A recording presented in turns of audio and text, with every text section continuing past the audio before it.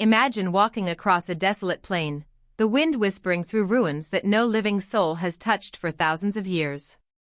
The stones underfoot are not ordinary rocks, they are remnants of a civilization so advanced that even today, modern engineers struggle to understand the precision of their construction.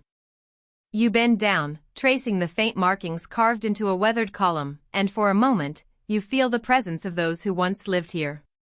They are gone, vanished without a trace, leaving behind only shadows of their brilliance. What could have happened to them? How could an entire people, capable of monumental architecture, intricate art, and sophisticated knowledge, simply disappear from the face of the earth? This is not just a question of curiosity, it is a mystery that challenges everything we think we know about history. History books teach us a linear story of human progress. Civilizations rise, flourish, and either evolve into the next stage or fall into obscurity, leaving behind written records, monuments, or artifacts. But the further back we peer, the more gaps appear, gaps so vast and puzzling that they defy explanation. There are cities that suddenly appear in historical records, fully formed, with no evidence of the centuries of labor or culture that should have preceded them. There are massive stone structures whose construction would require technology or knowledge far beyond what we credit to ancient societies. There are maps, etched centuries ago, showing coastlines and territories that should have been unknown at the time. There are artifacts so anomalous that they challenge the very foundations of our understanding of human history.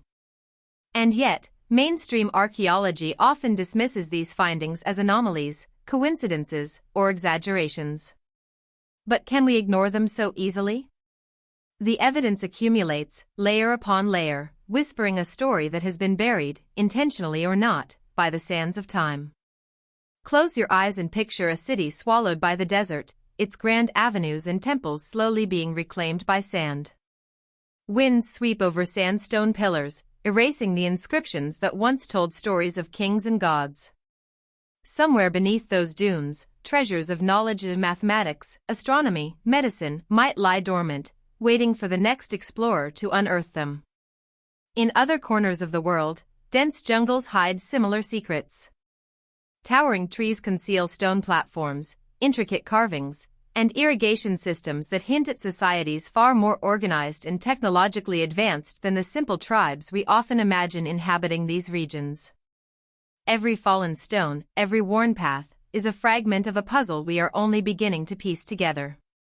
Yet, the most unsettling question is not what we have found, but what remains hidden, possibly forever lost. Imagine the oceans as vast graveyards, covering entire civilizations that thrived thousands of years ago.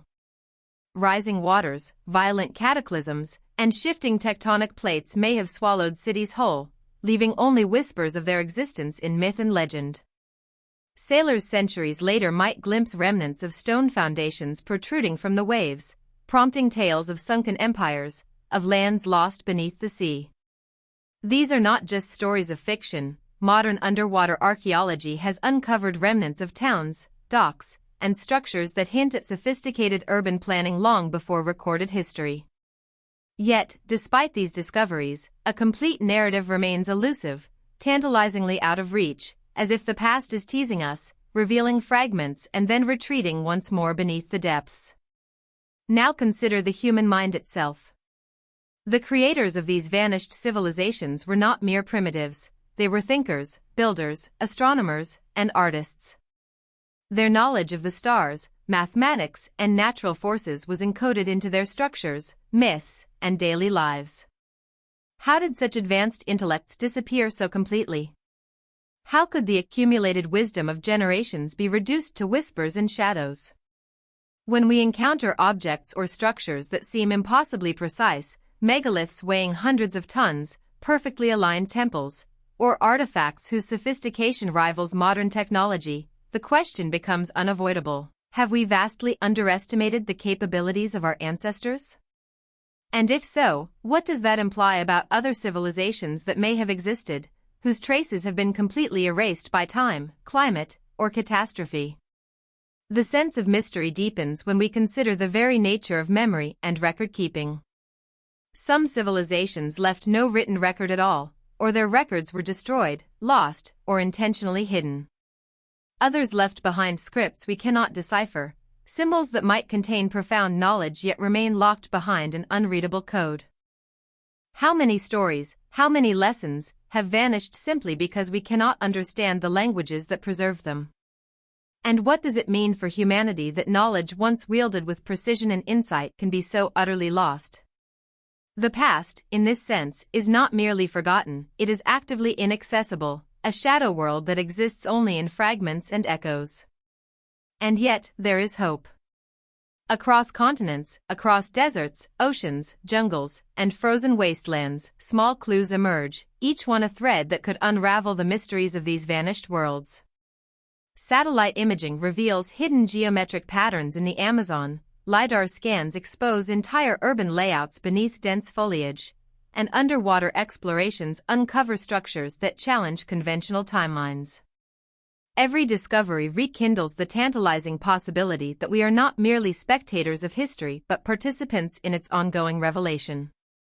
Every stone, every artifact, every anomaly is a call to look deeper, to question, to imagine a past far richer, stranger, and more complex than we ever dared to believe. It is in this intersection of curiosity and disbelief that the real thrill of discovery lies.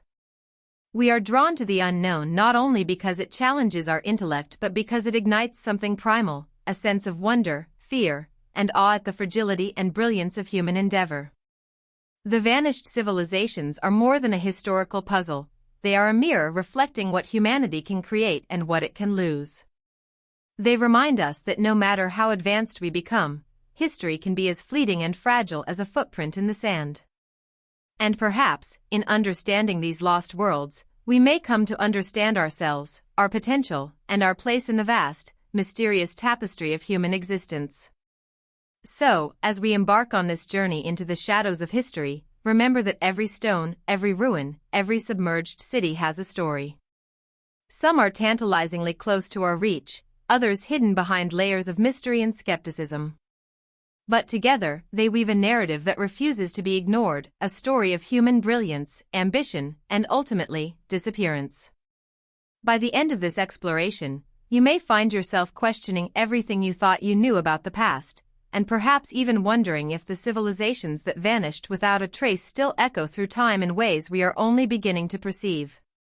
Beneath the surface of our familiar world lies an almost invisible layer of history, hidden from everyday eyes yet whispering secrets to those who know where to look. You could walk down a busy city street, completely unaware that beneath your feet might lie streets, buildings, and artifacts from a civilization that predates anything recorded in textbooks. In deserts, jungles, mountains, and beneath the ocean, traces of societies once thriving appear only to vanish almost as soon as they are discovered, leaving the world questioning whether these civilizations were real or mere myths. And yet, the evidence is there, scattered like breadcrumbs across time, waiting for someone bold enough, or perhaps obsessed enough, to follow it. Imagine diving into a hidden underwater city off the coast of India, where stone structures rise from the depths like frozen echoes of human ingenuity. The sun barely penetrates the water, casting shadows on walls etched with intricate carvings. Archaeologists and local legends speak in hushed tones about a city whose streets and temples were once bustling with life, now swallowed by the ocean. Carbon dating places the site thousands of years before the first known civilizations of the region, hinting at a sophisticated society that existed long before history officially begins. As divers brush away layers of sand, the outlines of buildings become clearer, revealing a planning and precision that would rival modern engineering. Yet, these discoveries are often treated skeptically or dismissed outright by mainstream historians, leaving the truth in limbo. Across continents, similar stories unfold. In the Arabian desert, explorers searching for traces of the legendary city of Ubar, sometimes called the Atlantis of the Sands, have uncovered remnants of trade routes, wells, and crumbled fortifications buried beneath shifting dunes. Ancient texts refer to a thriving hub of commerce, a place so prosperous it became the envy of neighboring kingdoms. Today, the desert hides it almost entirely, revealing only fragments to those determined enough to search. Each shard of evidence raises more questions than it answers. How did such a city vanish so completely? Did climate change, human conflict, or divine catastrophe play a role? And most hauntingly, what other cities, equally magnificent, might have been erased without leaving a trace? The mysteries are not confined to dry landscapes. Beneath dense jungles, LiDAR technology has unveiled vast networks of structures invisible to the naked eye, suggesting civilizations of astonishing scale and organization. Entire urban landscapes, complete with roads, terraces, and ceremonial platforms, have been found in regions of Central and South America that were previously thought to be sparsely populated. What is striking is not just the existence of these sites, but the sophistication of their planning. The alignment of roads with celestial events, the use of water management systems, and the sheer scale of construction indicate knowledge and skill that challenges our assumptions about pre-Columbian societies. These discoveries are raising a profound question: how many advanced civilizations have existed whose stories we may never fully uncover? Even the earth beneath the icy wastelands hides whispers of lost human presence. In Greenland and Siberia, researchers have identified unusual stone formations, remnants of settlements that predate known history. Buried under layers of ice and snow, these sites are frozen in time, perfectly preserved yet nearly inaccessible. Here, too, civilization seems to have risen and vanished without leaving conventional records. The thought is unsettling: humanity's story may be far older and far more intricate than we have been taught. Every new discovery, every anomaly, reminds us that the past is far more complex than the neat timeline presented in textbooks. Perhaps the most tantalizing evidence comes in the form of ancient artifacts that seem to defy explanation. Objects unearthed in unexpected places, made from materials and with techniques thought impossible for their time, challenge historians to reconcile what we know with what exists. Consider the reports of metal objects found deep within coal deposits, suggesting technological knowledge far older than our conventional timeline allows. Or take the perfectly crafted tools and machinery from ancient civilizations that appear to have been created with skills that vanish entirely in subsequent generations. Each artifact acts like a riddle, a fragment of a puzzle that hints at knowledge lost to the ages. Maps too offer silent testimony to civilizations we may never fully reconstruct. Ancient cartographers, working thousands of years ago, sometimes sketched coastlines, islands, and river systems that do not correspond with the geography of their time, or yet correlate with modern discoveries. The Piri Reis map, for example, drawn in the 16th century, depicts parts of the world with a precision that should have been impossible with the knowledge available at the time. Lines and coastlines match regions that were officially unknown until centuries later, raising the possibility that the creators of these maps had access to information from lost civilizations.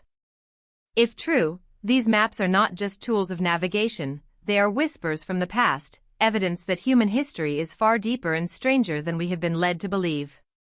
Even more unsettling is the idea that some discoveries are deliberately hidden or suppressed. Throughout history, there are accounts of artifacts, structures, and even entire sites being removed from public knowledge either for political, religious, or economic reasons. Legends persist of libraries buried beneath modern cities, archives lost to fire, or entire troves of knowledge deemed too dangerous or controversial for public dissemination. These gaps, whether intentional or accidental, create an almost conspiratorial aura around the story of lost civilizations. They make every discovery feel like a stolen secret, and every unexplained anomaly a small rebellion against the official narrative of history. Yet, despite the tantalizing evidence and the whispers from the past, there remains a frustrating elusiveness. For every city uncovered, dozens remain hidden. For every artifact found, there are countless more buried or destroyed.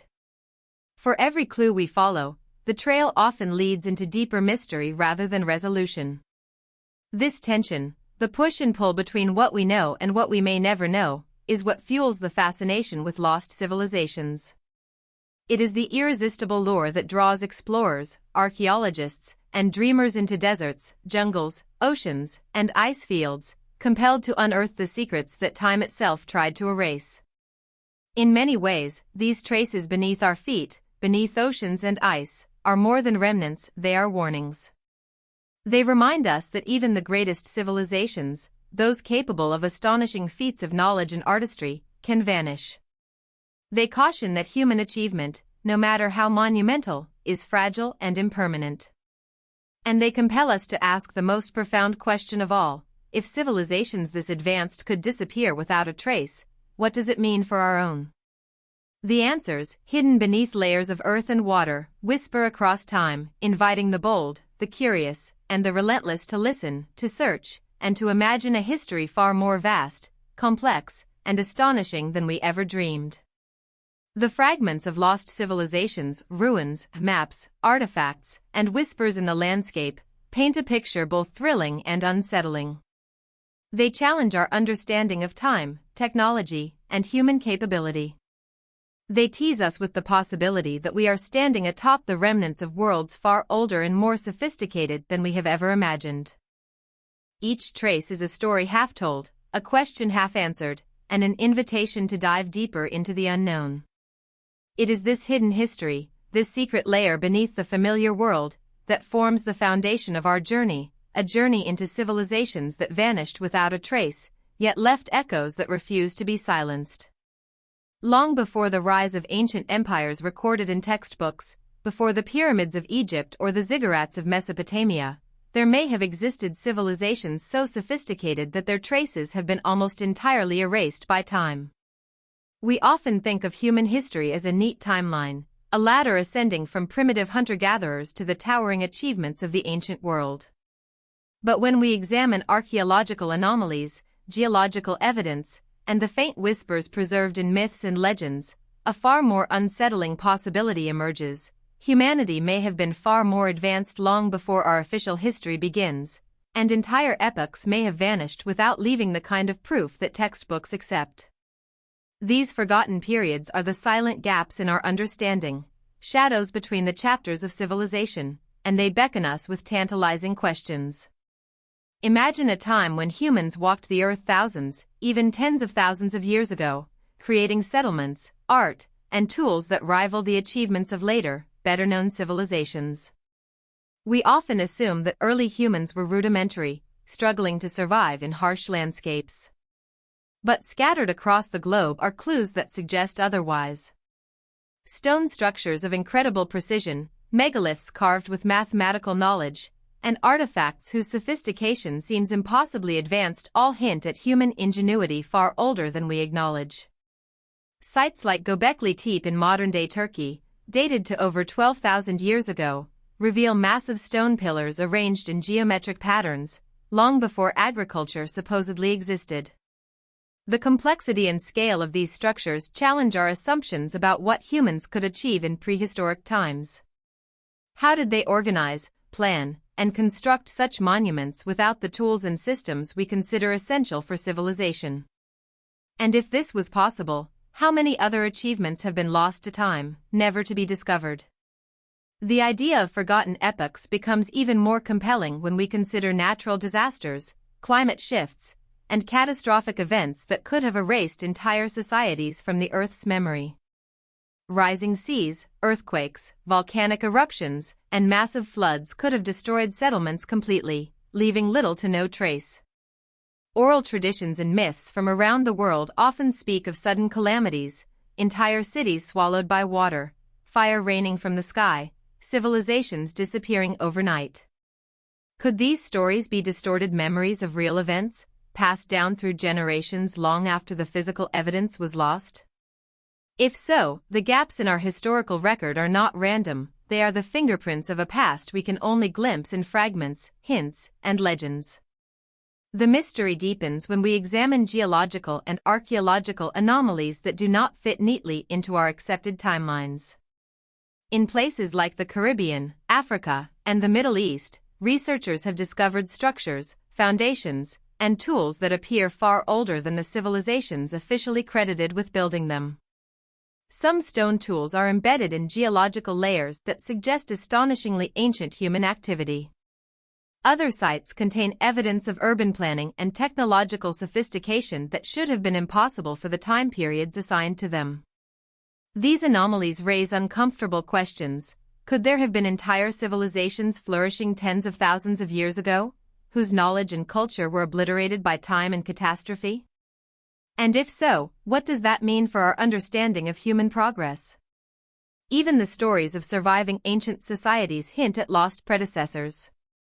Many of the civilizations we study, Sumerians, Egyptians, Mayans, claim, in myth or legend, to have inherited knowledge from older, sometimes mythical peoples. The Sumerians spoke of antediluvian kings ruling for tens of thousands of years before the flood, and Egyptian texts sometimes reference lands and dynasties that predate their own records.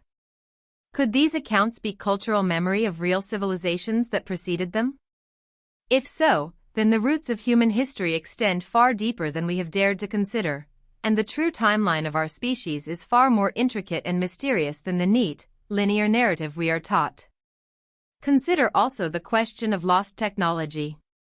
Some of the artifacts and structures from these prehistorical periods suggest capabilities that seem almost impossible. Massive stone blocks, transported over great distances with incredible precision, delicate carvings on rock, or astronomical alignments that required precise calculations. All these point to knowledge that modern humans struggle to replicate without advanced machinery and tools. If early civilizations possessed this level of understanding, it is chilling to realize that it might have been completely lost, leaving only tantalizing fragments for us to puzzle over. Each discovery is a hint, a whisper, suggesting that human potential has existed long before our historical records capture it, and that the erasure of these civilizations represents an enormous gap in our collective memory. Even our understanding of human evolution may be incomplete. Fossil records, skeletal anomalies, and ancient tools hint at intelligent, sophisticated societies emerging much earlier than mainstream science recognizes. While textbooks often depict a gradual linear development from primitive tribes to complex societies, these gaps suggest a far more nuanced and episodic evolution, punctuated by periods of achievement followed by sudden collapse. This could explain why some advanced knowledge seems to appear out of nowhere in later civilizations, as if inherited from a forgotten source whose story has been lost.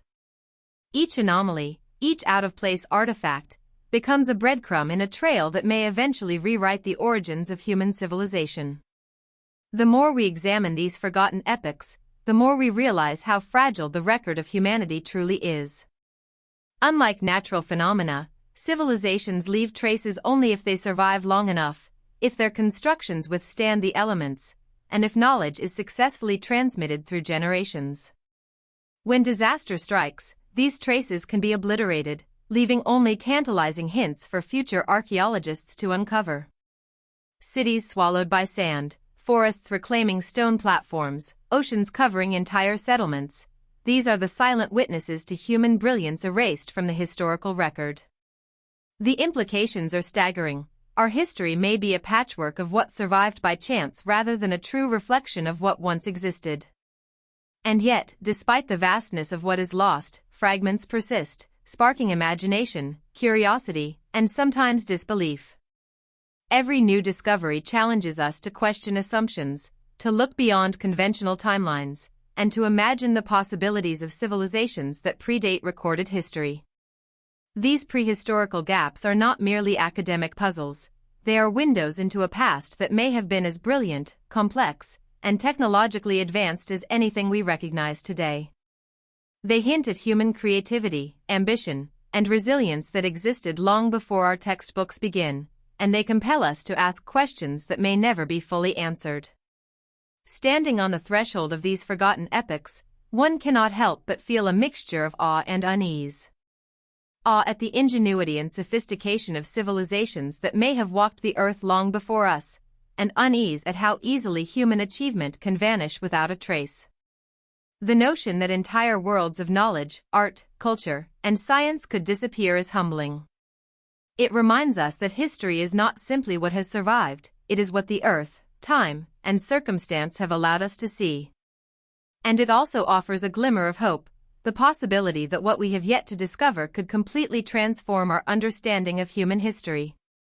These vanished epochs are not just chapters of the past, they are challenges to the very way we understand ourselves. They suggest that our species has experienced cycles of rise and fall far more dramatic than our conventional histories admit. They hint at forgotten wisdom, hidden knowledge, and the enduring potential for human achievement, even in the face of catastrophe. Each ruin, each artifact, each anomaly is a key to a story that may forever remain incomplete, yet irresistible in its mystery. By exploring these gaps, we do not merely uncover the past, we connect with the full breadth of human experience, imagination, and ingenuity. In this light, the forgotten epochs are not empty spaces on a timeline, they are invitations. Invitations to question, to explore, and to reconsider the origins of everything we take for granted. They beckon us to imagine civilizations that could have achieved greatness, only to be swept away by forces beyond their control, leaving behind whispers for those who dare to listen.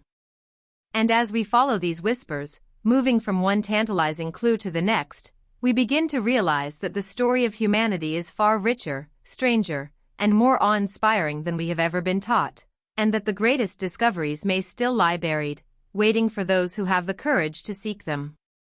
This expanded narrative exceeds 1,200 words, maintains suspense, cinematic storytelling, and curiosity-building elements, and flows naturally into Section 4. Long before the invention of modern cartography, before compasses guided sailors and maps were drawn with precision instruments, there existed maps whose accuracy seems impossible even by today's standards. These ancient maps do not simply chart familiar territories, they reveal coastlines, islands, and mountain ranges that, according to mainstream history, should have been unknown to the civilizations that produced them. Scholars and explorers alike have pored over these mysterious charts for centuries, marveling at the precision with which they depict regions far beyond the technological capabilities of their supposed creators. One of the most famous examples is the Piri Reis map, compiled in 1513 by an Ottoman admiral who claimed to have used older maps dating back centuries. What makes this map remarkable is not only its depiction of the known world at the time but also its portrayal of parts of South America and Antarctica with startling accuracy, long before those regions were officially explored. The lines are drawn with geometric precision, coastlines align with what modern satellite imagery reveals, and even topographical features appear in places where European knowledge of geography should have been minimal. It is as though the map itself is a whisper from a forgotten civilization, a record of knowledge passed down from people whose existence is no longer acknowledged in the historical record. The existence of such maps raises profound and unsettling questions about the sources of knowledge in the ancient world. How could civilizations separated by oceans and centuries have possessed such precise geographic understanding? Were they the inheritors of information from societies that existed before the rise of recorded history, civilizations that achieved levels of sophistication we are only beginning to comprehend? The Piri Reis map, along with other enigmatic charts like the Orance-Fine map of the 16th century and the ancient Babylonian star charts, suggests that knowledge of the Earth's continents and celestial bodies may have been far more widespread in prehistory than previously believed. It is difficult to reconcile these maps with the accepted narrative of human discovery, in which exploration is linear and incremental, building gradually upon previous generations. Instead, they hint at the possibility of a network of ancient knowledge, one that may have existed long before the civilizations we celebrate in history books and which may have been transmitted across continents in ways we do not yet understand. Consider the implications of these maps for our understanding of vanished civilizations. If such knowledge existed, it suggests that there were societies capable not only of exploring distant lands but also of recording them with remarkable accuracy. They must have possessed sophisticated navigation, mathematics, and observational skills that rival or even exceed those of later civilizations. Yet, if these civilizations were so advanced, why do we find only fragments of their existence? Why is there no continuous record connecting these maps to known societies? The dissonance between the evidence and our historical timeline implies that entire chapters of human achievement may have been deliberately erased, lost to catastrophe, or obscured by time and environmental change. In essence, these maps are tantalizing reminders that the past may be far richer and stranger than we dare to imagine. Ancient cartography also challenges the conventional assumptions about technology and knowledge transmission. The level of accuracy in these maps implies tools and methodologies that historians cannot fully account for. Some scholars speculate that the mapmakers had access to advanced surveying techniques, possibly even knowledge that has since been lost. Others argue that certain maps may preserve fragments of oral tradition, collective memory, or even the results of exploratory voyages by civilizations now vanished. There is also the question of global contact. Could these maps indicate that cultures separated by vast oceans were connected in ways previously dismissed as impossible? Every line, every contour on these charts hints at a forgotten history of exploration and intellectual achievement, suggesting that human understanding of the world's geography may have reached extraordinary heights long before recorded history. The Piri Reis map is far from an isolated anomaly. Across different eras and regions, other ancient maps defy conventional explanation. The Orensfine map from 1531 presents the world in a manner that includes Antarctic coastlines without ice, a feature that was supposedly unknown until the 19th century. Similarly, the Catalan Atlas of 1375 depicts regions of Africa with surprising accuracy, while Chinese maps from centuries past display coastlines and island chains that were not formally discovered until European explorers set sail. Each of these maps, created independently and in distant regions, raises the same fundamental question: how did the mapmakers know what they were depicting? The consistency and sophistication across these various examples suggest that the knowledge they contain was not purely coincidental. It points instead to the transmission of precise geographic understanding from civilizations that are now largely forgotten. The very existence of these maps has inspired theories that border on the extraordinary. Some researchers speculate that they may represent the final echoes of civilizations predating known history, societies that possessed the capacity for global exploration and accurate documentation but which were obliterated by cataclysmic events, leaving only hints of their existence. Others propose that the maps could have been created with guidance from advanced technologies or knowledge systems that are lost to us, systems that allowed ancient humans to measure and record the world with astonishing fidelity. Even the suggestion of advanced astronomical understanding comes into play, as some of these maps are aligned with celestial coordinates, implying that the civilizations that produced them were not only skilled in geography but also in astronomy and mathematics. Each possibility is both thrilling and unsettling, as it challenges the conventional narrative of human progress and hints at the depth of what has been lost. Yet, for all their precision, these maps remain incomplete, mysterious, and often contradictory. Some landmasses appear with remarkable accuracy, while others are distorted or missing entirely. Islands that no longer exist or whose locations are uncertain appear as if preserved from memory, and coastlines that were later altered by rising seas are depicted as they might have been thousands of years ago. Such inconsistencies suggest that these maps are not simply practical tools but also records of memory, fragments of knowledge transmitted through time, capturing the faint traces of civilizations that may have vanished entirely. They are reminders that history is not a continuous record but a patchwork of surviving evidence, glimpses of human achievement preserved in stone, ink, and imagination. For those who study them, these ancient maps are more than curiosities, they are clues to a hidden past. They inspire exploration, debate, and sometimes controversy, as researchers struggle to reconcile their existence with established historical frameworks. They also serve as a cautionary tale, reminding us that knowledge can be both fleeting and resilient, that civilizations can rise to extraordinary heights and yet leave only faint traces behind.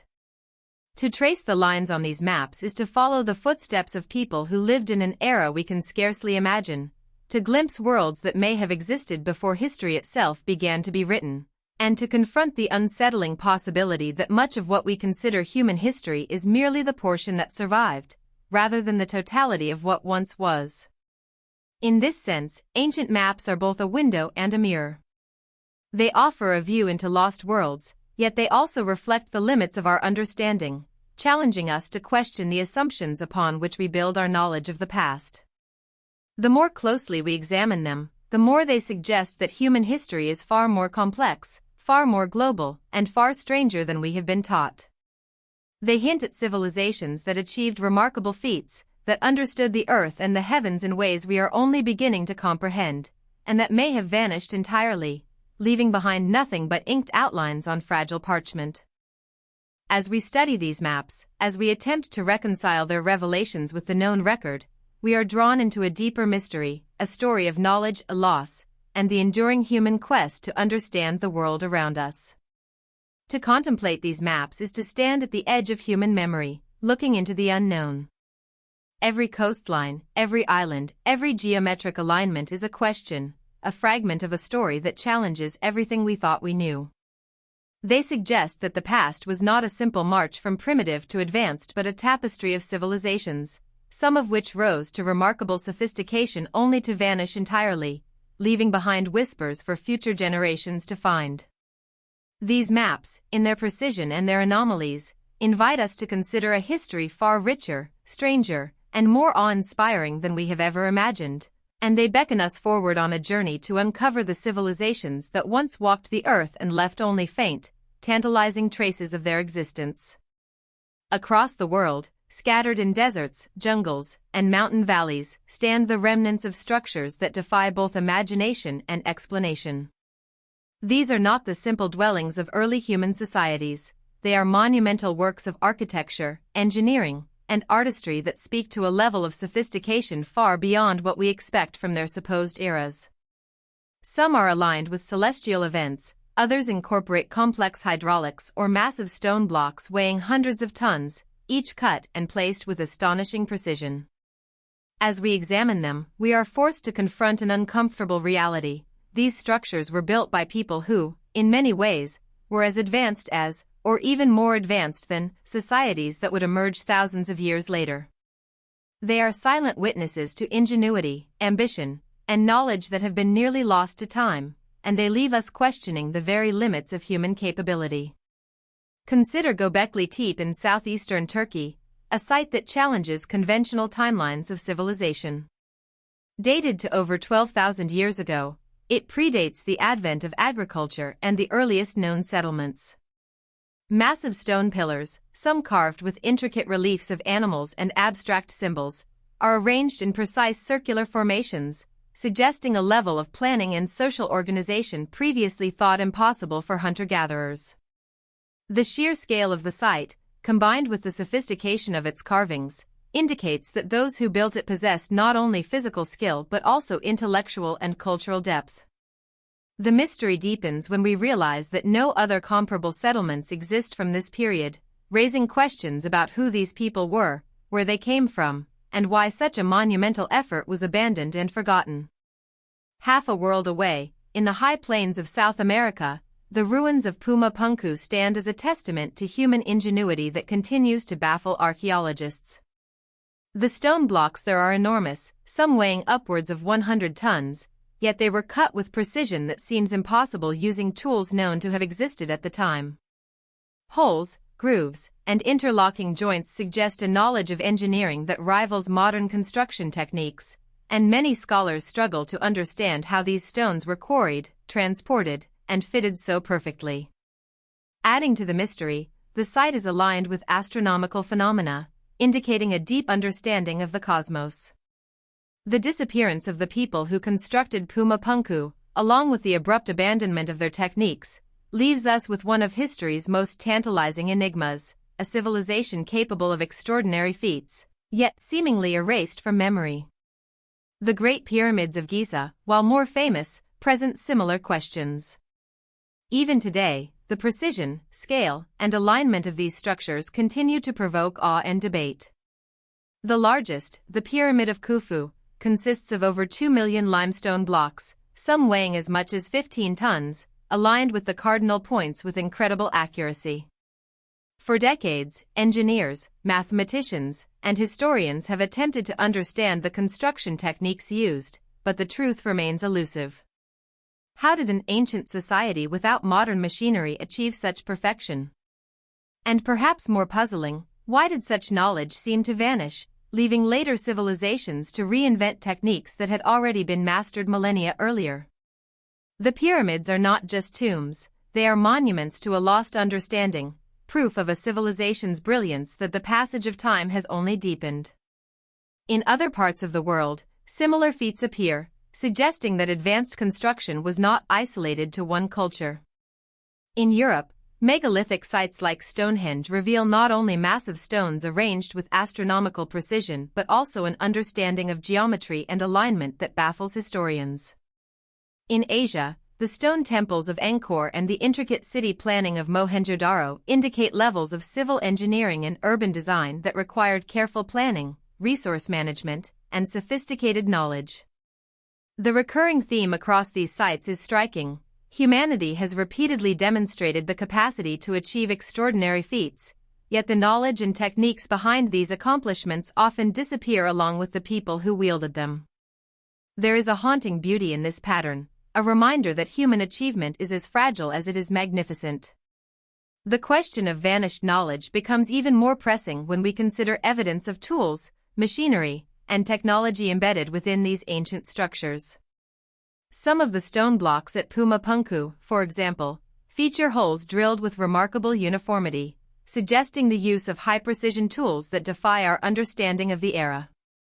In Egypt, the precision of pyramid stones has led some researchers to speculate about advanced techniques, possibly including cutting tools and measurement systems lost to history. These anomalies force us to reconsider what we know about ancient humans and their capabilities. If they could manipulate massive stones with such accuracy, align them with the stars, and construct durable structures capable of lasting millennia, it implies an understanding of physics, mathematics, and engineering that conventional history struggles to accommodate. The mystery deepens further when we examine the abrupt abandonment of many of these sites. Göbekli Tepe, Pumapunku, and countless other ancient structures appear to have been deliberately buried, left unfinished, or suddenly deserted. The reasons for these disappearances remain speculative, but theories range from climate change and natural disasters to social upheaval or invasion.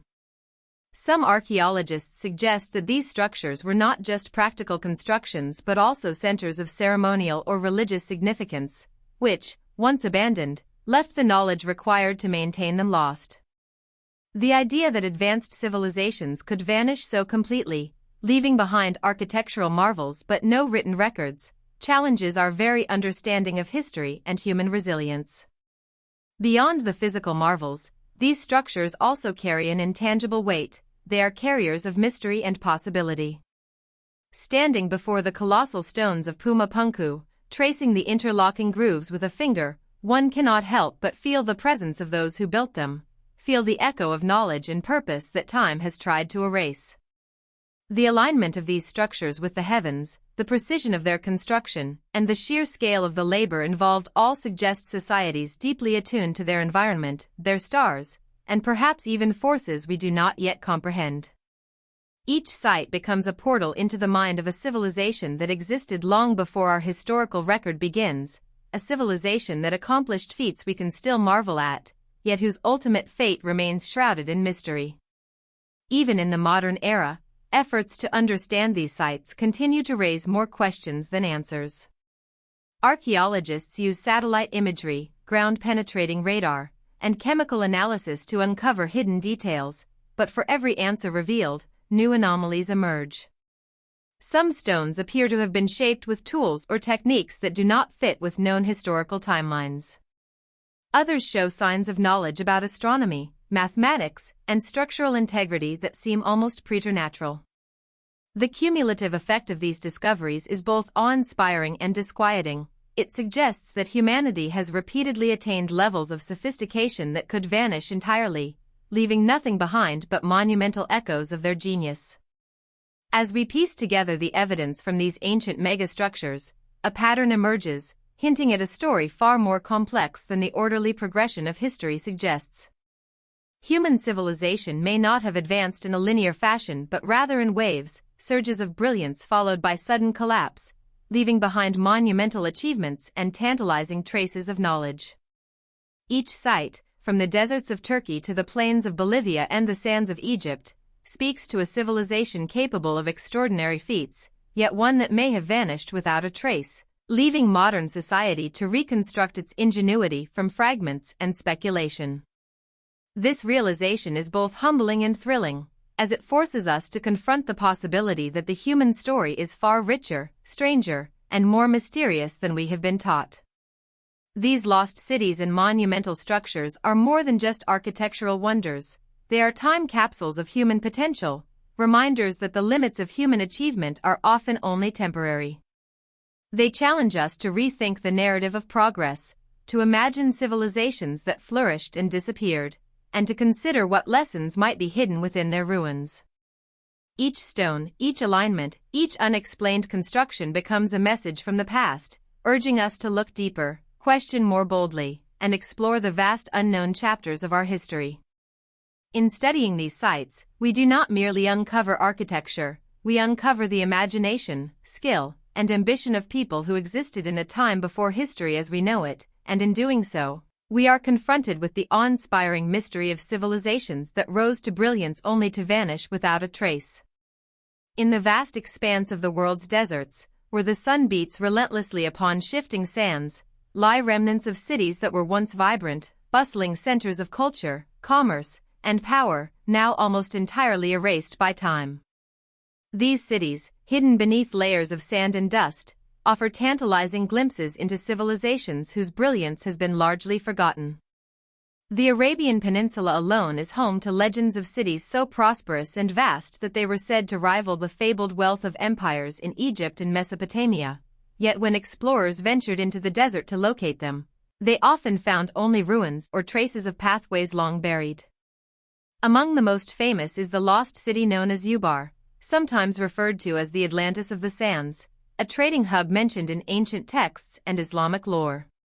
For centuries, it was believed to be purely mythical, a tale of opulence swallowed by the desert, but evidence discovered through satellite imagery, archaeological surveys, and painstaking excavation suggests there may have been truth behind the legend, revealing roads, wells, and foundations that hint at a civilization of remarkable sophistication. Walking across the shifting sands where Ubar is thought to have existed, one can almost imagine the bustling markets, caravans of camels laden with frankincense, and the clamor of trade reaching far beyond the desert's edge. Yet all of this activity, all of this human achievement, seems to have been erased almost overnight by forces beyond human control. Some researchers argue that climate change, prolonged droughts, and the depletion of vital water sources may have led to the city's sudden abandonment, a stark reminder of the fragility of human societies when confronted by nature's relentless power. Others suggest that economic decline or conflict may have played a role, but the sudden disappearance of entire urban centers in the desert remains one of history's most haunting mysteries. As sand continues to shift and cover what little remains, it is almost impossible not to feel the weight of lost civilizations pressing upon the present, whispering stories that time has tried to conceal. The deserts of Egypt offer a similar enigma. Beyond the famous monuments of the Nile Valley, archaeological surveys have uncovered evidence of settlements and cities that seem to vanish as mysteriously as they appear in the historical record. Some sites, buried beneath dunes and the desert floor, reveal complex street layouts, defensive walls, and intricate water management systems, suggesting that their inhabitants were not simply surviving but thriving, with sophisticated urban planning and cultural development. Yet, despite these signs of advancement, many of these settlements were eventually abandoned, leaving only faint traces for future generations to uncover. The combination of harsh climate, shifting sands, and human neglect has effectively erased these once flourishing societies, leaving us to reconstruct their stories from fragmentary evidence. The very notion of a city disappearing almost entirely challenges our conventional understanding of history. We are accustomed to thinking of empires and urban centers as enduring, with their legacies preserved in written records, monuments, or the continuous occupation of their sites. But the deserts teach a different lesson, that civilization, no matter how advanced, can be impermanent. Roads crumble under the weight of wind and sand, buildings sink into the earth, and knowledge can vanish when the people who hold it are forced to leave. In the case of Ubar, for example, satellite images revealed ancient caravan routes converging on locations that matched the descriptions of legendary texts, but when archaeologists arrived on the ground, they found little more than mounds of sand and scattered stone foundations. The physical structures of the city may have disappeared, but the traces of human ingenuity remain, hinting at a society that once commanded trade across vast distances, connecting distant lands through commerce, culture, and communication. The phenomenon of cities swallowed by deserts is not confined to the Arabian Peninsula or Egypt. Across the globe, from the Thar Desert in India to the Sahara in Africa, explorers and archaeologists have discovered traces of urban centers buried beneath the sand. These cities, often forgotten by time, reveal the adaptability and ambition of their inhabitants, who carved out thriving communities in some of the harshest environments on Earth. Irrigation systems, granaries, temples, and road networks indicate a level of social organization and engineering that is remarkable given the challenges posed by the environment. Yet, the impermanence of these cities serves as a stark reminder that human achievement, no matter how extraordinary, can be fragile when faced with environmental pressures or societal collapse. In studying these lost desert cities, it becomes evident that their disappearance was rarely gradual. Instead, evidence often points to sudden abandonment, as if the civilization had been abruptly struck by disaster, whether environmental, economic, or otherwise.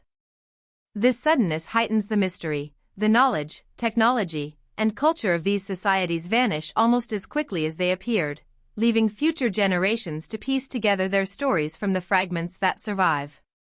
In some cases, the knowledge of water management, agriculture, and urban design may have been lost entirely, leaving behind only the monumental ruins as silent testimony to human ingenuity. The desert, in its vast and unrelenting expanse, both preserves and conceals, simultaneously hiding the past while inviting those daring enough to uncover it. Beyond the physical remnants, desert cities also leave behind intangible legacies in the form of myths, legends, and oral histories. The stories of Ubar, for instance, describe wealth, power, and opulence so extraordinary that they seem almost fantastical, yet they are corroborated by the archaeological evidence that has emerged in modern times. These tales, passed down through generations, preserve fragments of historical truth even when the physical structures have long since crumbled. They remind us that human memory, encoded in story and legend, can serve as a bridge between the present and civilizations that would otherwise be forgotten entirely. It is in these narratives, combined with the remnants of architecture and urban planning, that the full picture of vanished desert civilizations begins to emerge, revealing societies that were far more complex and interconnected than previously imagined. The study of these lost cities also forces us to reconsider the role of geography and climate in shaping human history. Deserts, with their extreme temperatures, scarce water, and shifting sands, are unforgiving environments, yet they were home to civilizations capable of remarkable ingenuity. By examining the strategies these societies employed to survive, complex irrigation systems, trade networks that spanned continents, and urban planning designed to conserve resources, we gain insight into both the adaptability of human beings and the precariousness of their achievements. These civilizations flourished for centuries, only to vanish when environmental conditions, economic pressures, or other factors disrupted the delicate balance that had sustained them. The desert becomes not merely a backdrop but an active participant in the story, shaping, challenging, and ultimately erasing human endeavor in ways both subtle and dramatic. What is most haunting about these cities is the sense of impermanence they convey. Walking across a site like Ubar or other lost settlements, one is struck not only by the ingenuity of their inhabitants but also by the eerie silence of abandonment. The stones, streets, and foundations that remain are mute witnesses to human triumph and fragility alike. They remind us that even the most advanced civilizations can vanish, leaving behind only faint traces for those willing to search. In this way, the deserts hold a mirror to our own society, prompting reflection on the forces, both natural and human-made, that can erase centuries of achievement. As archaeologists continue to explore these desert sites, employing modern technologies such as satellite imaging, ground-penetrating radar, and 3D reconstruction, new layers of history are revealed with every dig. Roads once buried for millennia are traced with astonishing clarity, foundations are mapped, and clues to trade networks, resource management, and social hierarchy emerge. Yet with every discovery, the questions multiply. How many other cities lie hidden beneath deserts around the world? How many civilizations, brilliant and sophisticated, were obliterated without leaving a trace? What knowledge, art, and culture have been lost forever to the sands of time? The deserts, with their silent and unyielding expanses, offer glimpses of a past that is at once tantalizingly close and maddeningly elusive, a reminder that the history of human civilization is far deeper, stranger, and more mysterious than we have ever been taught. Hidden deep within dense jungles, far from the reach of conventional archaeology and modern roads, lie the ruins of cities that defy the traditional understanding of pre-Columbian societies. For centuries, explorers and adventurers told tales of stone temples, terraces, and roads peeking through the thick canopy, yet these accounts were often dismissed as exaggeration or legend. Only with the advent of modern technology, particularly LiDAR scanning, have we begun to realize the magnitude of what lies beneath. Sweeping across regions of Central and South America, these scans have revealed urban landscapes so vast and complex that entire civilizations previously thought to be small and dispersed now appear to have been highly organized, densely populated, and capable of extraordinary feats of engineering and planning. From hidden plazas to canals, from ceremonial centers to roads that connect settlements for miles through dense foliage, the jungle conceals a human story that is both astonishing and mysterious. In the dense rainforests of Guatemala, the ruins of what was once the Mayan heartland emerge like ghosts from the green sea. What was long considered scattered settlements of modest size is now understood to be part of a massive network of cities, connected by causeways, bridges, and roads that facilitated trade, communication, and military coordination. LiDAR has peeled back layers of forest to reveal terraces carved into mountainsides, enormous platforms upon which temples once stood, and reservoirs designed to capture and store water for urban populations that may have numbered in the hundreds of thousands. The scale and sophistication of these constructions challenge previous assumptions about the capabilities of the Maya, indicating a civilization that combined environmental ingenuity with architectural mastery, yet one that ultimately declined, leaving behind ruins swallowed by the relentless growth of the jungle. Traveling further south, the Amazon rainforest, long thought to be a nearly untouched wilderness, is now understood to have been home to vast human settlements, some of which rivaled the size of modern cities. Archaeologists, using LiDAR and other advanced tools, have discovered geometric earthworks, roads, and complex agricultural systems hidden beneath the forest canopy. These discoveries suggest that humans not only adapted to the environment but also shaped it on a massive scale, creating sustainable cities and farmland in areas previously assumed to be unsuitable for permanent habitation. This challenges centuries of assumptions that the Amazon was a pristine wilderness, untouched by organized civilization, revealing instead a landscape that was once densely populated, carefully managed, and culturally vibrant. The evidence points to sophisticated knowledge of ecology, agriculture, and urban planning, yet the people who built these structures vanished, leaving little to no direct historical record. The mystery of vanished jungle civilizations is compounded by the abruptness of their decline. Unlike the steady decay of cities in deserts, which may succumb slowly to climate change or resource depletion, many jungle cities show signs of sudden abandonment. Temples, plazas, and residences were left intact, as if the inhabitants had walked away without the expectation of returning. Scholars debate the causes of this disappearance, with theories ranging from environmental stress, disease, and warfare to social upheaval and internal collapse. The consequences of these losses are profound. Entire cultures, with their knowledge, art, and religious practices, disappeared from memory, leaving behind only the faint echo of their presence in stone and earthworks. Each newly uncovered city adds another layer to the enigma, hinting at civilizations that were both extraordinary and ephemeral, rising to brilliance before fading almost entirely from human consciousness. What is particularly striking about these discoveries is the level of technological and environmental understanding demonstrated by the builders. Agricultural terraces, designed to prevent soil erosion and manage water flow, reveal knowledge of hydrology and soil science that would be remarkable even today. Reservoirs and canals indicate precise understanding of water management, necessary for sustaining large populations in challenging tropical environments. The urban layouts, often aligned with astronomical events or natural landmarks, suggest a culture deeply attuned to its surroundings, capable of integrating architecture, infrastructure, and cosmology into a cohesive system. These civilizations were not merely surviving, they were thriving in harmony with their environment, yet their achievements were ultimately lost, obscured by the inexorable growth of the jungle and the passage of centuries. The disappearance of these societies raises questions that go beyond archaeology. How could entire populations vanish so completely, leaving little evidence of their knowledge, culture, or daily life? Why did civilizations that displayed such sophistication, environmental awareness, and social organization fail to persist or transmit their achievements to future generations? The answers may lie in a combination of factors, including ecological shifts, overexploitation of resources, epidemic disease, or internal social collapse. Yet the precise mechanisms remain elusive, and every discovery only deepens the mystery.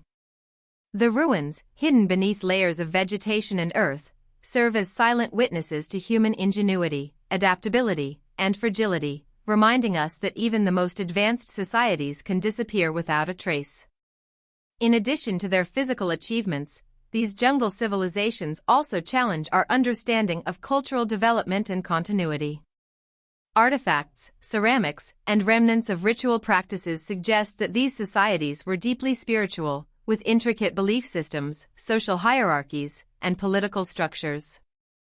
Yet much of this intangible cultural knowledge has been lost, leaving only fragments that archaeologists struggle to interpret. In many ways, the ruins themselves become the primary text, a record of human activity that must be read through observation and inference rather than written language. Each temple, plaza, and roadway offers a glimpse into the social, religious, and economic life of a civilization that existed long before many modern nations were established, emphasizing both the richness of the past and the impermanence of human achievement. The discovery of jungle cities also highlights the importance of modern technology in uncovering hidden histories. Without LiDAR, aerial photography, and advanced imaging techniques, these sites would remain virtually invisible, lost beneath centuries of vegetation and decay. The technology allows researchers to map entire landscapes, revealing patterns and networks of settlement that were previously inconceivable. Roads connecting distant cities, ceremonial centers, and even evidence of extensive agricultural systems emerge from the data, painting a picture of highly organized, sophisticated societies that flourished in environments once thought inhospitable to large-scale human habitation. These findings compel us to reconsider the timeline of civilization, acknowledging that human ingenuity, adaptability, and creativity have been present for far longer and across more diverse regions than conventional history acknowledges. Perhaps the most profound lesson from the jungle civilizations is the reminder of impermanence. Cities that once teemed with life, culture, and knowledge can disappear almost entirely, leaving only faint traces for future generations. The relentless growth of the jungle reclaims these sites, erasing evidence of human presence and forcing researchers to rely on fragmentary clues to reconstruct the past. Yet, within these ruins lies a story of human resilience, creativity, and ambition, a story of people who transformed their environment, built thriving urban centers, and developed sophisticated systems of knowledge, only to vanish, leaving behind enigmatic reminders of what once was. These civilizations challenge us to rethink our assumptions, to recognize the depth of human history, and to confront the reality that much of our past, no matter how brilliant, can be erased, hidden, or forgotten over time. Exploring these jungle sites also evokes a sense of awe and wonder that transcends academic study. Standing atop a temple platform, looking out over a city that has lain hidden for centuries, one cannot help but feel the presence of those who came before, imagining the ceremonies, the markets, and the daily lives that once filled these spaces. Every stone, every terrace, every pathway is a silent testament to human achievement, ingenuity, and ambition. And yet, their disappearance reminds us of the fragility of civilization, the vulnerability of even the most organized societies to environmental, social, and historical forces. In this way, the jungle civilizations serve as both inspiration and caution, offering a glimpse of humanity's potential while underscoring the impermanence of all human endeavor. As archaeologists continue to uncover these hidden cities, the story of the jungle civilizations grows ever more complex and compelling. Each new discovery reshapes our understanding of the past, revealing sophisticated urban planning, environmental management, and cultural achievement that rival the great civilizations of recorded history. Yet, the ultimate fate of these societies remains shrouded in mystery, their disappearance as sudden and complete as the silence that now fills their streets. They are a testament to human capability, ambition, and resilience, and a haunting reminder that even the most extraordinary civilizations can vanish without leaving a clear record, leaving the world to piece together their stories from the fragments that survive. Across the world, there exist ancient artifacts that seem to defy our understanding of history, objects that appear unexpectedly in geological layers and locations where their existence should be impossible. These out-of-place artifacts, often referred to by researchers as OOPArts, challenge conventional timelines, raising questions that mainstream archaeology struggles to answer. From intricately carved tools found in prehistoric rock strata to metal objects embedded in coal deposits that predate known metallurgical knowledge, each discovery hints at civilizations that may have possessed technologies and understanding far earlier than previously believed. These anomalies are not isolated curiosities. Collectively, they suggest the presence of advanced societies whose stories have been lost or deliberately obscured. The very existence of these artifacts forces us to reconsider the nature of human history and the linear progression of technological development, opening the door to possibilities that seem almost fantastical yet are grounded in tangible evidence. Take, for instance, the intricate carvings found on tools in layers of sediment that should predate their technological context by tens of thousands of years. Some of these tools exhibit craftsmanship and precision that imply not only manual skill but also a sophisticated understanding of geometry and material science. If such tools were truly created in the time periods indicated, it implies a level of knowledge that mainstream history is unwilling to attribute to humans of that era. Similarly, discoveries of metal objects in coal deposits, sometimes encased in rock formations dating back millions of years, have baffled scientists. These anomalies cannot easily be dismissed as hoaxes, as they are embedded within the geological layers themselves, suggesting that humans, or an unknown predecessor, had mastered metallurgy far earlier than documented in historical records. Each artifact is a puzzle piece that does not fit neatly into the accepted timeline, demanding that we question the assumptions we have long held about human evolution and technological progress. Even more striking are artifacts that suggest an understanding of mechanical principles long before they were supposedly discovered. Ancient gears, mechanisms, and devices, some recovered from excavation sites in Greece, China, and the Middle East, display an extraordinary grasp of engineering and mathematics. The Antikythera mechanism, for example, is a sophisticated astronomical calculator dated to the 1st century BCE, capable of predicting celestial events with astonishing accuracy. While this device alone challenges assumptions about the capabilities of ancient societies, there are other, less famous artifacts that suggest mechanical knowledge existed far earlier and across multiple regions. Some of these objects hint at advanced civilizations whose knowledge was subsequently lost, raising questions about how and why such sophisticated understanding could vanish entirely. The presence of out-of-place artifacts also highlights the possibility of civilizations older than history currently acknowledges. If tools, objects, and mechanisms existed far earlier than the historical record permits, it may indicate the presence of human or human-like societies that thrived and disappeared long before the civilizations we study today. These societies may have developed technologies and knowledge that rival or surpass what later civilizations achieved, yet they left behind little more than enigmatic artifacts and ruins buried beneath layers of sediment, ice, or soil. The implications are staggering. Entire chapters of human development may have occurred in eras that are currently invisible to history, erased either by natural cataclysms, human conflict, or the slow erosion of time. Some OOPRs even suggest the possibility of global knowledge transfer in antiquity, challenging the notion that early civilizations were isolated and regionally confined. Artifacts with similar construction techniques, design motifs, and technological sophistication appear on multiple continents, often separated by oceans and thousands of miles. While mainstream historians attribute such similarities to coincidence or independent invention, the consistency of certain technological and artistic elements hints at the possibility of contact between distant societies or the inheritance of knowledge from a common, now lost source. If true, this would require a fundamental re-evaluation of how we understand early human interaction, trade, and the spread of technological innovation. The artifacts act as silent witnesses to a history that has been largely erased, leaving tantalizing hints for modern researchers to decipher. In addition to metal objects and tools, other anomalies include inexplicable carvings, inscriptions, and symbolic representations that defy chronological and cultural context. Some artifacts bear symbols that resemble modern alphabets, mathematical notation, or astronomical charts, yet they are embedded in layers predating any known civilization that could have produced them. These anomalies force scholars to confront the possibility that human cognition, symbolic thought, and abstract reasoning may have emerged far earlier than the archaeological consensus allows.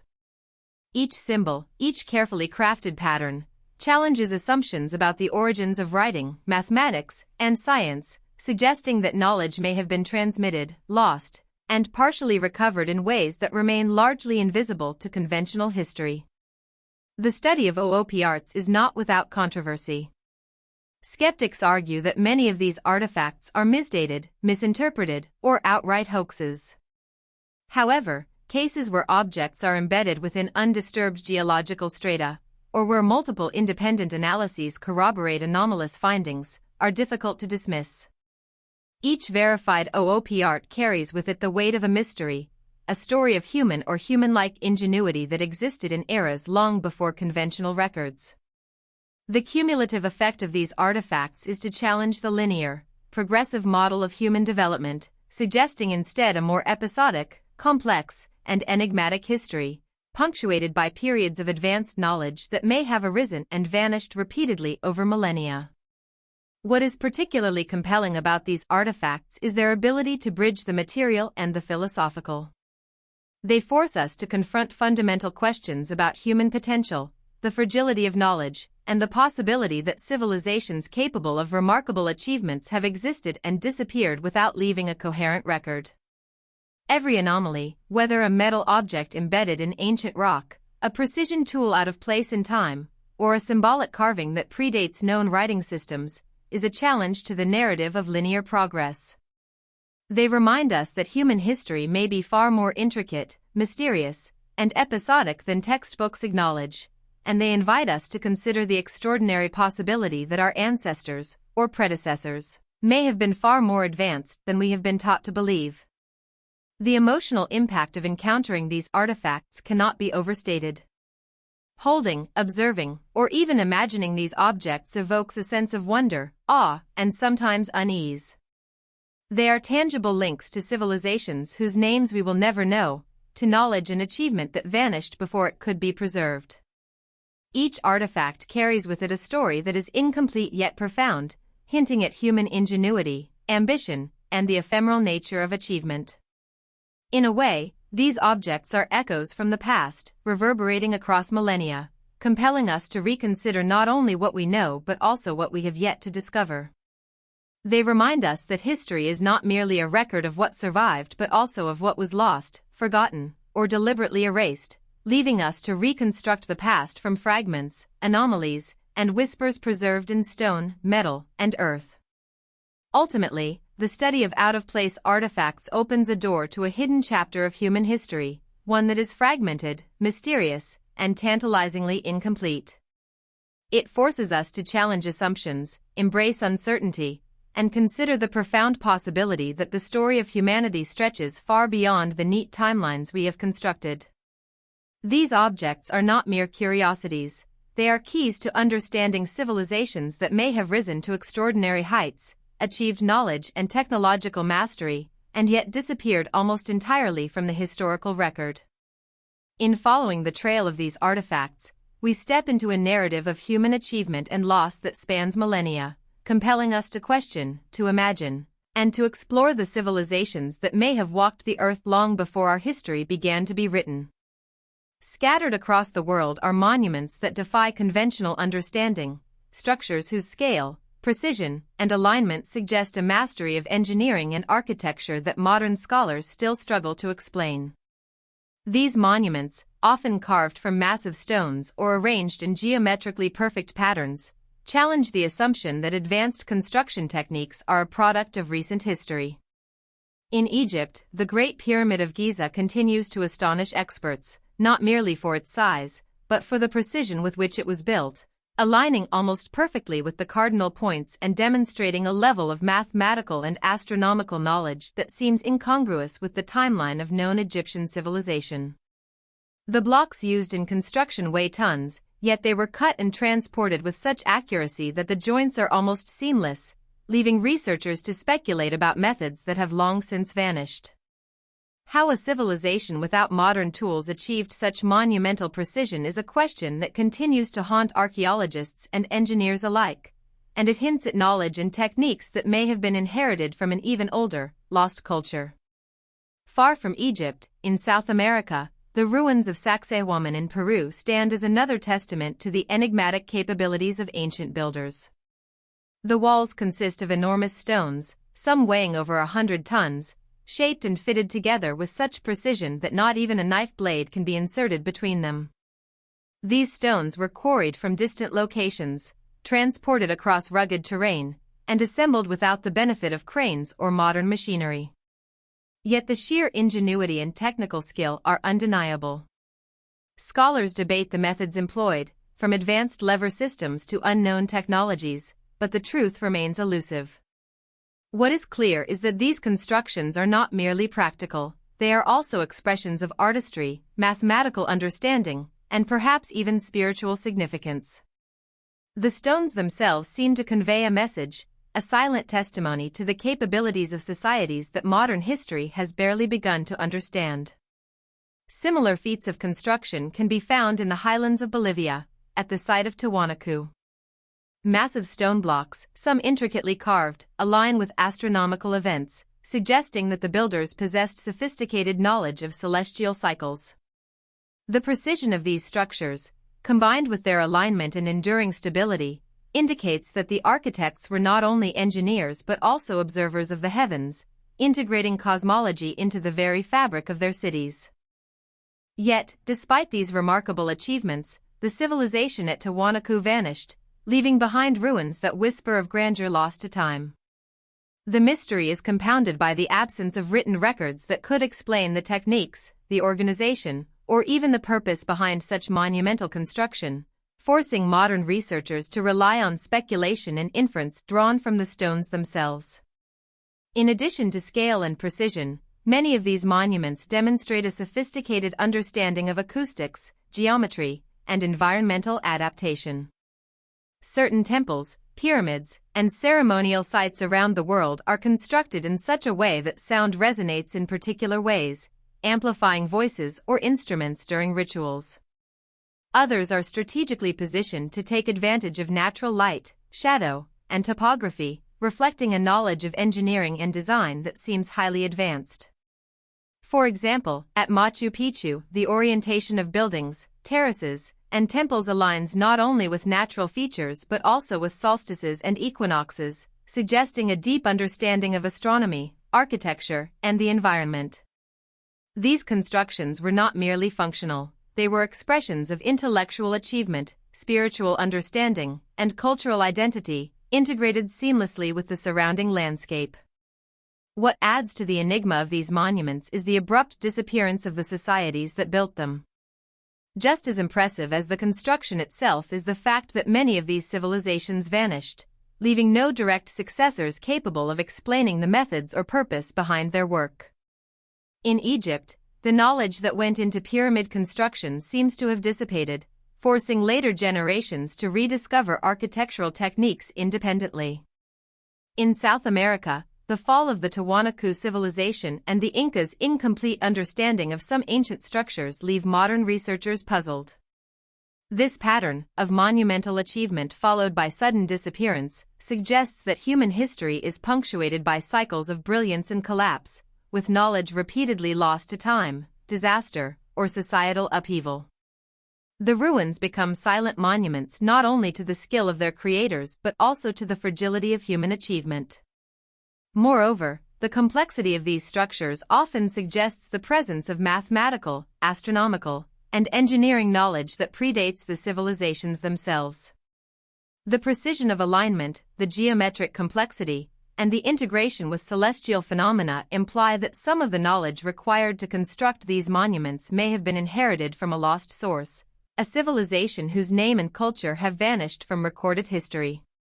This possibility is reinforced by similarities between monuments in distant regions, pyramids in Egypt and Mesoamerica, megalithic walls in South America and Europe, suggesting that either knowledge was transmitted across vast distances or that human ingenuity reached extraordinary levels independently in multiple regions. Either scenario challenges the conventional understanding of technological and cultural development, pointing toward a history far richer and more mysterious than textbooks suggest. The emotional impact of encountering these monuments cannot be understated. Standing before a perfectly aligned stone wall or a massive pyramidal structure, one feels a profound connection to the past, a sense of awe at the ingenuity and perseverance of humans who lived millennia ago. There is also an unsettling realization that civilizations capable of such achievement can vanish almost entirely, leaving only stone and earth to testify to their existence. The silence of the ruins, the precision of the construction, and the mystery of the vanished builders evoke both admiration and an almost existential questioning of what knowledge humanity might lose in the future. These structures serve as reminders that history is not linear, that brilliance can emerge and disappear in cycles, and that the past may hold secrets far beyond what we currently comprehend. Modern research continues to reveal new layers of complexity within these monuments. High-resolution mapping, satellite imaging, and archaeological surveys uncover hidden chambers, subterranean tunnels, and structural features that were previously undetectable. The more we study, the more we realize that these constructions were not isolated feats but parts of sophisticated cultural, technological, and spiritual systems. The alignment of buildings with celestial bodies, the integration of water management and structural stability, and the symbolic carvings all point to societies that possessed both practical skill and intellectual depth. Yet, despite decades of study, we are still only beginning to understand the full scope of their capabilities, and each new discovery raises as many questions as it answers. The pattern is clear: monumental achievements, advanced knowledge, and sudden disappearance. Civilizations capable of extraordinary architectural feats existed, built lasting legacies, and then vanished, leaving behind mysteries that continue to challenge our understanding of human history. The scale, precision, and alignment of these monuments suggest not only engineering brilliance but also a sophisticated understanding of astronomy, mathematics, and the natural world.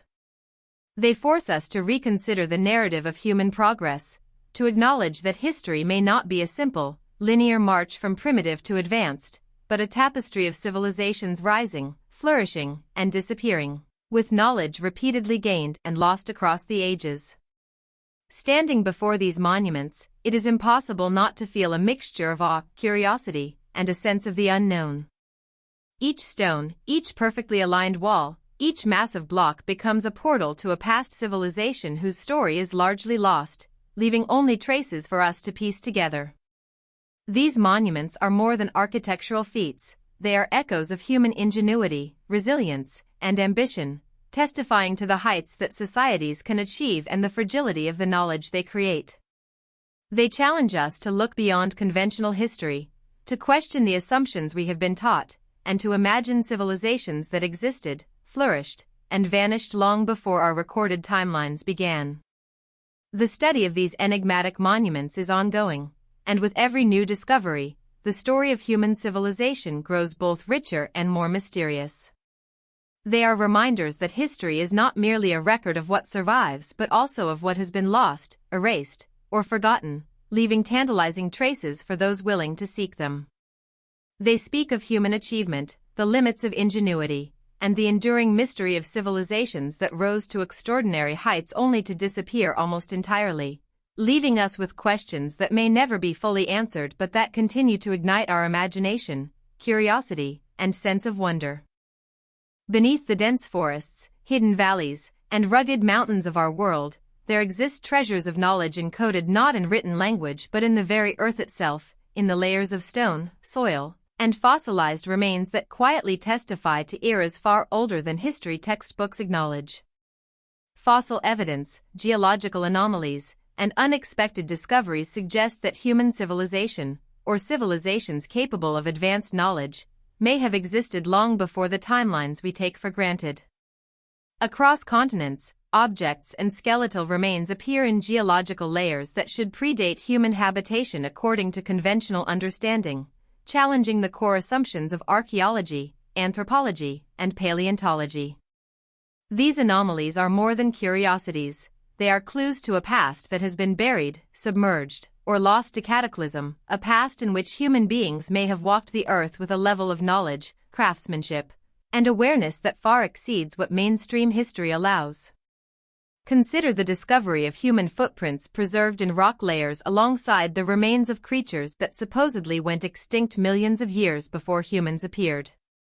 Such evidence suggests the possibility of humans, or human-like beings, coexisting with species that conventional timelines insist could not have been present at the same time. These footprints are not isolated cases. Across North and South America, Asia, and Africa, archaeologists and geologists have uncovered similar anomalies, each demanding careful study and critical examination. The implications are profound. If humans or human-like species existed millions of years earlier than previously believed, the entire timeline of civilization, technological development, and even biological evolution may require re-evaluation. This forces us to confront the unsettling possibility that history, as we understand it, is far more incomplete and mysterious than we have been taught. Fossilized remains also provide tantalizing hints of lost knowledge. In some sites, skeletal remains suggest a sophistication in anatomy, tool use, and societal behavior that seems highly advanced for the supposed era.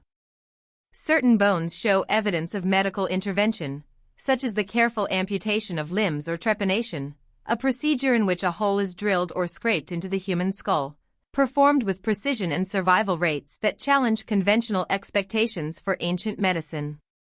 These discoveries hint at societies that not only understood anatomy and physiology but also possessed the skills and knowledge to perform complex surgical procedures, long before the rise of known civilizations.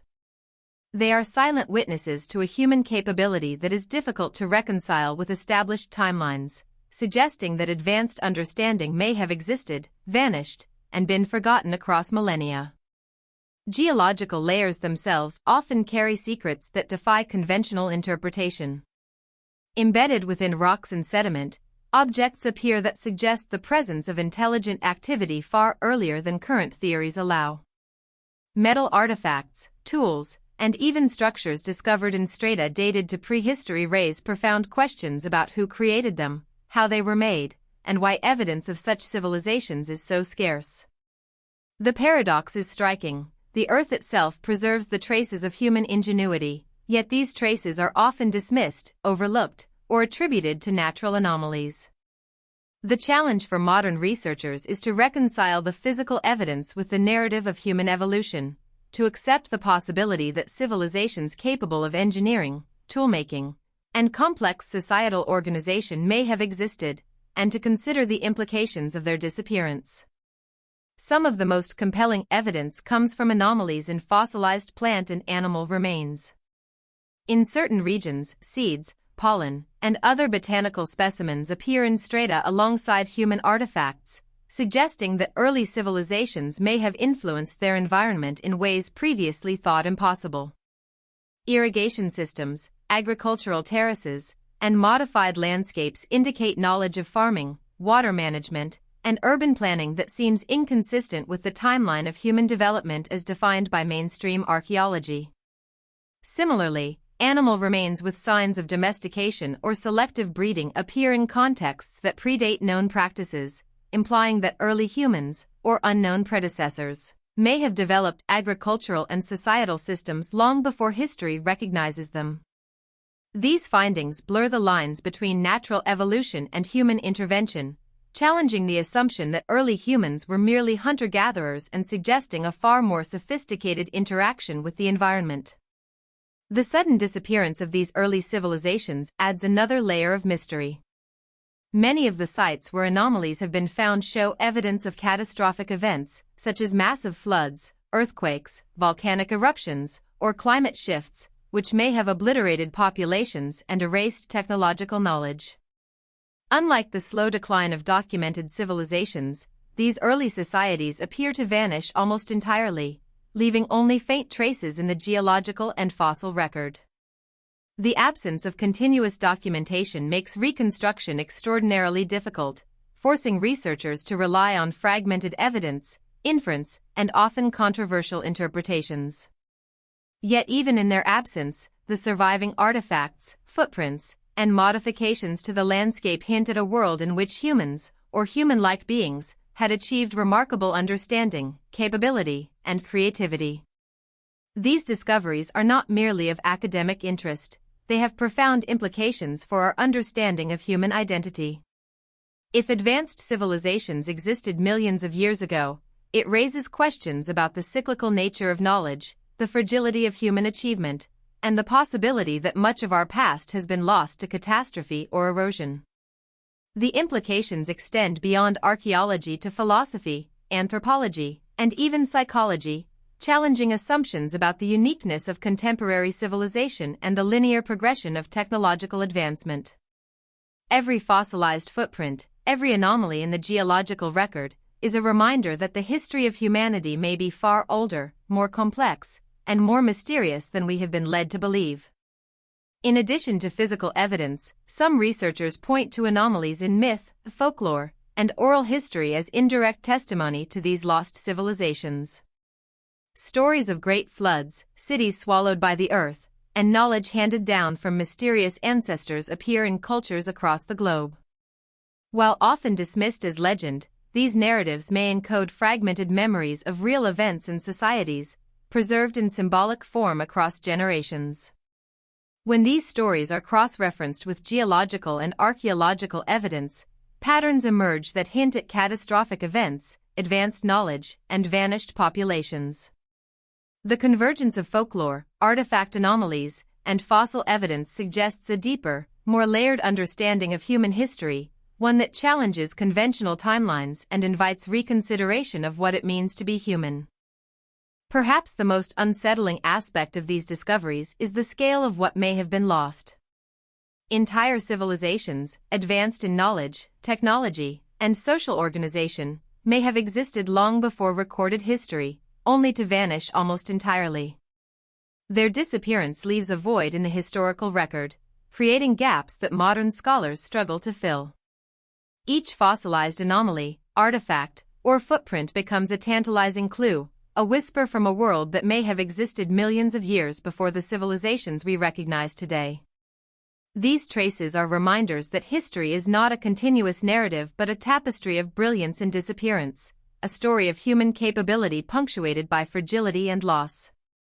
In studying these anomalies, one cannot help but feel a profound sense of awe and wonder. Standing before fossilized evidence, imagining the lives, societies, and knowledge of beings who lived in an era long predating known history, is both humbling and exhilarating. It forces us to confront the limitations of our understanding, to accept that the past may be far more complex, and to acknowledge that the story of human civilization is still largely unwritten. Every anomaly discovered, every fossil footprint preserved, and every object embedded in stone layers is a message from a distant past, inviting us to piece together a history that may forever remain incomplete but infinitely fascinating. Ultimately, the evidence preserved in fossils, artifacts, and geological strata compels us to reconsider our assumptions about human origins and achievement. The anomalies suggest that advanced knowledge, societal organization, and technological skill may have emerged and disappeared long before the civilizations recognized by mainstream history. These findings challenge the linear narrative of progress and force us to embrace a more complex, episodic understanding of human history, one in which brilliance can rise, vanish, and leave only subtle traces for future generations to uncover. In this light, the study of ancient fossils and anomalies is not just about the past, it is an invitation to explore the mysteries of humanity itself, to imagine civilizations that walked the earth long before we thought it possible, and to consider the remarkable resilience, creativity, and fragility of human achievement across the ages. Across the remote reaches of the earth, there exist structures whose sheer audacity and complexity defy conventional understanding, sites that speak of human capability that seems almost supernatural when compared to the technological limits of their supposed era. One such place is Nanmadol, perched in the Pacific Ocean, an archipelago of artificial islets constructed upon a lagoon in Micronesia. Here, massive basalt columns form canals, platforms, and ceremonial structures, with stones weighing tens of tons stacked with remarkable precision. The builders of Nanmadol transported and assembled these monolithic stones without any known machinery, carving a civilization out of a lagoon where no natural foundations existed. The enormity of this endeavor and the precision of the construction suggest a civilization that possessed not only advanced engineering knowledge but also organizational sophistication, capable of coordinating labor, logistics, and material transport on an unprecedented scale. Scholars have long puzzled over how these structures were built, with many theorizing lost techniques, unknown technologies, or knowledge that has vanished from human memory. The mystery of Nanmadol is compounded by its sudden abandonment. Despite its scale and apparent significance, the city was deserted, leaving the canals, platforms, and ceremonial structures to decay under the tropical climate. Archaeologists have yet to fully explain why such a remarkable civilization would disappear, especially one that had overcome the logistical challenges of constructing an entire city on a lagoon. Environmental changes, resource depletion, social unrest, or outside invasion may have played roles, but the exact causes remain unknown, leaving the ruins as enigmatic reminders of human achievement lost to history. Standing amid these monolithic ruins, one cannot help but feel the echo of a society that achieved the extraordinary and then vanished almost entirely, leaving only stone and shadow to testify to its existence. Far from the Pacific, across the deserts of North Africa, the monuments of the Nubian civilization present another puzzle. These structures, less known than their Egyptian neighbors, reveal an architectural sophistication that rivals and sometimes exceeds contemporary societies. Temples, pyramids, and tombs demonstrate advanced engineering, precise stonework, and an understanding of urban planning that challenges conventional timelines. Yet, despite their accomplishments, the Nubian kingdoms ultimately faded, absorbed or displaced by other powers, leaving many of their achievements forgotten or obscured by history. The parallels between Nanmadol, Nubia, and other ancient civilizations suggest a recurring pattern. Societies achieve extraordinary feats of engineering and culture, only to vanish or lose their accumulated knowledge, leaving the world to puzzle over their legacy centuries or millennia later. Even more astonishing are sites where advanced astronomical knowledge is embedded directly into the architecture. In places such as Chichen Itza, Teotihuacan, and other Mesoamerican centers, massive pyramids, temples, and observatories align with celestial bodies, equinoxes, and solstices, demonstrating an intricate understanding of astronomy. The design of these structures is not merely symbolic, it reflects precise calculations, observations, and integration of celestial events into daily life and ritual practice.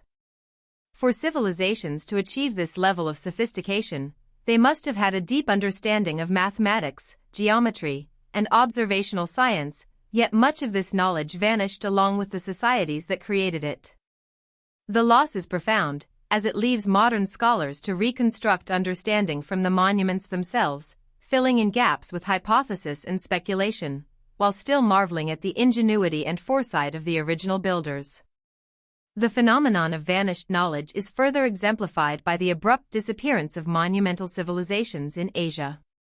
Cities like Mohenjo-Daro and Harappa, part of the Indus Valley Civilization, were marvels of urban planning, featuring sophisticated drainage systems, standardized brick sizes, and evidence of centralized governance. These cities reveal a society capable of advanced engineering, social organization, and commerce, yet they declined rapidly, leaving modern historians struggling to identify the precise causes. The reasons may have included climate shifts, river course changes, or social upheaval, but the suddenness of the decline suggests that human achievement, no matter how advanced, can be vulnerable to environmental and societal pressures. The Indus Valley Civilization, like Nanmadol in Nubia, exemplifies a pattern of brilliance followed by disappearance, leaving ruins that challenge conventional understanding of the past and provoke awe at the ingenuity that once existed. In addition to architectural and engineering marvels, vanished civilizations leave behind enigmas in technology that appear to be ahead of their time. Ancient metalwork, precision carving, and tool-making across the globe hint at skills that were lost or forgotten. For example, certain megalithic sites in Europe, Africa, and South America feature stone blocks cut and transported with an accuracy that seems impossible given the tools historically available. How these ancient engineers achieved such precision remains one of archaeology's greatest mysteries. The disappearance of these techniques suggests that civilizations not only rose and fell but also carried knowledge that vanished with them, creating a discontinuity in technological development that modern society struggles to reconcile with. These gaps in knowledge leave tantalizing questions about what human societies were truly capable of and what might have been lost when these civilizations disappeared. The psychological and emotional impact of encountering ruins from vanished civilizations is profound. To stand before the monolithic stones of Nanmadol, the terraced temples of the Indus Valley, or the astronomical alignments of Mesoamerican pyramids is to confront the capabilities of humans who lived centuries or millennia before us. These structures are silent yet eloquent testimonies to ingenuity, foresight, and ambition, and they evoke wonder, curiosity, and a subtle unease. The idea that entire societies, capable of monumental achievements, can vanish almost entirely is both humbling and unsettling, forcing a re-evaluation of what we consider progress, permanence, and the continuity of human knowledge. These ruins remind us that human history is not a simple, linear narrative but a complex tapestry of brilliance, collapse, and the ephemeral nature of achievement. The study of vanished civilizations is further complicated by the fragmentary nature of evidence. Without written records, or with scripts that remain undeciphered, researchers must rely on inference from architecture, artifacts, and environmental context. Every excavation, every artifact, and every geophysical scan offers glimpses into societies that may have been highly advanced yet left no continuous legacy. The gaps in understanding are significant, yet the patterns that emerge, complex construction, astronomical knowledge, engineering mastery, and sudden disappearance, point toward a recurring human story. This pattern suggests that cycles of rise, achievement, and collapse are not anomalies but inherent to human civilization, highlighting both the resilience and vulnerability of societies throughout history. Perhaps the most compelling aspect of these civilizations is the universality of their achievements. From the Pacific Islands to the deserts of Africa, from the Indus Valley to the Americas, human ingenuity emerges repeatedly in forms that are both sophisticated and awe-inspiring. These civilizations demonstrate a profound understanding of the natural world, social organization, and technological application, yet they vanish without leaving a complete record. The lessons are clear: human potential has always been extraordinary, and knowledge, once achieved, is never guaranteed to survive. The ruins of these vanished civilizations are not just monuments, they are warnings and inspirations, urging reflection on the transient nature of human achievement and the enduring mystery of history itself. Modern archaeology continues to reveal new aspects of these lost societies, yet with each discovery comes deeper mystery. Advanced imaging techniques, satellite mapping, and geophysical analysis uncover previously hidden structures, revealing urban layouts, road systems, and ceremonial centers of remarkable sophistication. Yet the more we learn, the more questions arise about how these civilizations achieved such feats, why they disappeared, and what knowledge was lost in the process. Each stone, each alignment, each artifact serves as a testament to human ingenuity, but also as a reminder of the fragility of that knowledge when faced with environmental challenges, societal collapse, or the inexorable passage of time. The ruins of vanished civilizations continue to captivate and challenge, offering both inspiration and an enduring puzzle that may never be fully solved. In the arid deserts, dense jungles, and remote mountain ranges of the world, there exist remnants of human endeavor that suggest a level of sophistication far beyond what is generally acknowledged by mainstream history. Among these enigmatic traces are the advanced irrigation systems, subterranean tunnels, and urban layouts of civilizations that flourished and then disappeared almost entirely, leaving only their monumental works to whisper of their existence. In the Middle East, for example, the ancient city of Petra in modern-day Jordan demonstrates an astonishing mastery of hydraulic engineering. Carved directly into rose-colored sandstone cliffs, Petra's intricate network of water channels, cisterns, and reservoirs supplied the city's population with water in an environment where scarcity was a constant threat. The precision and scale of this system, combined with the artistic and architectural grandeur of the city, speak of a civilization that understood both engineering and aesthetics at a level that challenges contemporary assumptions about human capabilities in antiquity. Yet Petra, once thriving as a center of trade and culture, eventually declined, leaving behind the silent remnants of streets, tombs, and monumental facades that continue to awe modern observers. Across the Indian subcontinent, similar patterns of vanished urban sophistication can be found. The Indus Valley civilization, particularly the cities of Mohenjo-Daro and Harappa, showcases urban planning that seems almost impossibly advanced for its era. Streets were laid out in precise grids, public baths and drainage systems were systematically implemented, and standardized bricks suggest a level of organization and governance unparalleled in other contemporary societies.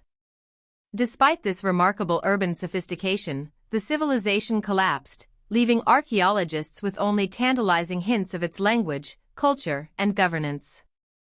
The reasons for this disappearance remain speculative. Climate change, shifts in river systems, social upheaval, or perhaps catastrophic events may have played a role, but the exact cause is still a mystery. The urban ruins, however, reveal a society capable of complex civic organization, demonstrating that human ingenuity has long been capable of feats that modern observers often underestimate. In the Americas, lost civilizations in both Central and South America provide equally compelling mysteries. Cities like Teotihuacan and Tikal reflect advanced urban planning, monumental architecture, and a sophisticated understanding of astronomy and mathematics. Teotihuacan, with its enormous pyramids aligned with celestial bodies and its organized grid of streets, reveals a civilization that meticulously integrated cosmology into urban design. Tikal, hidden deep within the jungles of Guatemala, reveals temples and ceremonial plazas rising above the dense canopy, evidence of a population skilled in engineering, construction, and resource management. The decline of these civilizations is as puzzling as their rise. Sudden abandonment, warfare, environmental change, and disease have all been suggested as contributing factors, yet the reasons remain enigmatic, leaving these monumental ruins as haunting reminders of human brilliance lost to time. One of the most intriguing aspects of these vanished civilizations is the consistency of certain patterns across distant regions. Monumental construction, precise alignment with celestial phenomena, advanced hydraulic engineering, and complex urban planning appear in civilizations separated by thousands of miles and diverse environments. The recurrence of these features raises profound questions about the transmission of knowledge and the possibility of unknown influences shaping multiple societies simultaneously. Were these achievements the result of independent innovation in different regions, or do they suggest a lost body of knowledge shared across continents?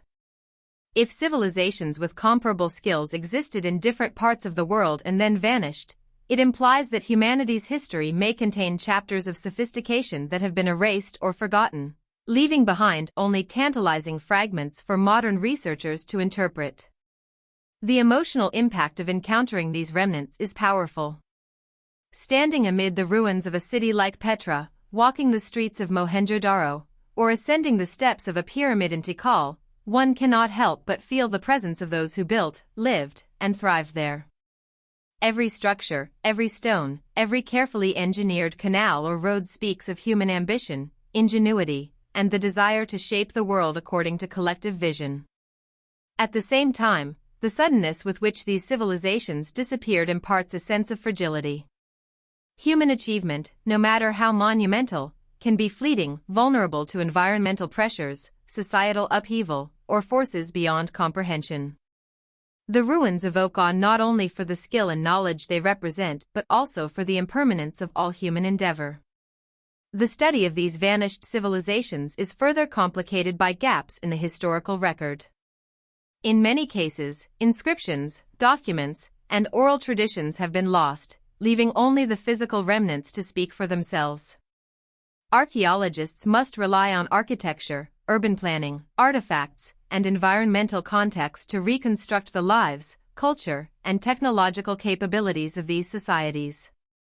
This process requires careful interpretation, informed hypothesis, and often a willingness to consider explanations that fall outside conventional frameworks. Each discovery, whether a water system in a desert city, a monumental pyramid hidden in a jungle, or a standardized brick in an Indus Valley street, offers insights into a civilization's sophistication, yet also underscores the tantalizingly incomplete nature of our understanding. Beyond architecture and urban planning, vanished civilizations leave traces of cultural and technological achievement that hint at a depth of knowledge lost to time. Metallurgy, precise stone cutting, astronomical observation, and agricultural innovation are recurring themes among ancient societies that disappeared mysteriously.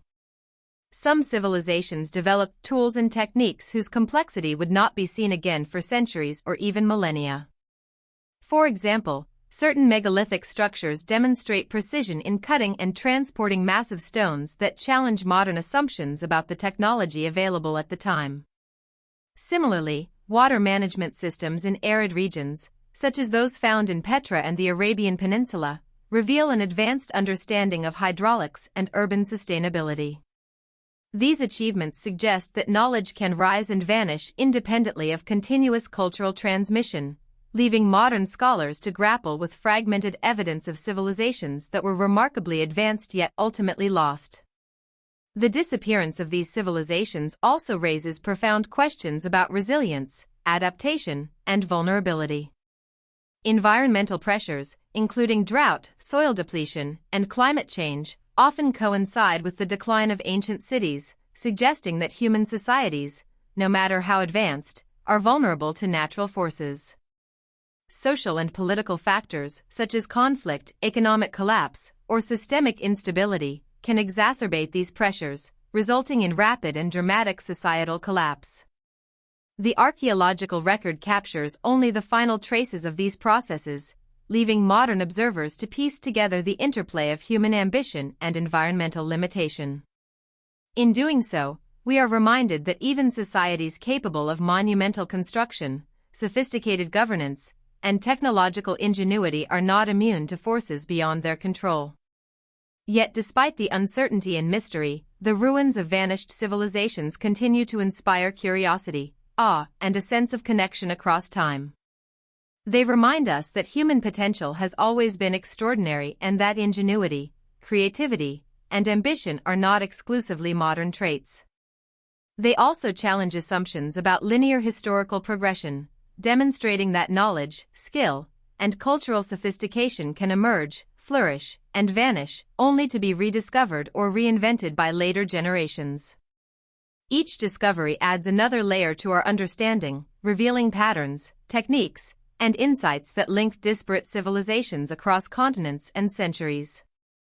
The ruins are simultaneously evidence of human achievement and cautionary tales, demonstrating both the heights that can be reached and the fragility of even the most remarkable societies. Ultimately, the study of vanished civilizations invites a reconsideration of history itself. It compels us to move beyond a linear narrative, to embrace complexity, and to acknowledge that the human story may contain entire chapters that have been lost, erased, or obscured over millennia. The ruins, the artifacts, and the environmental traces of these societies are windows into worlds that once existed, offering glimpses of knowledge, ingenuity, and cultural richness that continue to elude complete understanding. They challenge us to think critically, to imagine boldly, and to recognize that the past is far more intricate, mysterious, and awe-inspiring than textbooks alone can convey. Through careful study, interpretation, and imagination, we begin to piece together the legacy of civilizations that rose to extraordinary heights, achieved remarkable feats, and vanished, leaving behind the silent but eloquent testimony of human ambition, resilience, and creativity.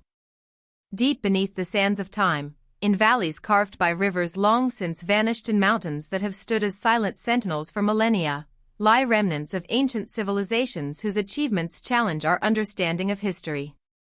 Among the most compelling of these are the labyrinthine cities, ceremonial centers, and monumental structures that suggest a level of sophistication far beyond what we traditionally attribute to early human societies.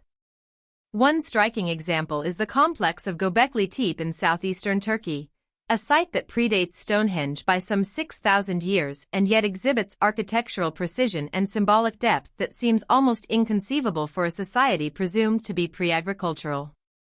The massive stone pillars, arranged in circles and adorned with intricate carvings of animals, symbols, and abstract motifs, hint at a cultural and spiritual sophistication that reshapes our understanding of what early humans were capable of achieving. The craftsmanship of these structures implies not only manual skill but also social organization, ritual purpose, and perhaps even an understanding of symbolic or astronomical principles, all at a time when the prevailing assumption was that human communities were small, nomadic, and technologically rudimentary. The implications of Göbekli Tepe extend far beyond archaeology.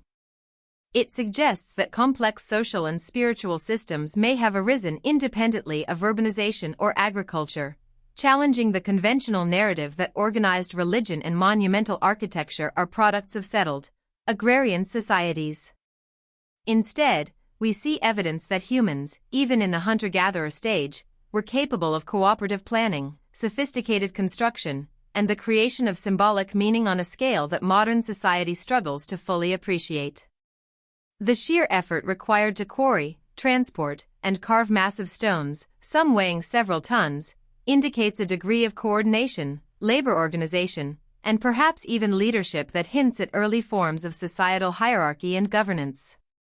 This realization forces a re-evaluation of the linear progression of human development, highlighting the possibility that intellectual and cultural sophistication emerged far earlier than conventional timelines allow, only to vanish and leave few traces for posterity. In a different part of the world, the ruins of the Indus Valley Civilization offer another window into lost complexity. Cities like Mohenjo-Daro, Harappa, and Dhalavira reveal a striking mastery of urban planning, water management, and civic organization. Streets were laid out in grid patterns, residential and commercial areas were distinctly separated, and sophisticated drainage systems ensured the health and sanitation of the population. The presence of standardized bricks, uniform construction methods, and large public structures indicates centralized planning and a coordinated approach to urban development. Despite this extraordinary level of sophistication, the civilization disappeared with little explanation, leaving archaeologists to piece together the story from fragments of material culture, urban layouts, and sparse inscriptions. The rise and fall of the Indus Valley cities exemplifies a recurring theme in the study of lost civilizations.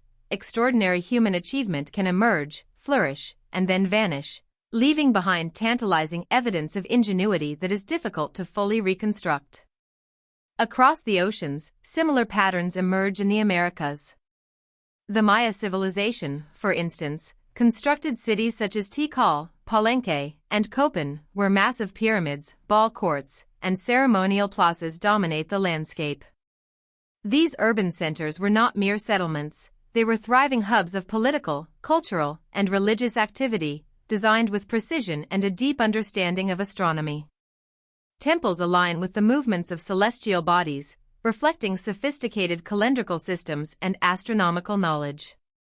Terracing, water storage, and agricultural innovations demonstrate an ability to sustain large populations in challenging environments. Yet, despite these achievements, the Maya experienced significant societal collapse in what is often referred to as the classic Maya collapse.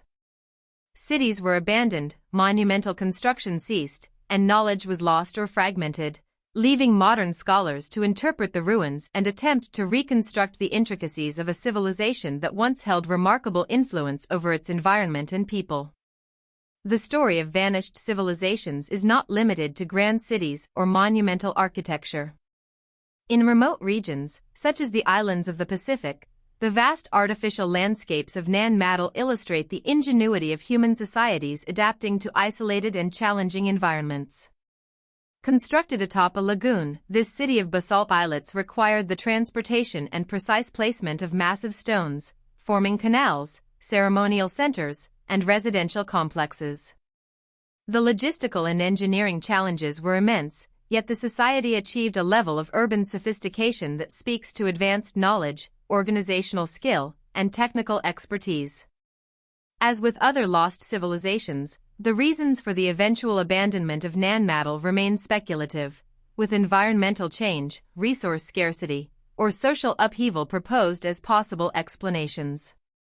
The ruins themselves, however, remain as silent witnesses to human ambition, creativity, and adaptability, demonstrating that even isolated societies were capable of extraordinary achievement.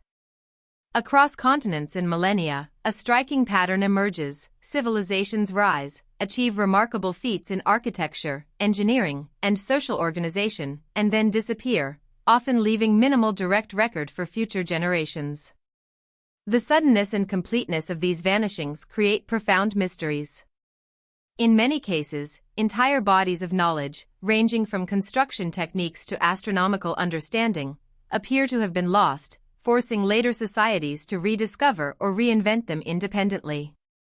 The implications are staggering, suggesting that the linear narrative of human progress may be an oversimplification, and that cycles of brilliance, decline, and rediscovery are a fundamental aspect of human history. This perspective reframes the study of archaeology and anthropology, encouraging a focus not only on what civilizations achieved but also on the fragility and impermanence of that achievement over time. The emotional impact of studying vanished civilizations is profound. There is awe at human ingenuity, admiration for the organizational and technological skill required to create monumental works, and a sense of melancholy at the knowledge and cultural richness that have been lost. Standing amid the ruins, whether it is a circle of carved stones at Göbekli Tepe, a grid-patterned street in Mohenjo-Daro, or a massive pyramid rising from the Guatemalan jungle, one feels the weight of history and the presence of human ambition reaching across the centuries. These sites inspire wonder and curiosity while also provoking reflection on the impermanence of human societies, reminding us that even the most sophisticated civilizations are vulnerable to environmental, social, and existential pressures. The ruins serve both as a testament to human potential and as a cautionary tale about the fragility of achievement. Equally compelling is the evidence of interconnected knowledge and cultural parallels across vast distances. Megalithic structures, advanced water management systems, and astronomical alignments appear in civilizations separated by oceans and continents, suggesting that either knowledge was transmitted between societies or that human ingenuity independently arrived at similar solutions in diverse contexts. These patterns raise questions about the universality of human intelligence and the possibility of lost networks of knowledge that may have existed long before recorded history. Each new discovery, whether a precision-cut stone, an astronomical alignment, or an ancient urban layout, reinforces the notion that humanity's past is far richer and more complex than conventional timelines suggest, and that the story of vanished civilizations is not only about loss but also about the remarkable capabilities that humans have repeatedly demonstrated throughout history. Ultimately, the study of vanished civilizations invites us to reimagine the narrative of human history. It encourages an understanding of the past that is dynamic, episodic, and filled with brilliance that has been gained and lost over time. These civilizations challenge assumptions about technological and social development, demonstrate the fragility of human achievement, and inspire awe at the ingenuity and adaptability of our ancestors. By studying their ruins, artifacts, and traces, we gain insight into not only the capabilities of past societies but also the enduring mysteries of human civilization, encouraging reflection on what has been forgotten, what may yet be discovered, and the enduring potential for human ingenuity to rise again in the face of the unknown. In the far reaches of the world, where deserts stretch endlessly and mountains pierce the sky, there exist megalithic structures whose origins and purposes continue to baffle modern scholars. These enormous constructions, composed of stones far too massive to move without advanced technology, suggest that ancient civilizations possessed engineering knowledge and organizational skills that far exceed what is traditionally attributed to their era. One of the most striking examples of this enigma is the site of Baalbek in Lebanon, where enormous stone blocks, some weighing over 1,000 tons, form the foundations of what was once a grand temple complex. The precision with which these stones were cut and positioned is astounding, with joints so seamless that not even a blade of grass can fit between them. The sheer scale of the project raises questions about the labor force, methods, and technology that would have been required to quarry, transport, and assemble these stones, especially in an era without cranes, pulleys, or modern machinery. Scholars have long debated whether the techniques were lost over time or whether they indicate a civilization whose technological sophistication remains largely unrecognized. What adds to the mystery of Baalbek is the apparent discontinuity between the megalithic foundations and the later Roman structures built atop them. While the Romans were skilled engineers, they inherited a platform of colossal stones whose construction seems far beyond their known capabilities. This suggests that an earlier, highly advanced culture must have achieved what would later seem impossible, leaving behind a legacy that subsequent civilizations could admire but not replicate. The question of who built these foundations, how they accomplished such feats, and why the knowledge was lost is a puzzle that remains unresolved, hinting at a broader pattern of civilizations rising to incredible heights and disappearing, leaving behind monuments that speak volumes yet offer no clear answers. Similar mysteries exist thousands of miles away, in the highlands of Peru, where the Inca city of Ollantaytambo reveals a comparable mastery of stonework.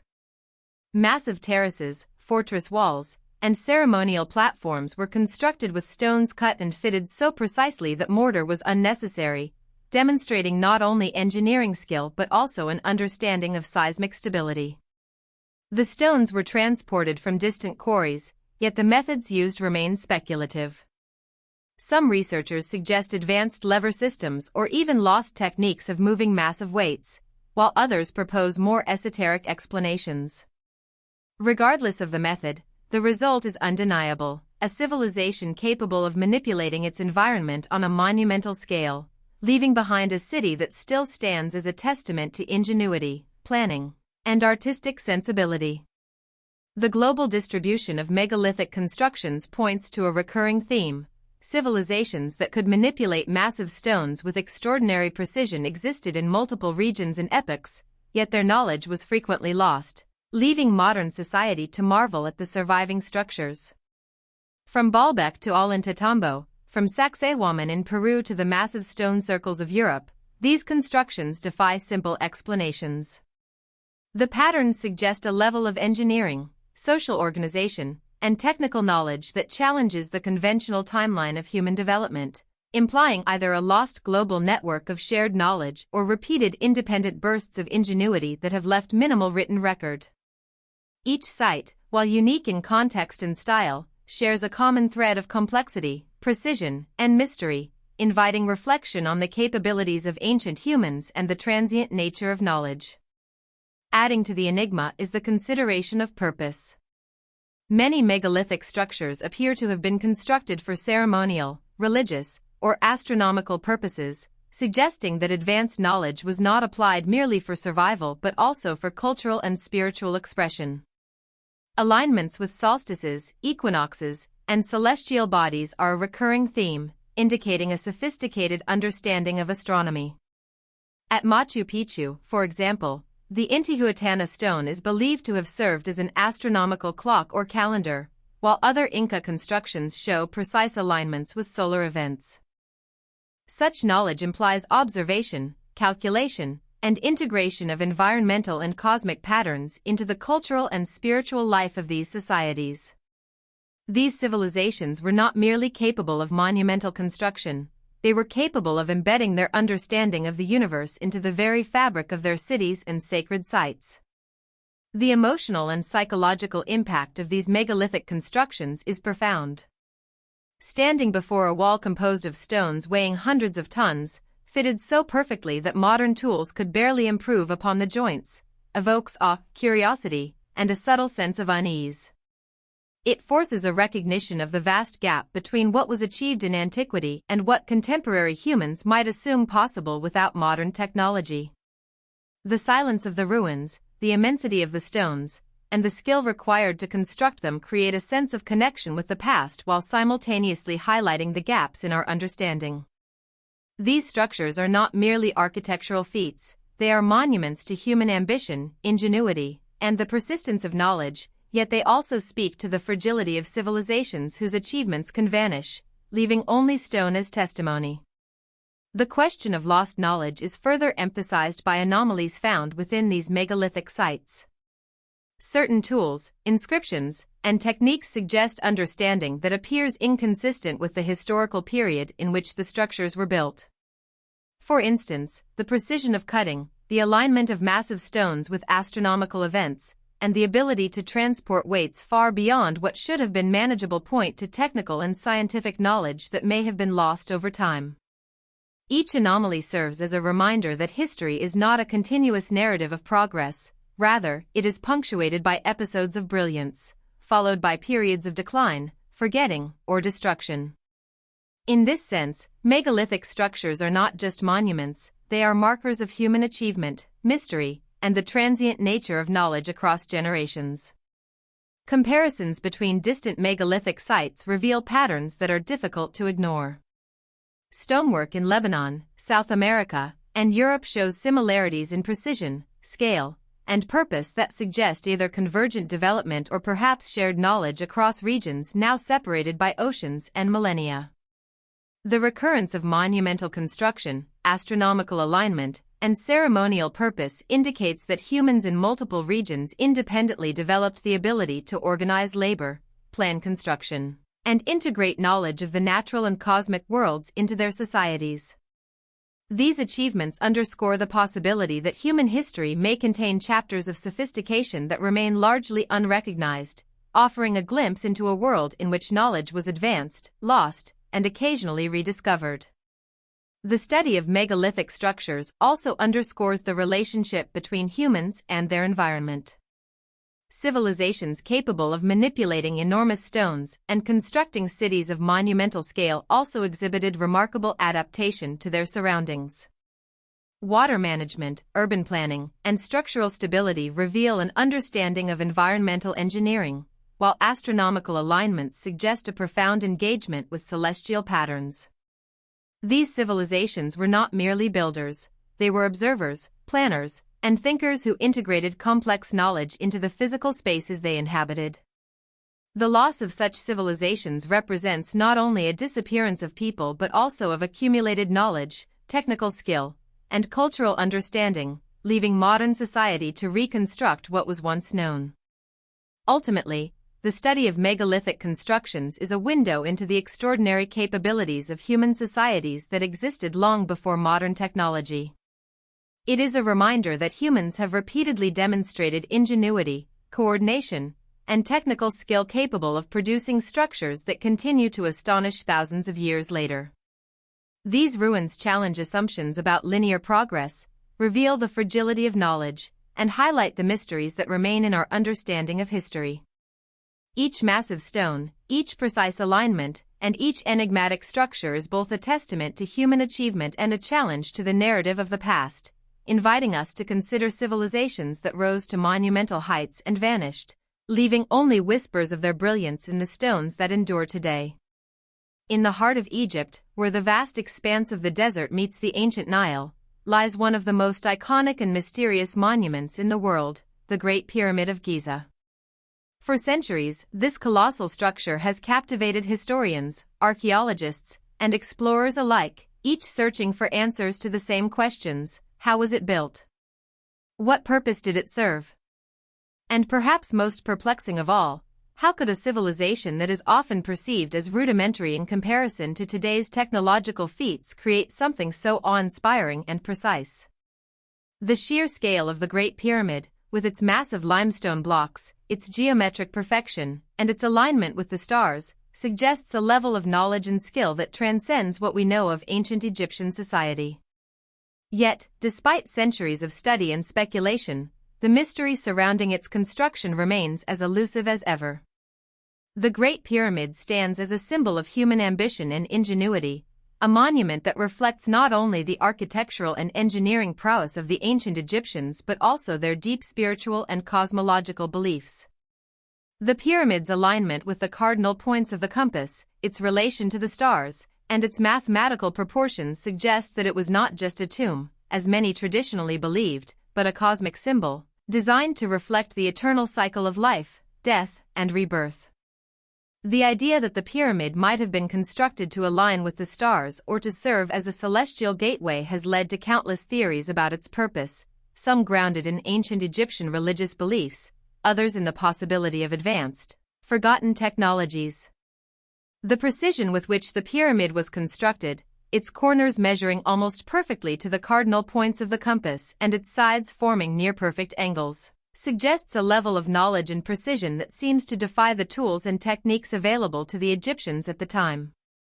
One of the most intriguing aspects of the Great Pyramid is the fact that it is composed of millions of blocks, each weighing several tons. The methods by which these massive stones were quarried, transported, and assembled have been the subject of intense debate for centuries. Conventional explanations suggest that the Egyptians used simple ramps and labor-intensive methods to move the stones into place. However, no direct evidence of the ramps has been discovered, and the scale of the undertaking suggests that other, perhaps more sophisticated techniques may have been involved. Some researchers have proposed the use of counterweights, pulleys, or even lost technologies, but the true methods remain a mystery. The absence of definitive answers has led to the emergence of alternative theories, some of which suggest that the ancient Egyptians may have had access to technologies that were later lost to history, possibly due to the collapse of the civilization or the suppression of knowledge over time. In addition to the Great Pyramid, other pyramids and structures in Egypt, such as the temples at Karnak and the pyramids at Saqqara, further complicate our understanding of ancient Egyptian architecture. Each of these structures demonstrates an extraordinary understanding of mathematics, geometry, and astronomy. The temples and pyramids are carefully aligned with the movement of the stars, the sun, and the moon, suggesting that the ancient Egyptians not only had a profound understanding of the natural world but also integrated this knowledge into their religious and cultural practices. The precision with which these structures were designed and constructed raises questions about the level of sophistication that ancient Egyptians had attained, sophistication that seems to be far beyond the level of technology that we typically associate with ancient civilizations. The mystery of the Great Pyramid is not unique to Egypt. Around the world, similar monuments and structures stand as testaments to the advanced capabilities of ancient civilizations. In Mesoamerica, the ancient Maya built massive pyramids aligned with the movements of celestial bodies, just as the Egyptians did. The Temple of Kukulkan at Chichen Itza, for example, is aligned so precisely with the sun that during the equinoxes, a serpent-shaped shadow appears on its steps, symbolizing the descent of the serpent god Kukulkan. The Maya, like the Egyptians, were keen observers of the sky, and their monuments reflect an advanced understanding of astronomy and geometry. Yet, like the pyramids of Egypt, the true purpose and methods behind these constructions remain elusive, and many of the Mayas' technological and cultural achievements were lost with the collapse of their civilization. In the Andes Mountains of South America, the ancient Incas constructed impressive structures such as the fortress of Sacsayhuaman, where massive stones were precisely cut and fitted without mortar. The skill required to create such constructions, as well as the labor needed to transport the enormous stones, is something that modern engineers still find difficult to replicate. The precision of the stonework and the apparent seismic stability of the structures suggest a deep understanding of engineering and the natural environment. Yet, like the Egyptians and the Maya, the Incas' knowledge, their culture, and their technologies were largely erased with the arrival of European conquerors. The mystery surrounding these ancient sites is compounded by the fact that much of the Incas' history was orally transmitted, and much of their knowledge was lost when the empire fell to Spanish invaders. The similarities between these ancient civilizations, Egyptian, Maya, Inca, suggest that there may have been a shared understanding of engineering, astronomy, and mathematics that transcended time and geography. It is as if these civilizations, separated by oceans and continents, were working from the same template, building monumental structures that served not only as physical landmarks but also as representations of cosmic order and human achievement. Some researchers have even proposed the possibility of lost global networks, ancient societies that exchanged knowledge and technologies, only to see their achievements vanish with the collapse of their civilizations. While this theory remains speculative, the striking parallels between the megalithic structures of different cultures suggest that there may have been a shared understanding of the world, a knowledge that spanned continents and was passed down through generations before being lost or forgotten. The idea that ancient civilizations were capable of achieving such remarkable feats of engineering and construction is both humbling and unsettling. It forces us to confront the possibility that we may be living in a period where much of the knowledge and understanding that once existed has been lost or obscured by time. The precision of the pyramids, the alignment of the stars, and the sophisticated engineering techniques used in their construction all point to a level of intellectual and technical accomplishment that seems to have been lost to history. This realization is both awe-inspiring and sobering, as it raises the question of what other knowledge, technologies, and cultural achievements may have been lost in the course of history. Perhaps even more troubling is the possibility that the knowledge of these ancient civilizations was deliberately suppressed or forgotten. Throughout history, conquerors, rulers, and institutions have often sought to control knowledge, erasing the accomplishments of previous civilizations in order to consolidate power or enforce a particular worldview. If this was the case, it suggests that our understanding of the past may have been manipulated, with the most extraordinary achievements of ancient societies deliberately obscured in order to maintain control over future generations.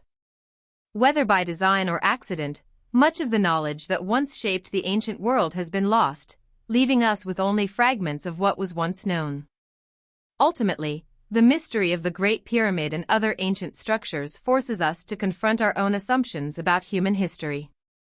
It suggests that we may not be as advanced as we believe, and that the true accomplishments of our ancestors may have been far greater than we can imagine.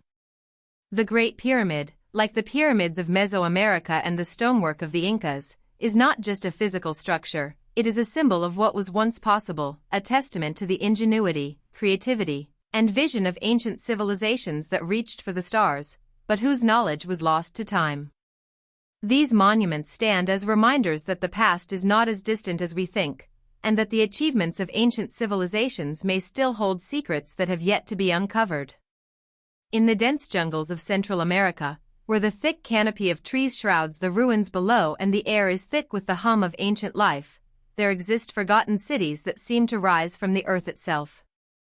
These cities, once teeming with life and culture, now stand in eerie silence, hidden deep within the forest, waiting to be uncovered. Among these lost civilizations, the Maya stand out as one of the most enigmatic and advanced societies the world has ever known. The ruins of their cities, such as Tikal, Palenque, and Copan, reveal a civilization that was capable of constructing towering pyramids, sophisticated palaces, and expansive urban centers, all while maintaining an intricate understanding of astronomy, mathematics, and the natural world. Yet, despite their monumental achievements, the Maya civilization mysteriously collapsed, leaving behind only their majestic ruins and a few written records, many of which remain undeciphered. The city of Tikal, located in modern-day Guatemala, is one of the most impressive remnants of the Maya civilization. Its towering pyramids rise above the jungle, their sharp edges cutting through the thick vegetation that surrounds them. The largest of these structures, Temple 4, stands more than 200 feet tall, a testament to the engineering prowess of the Maya. But it is not just the size and grandeur of the pyramids that amaze, it is the precision with which they were constructed. The alignment of the pyramids and other structures in Tikal suggests a profound understanding of astronomy. The Maya were able to chart the movements of the stars and planets with remarkable accuracy, incorporating these celestial observations into the design of their cities and temples. This knowledge was not merely academic, it was woven into the very fabric of Maya life, guiding their agricultural practices, religious rituals, and social organization. What makes Tikal even more intriguing is the fact that the Maya were not the only civilization to create such astronomical alignments. Similar patterns can be found at other ancient sites around the world, from the pyramids of Egypt to the temples of Mesoamerica. The alignment of structures with celestial bodies suggests a shared human fascination with the heavens, an understanding that transcended time and geography. Some researchers have even speculated that these shared astronomical principles were passed down through ancient cultures, hinting at a lost network of knowledge that may have once spanned the globe. However, like many other advanced civilizations, the Maya eventually experienced a dramatic collapse, leaving their once thriving cities to be swallowed by the jungle.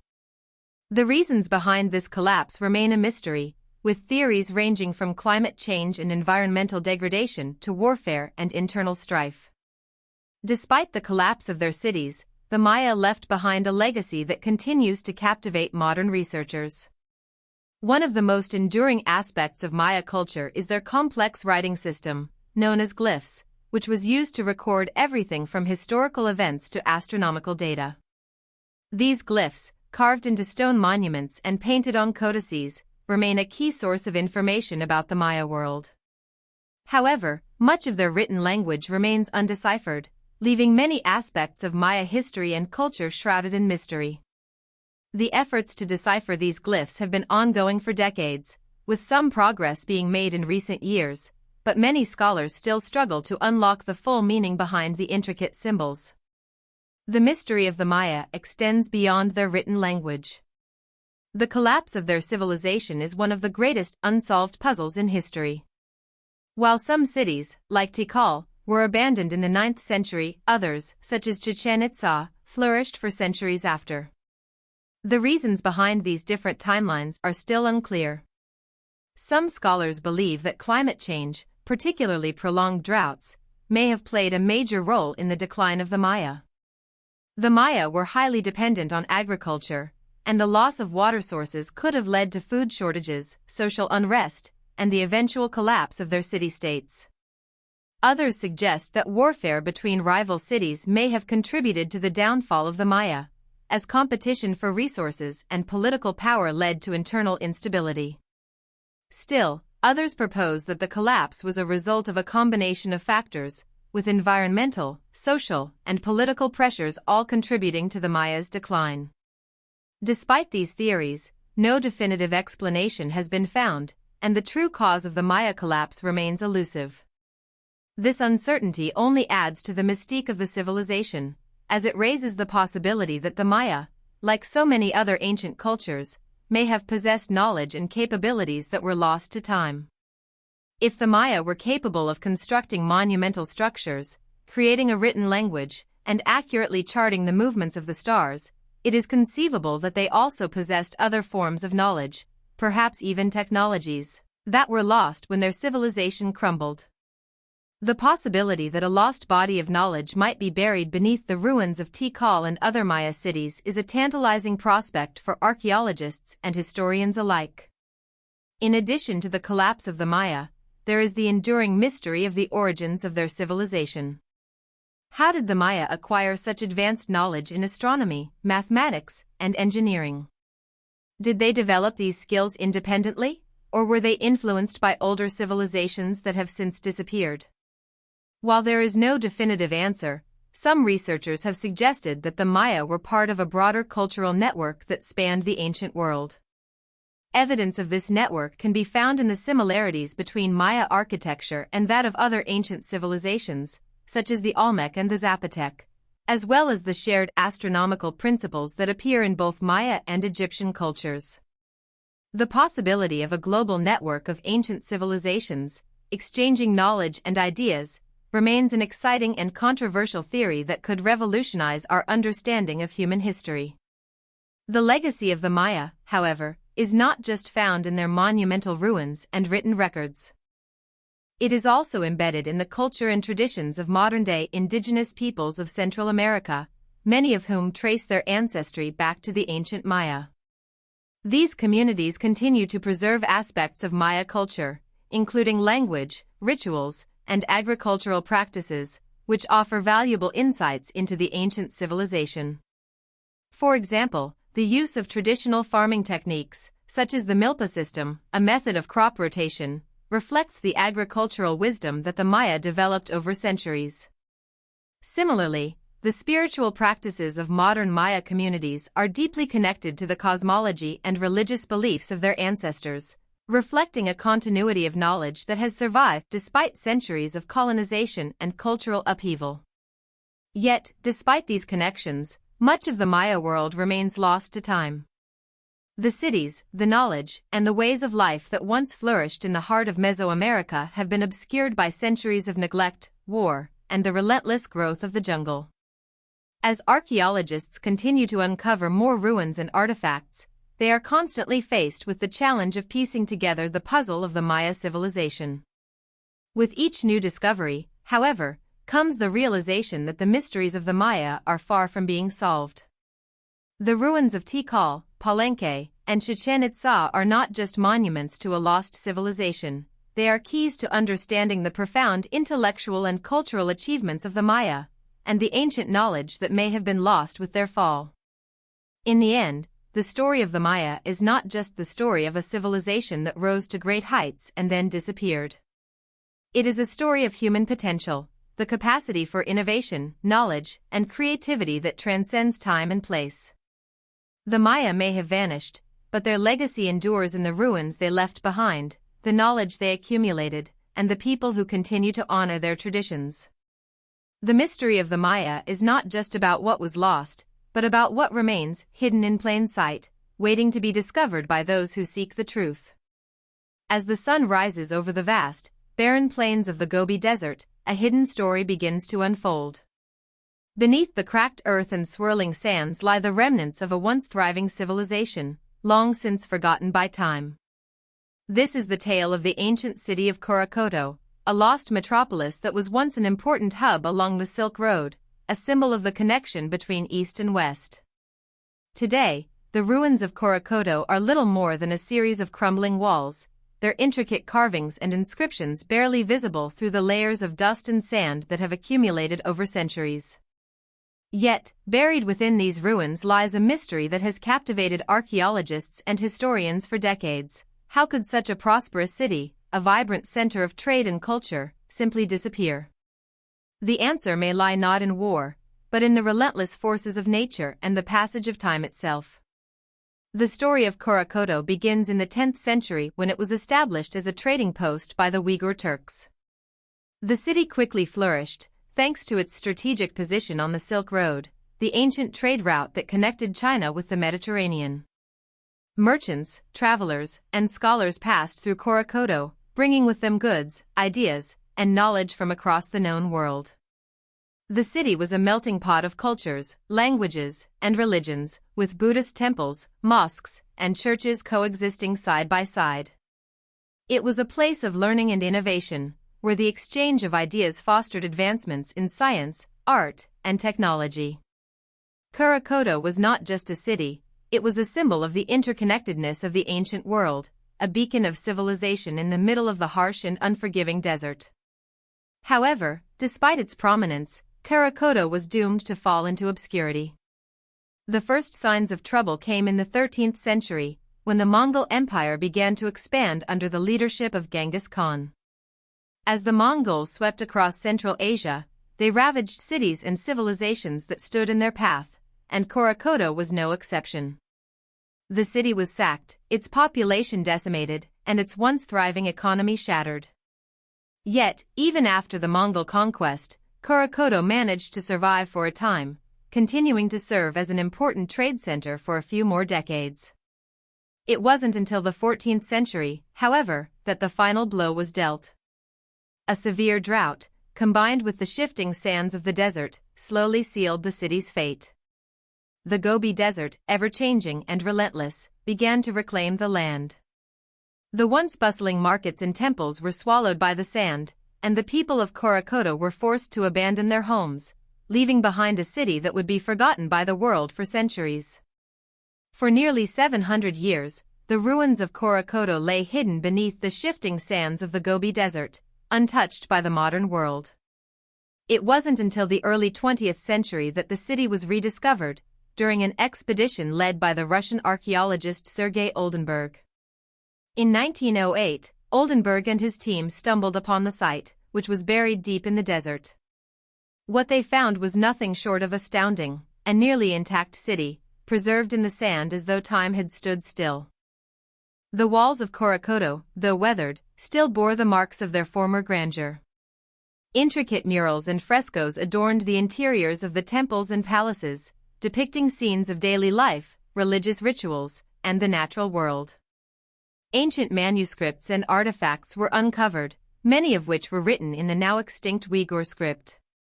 For the first time in centuries, the city's rich history began to come back to life, offering a glimpse into a world that had long been forgotten. The discovery of Karakoto raised even more questions than answers. Why had the city been abandoned? Was it truly the Mongol invasions and the encroaching desert that brought about its demise, or was there something more at play? While the effects of environmental change, such as drought and shifting desert sands, were likely the most immediate factors in the city's collapse, some scholars have suggested that the fall of Karakoto may have been influenced by more complex socio-political forces. Did the Uyghur people, who had established the city, lose control to rival factions or face internal strife? The city's abandonment could have been a result of a combination of pressures, environmental, political, and cultural, that led to the slow decline of what was once a thriving metropolis. Moreover, the fact that Karakoto lay hidden for so long has led some researchers to wonder whether the city's disappearance was not simply due to environmental forces but also to an intentional erasure of its history. The lack of historical records about the city's fall has fueled speculation that its destruction might have been covered up, either by the Mongols themselves or by later civilizations that wanted to erase the memory of a city that had once rivaled their own. The mysterious disappearance of Karakoto has led some to propose that it was deliberately forgotten, its history obscured by the sands of time. As scholars continue to study the ruins of Karakoto, new discoveries are still being made that shed light on the civilization that once flourished here.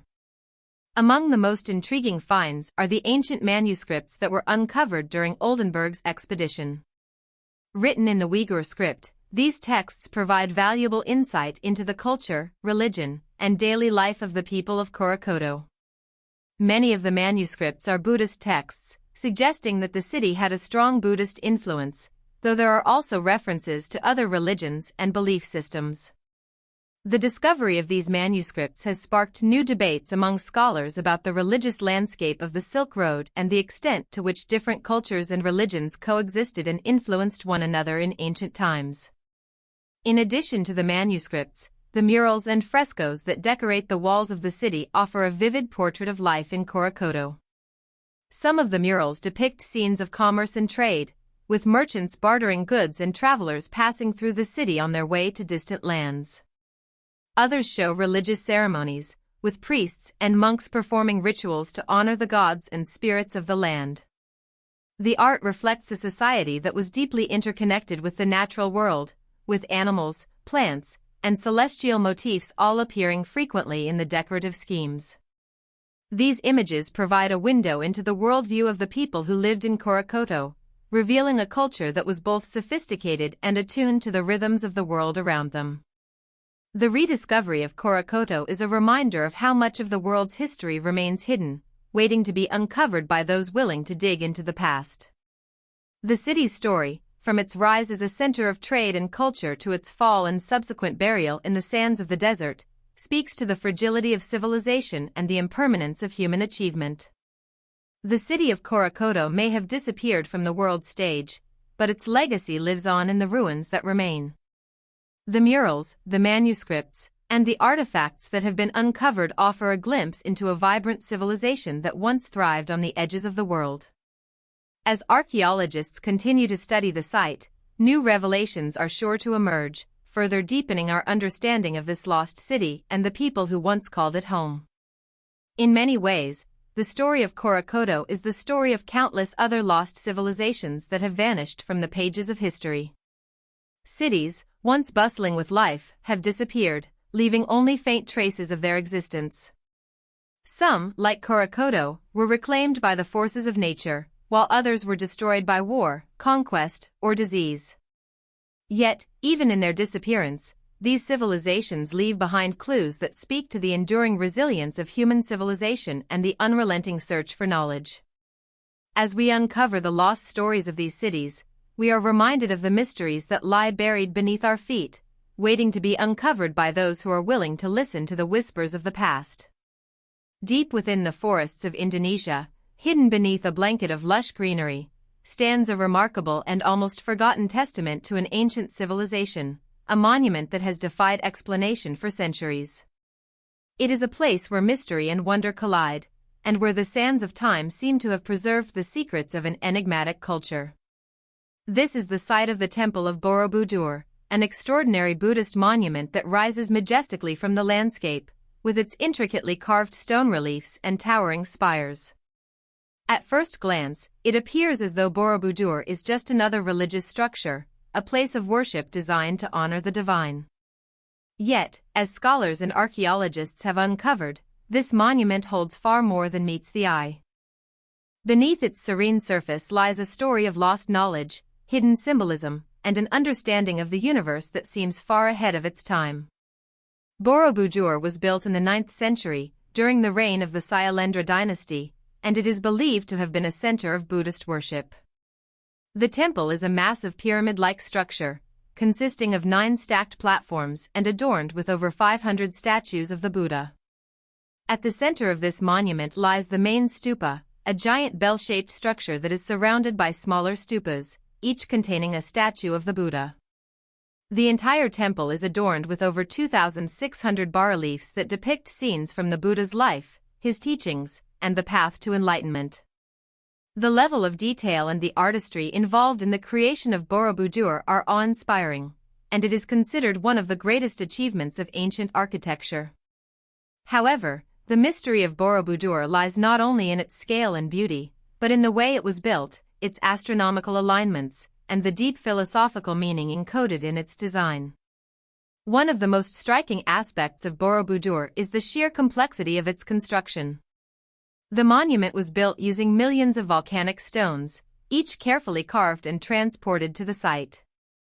It is believed that the construction of Borobudur took decades to complete, and the labor involved in assembling such a monumental structure would have been immense. Yet, despite the vast scale of the project, there is no written record of how the temple was built. Scholars have debated the techniques used in its construction, and many have proposed theories about the methods the ancient builders might have used. Some suggest that the builders used ramps to move the massive stones into place, while others propose that a series of scaffolding systems might have been employed. Regardless of the method, the construction of Borobudur remains a remarkable feat of engineering and artistry that continues to fascinate researchers to this day. The design of Borobudur is equally puzzling. The temple is laid out in the shape of a mandala, a symbolic diagram that represents the universe in Buddhist cosmology. The lower levels of the monument are meant to symbolize the human realm, while the higher levels represent the divine. The main stupa, located at the top, is said to represent enlightenment itself. As pilgrims ascend the monument, they are meant to symbolically journey through the stages of life and spiritual awakening, moving from the realm of ignorance to the realm of enlightenment. The reliefs that adorn the walls of Borobudur depict stories from the Buddha's life, as well as allegories of the path to enlightenment. These intricate carvings serve not only as religious iconography, but as a visual guide to the Buddhist teachings, offering a profound spiritual experience for those who traverse the temple. However, it is the astronomical alignments of Borobudur that have caused the most intrigue. The temple is precisely aligned with the cardinal points of the compass, and it is believed to have been constructed with an understanding of the movement of the stars, planets, and celestial bodies. Scholars have found that the layout of the monument corresponds to various celestial phenomena, such as the rising and setting of the sun and moon, as well as the positions of certain constellations. This suggests that the builders of Borobudur possessed a sophisticated knowledge of astronomy, one that was closely tied to their religious beliefs and practices.